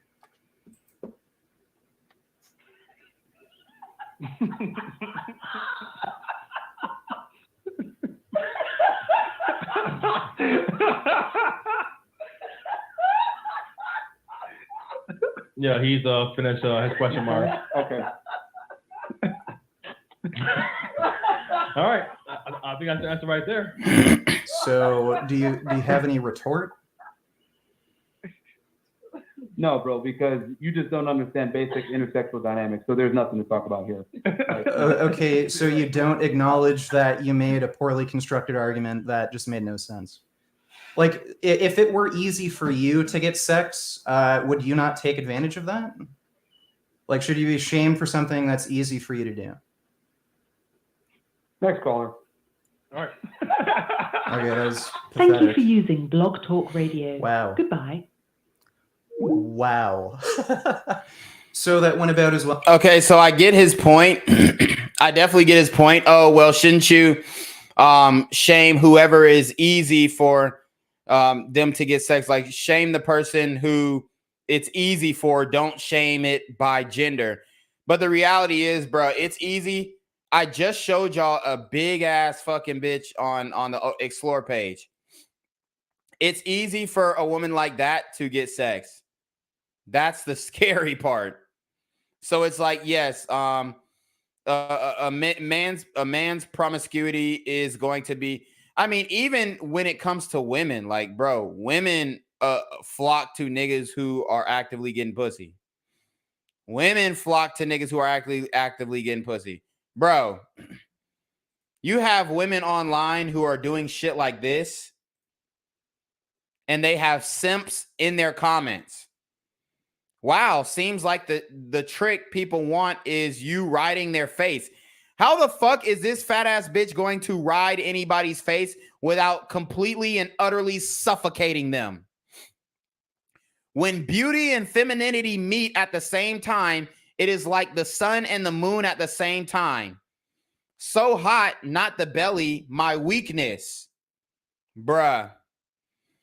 Keep that gorgeous round belly fed and happy. So they want this woman to have a heart attack.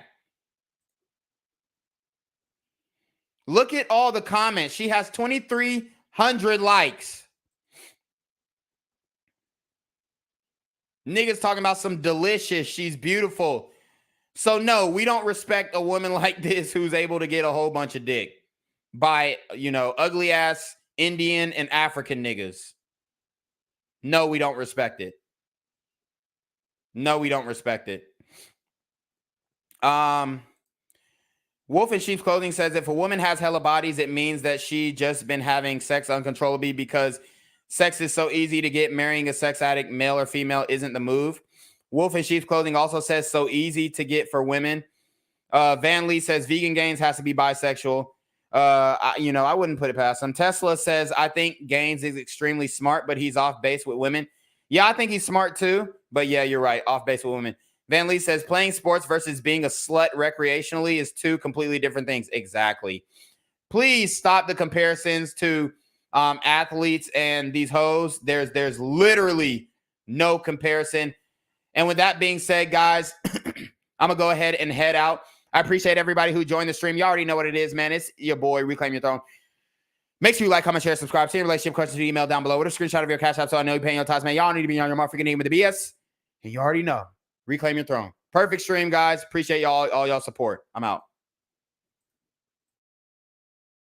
Ain't nobody hot as me. Ain't nobody hot as me. I'm the type to fit that cylinder in her isosceles. Shit, she probably fucking, but it's not for free. What's the cash app? Bitch, you'll have a nigga pay your fee. Yeah, I can see just how you whine me. Pouring out of me is this misogyny is riding me. Pick apart the beat, pick apart the P. Like how the fuck you let them niggas feed your ass that riding me? Got these bitches salivating over. Claim your throne.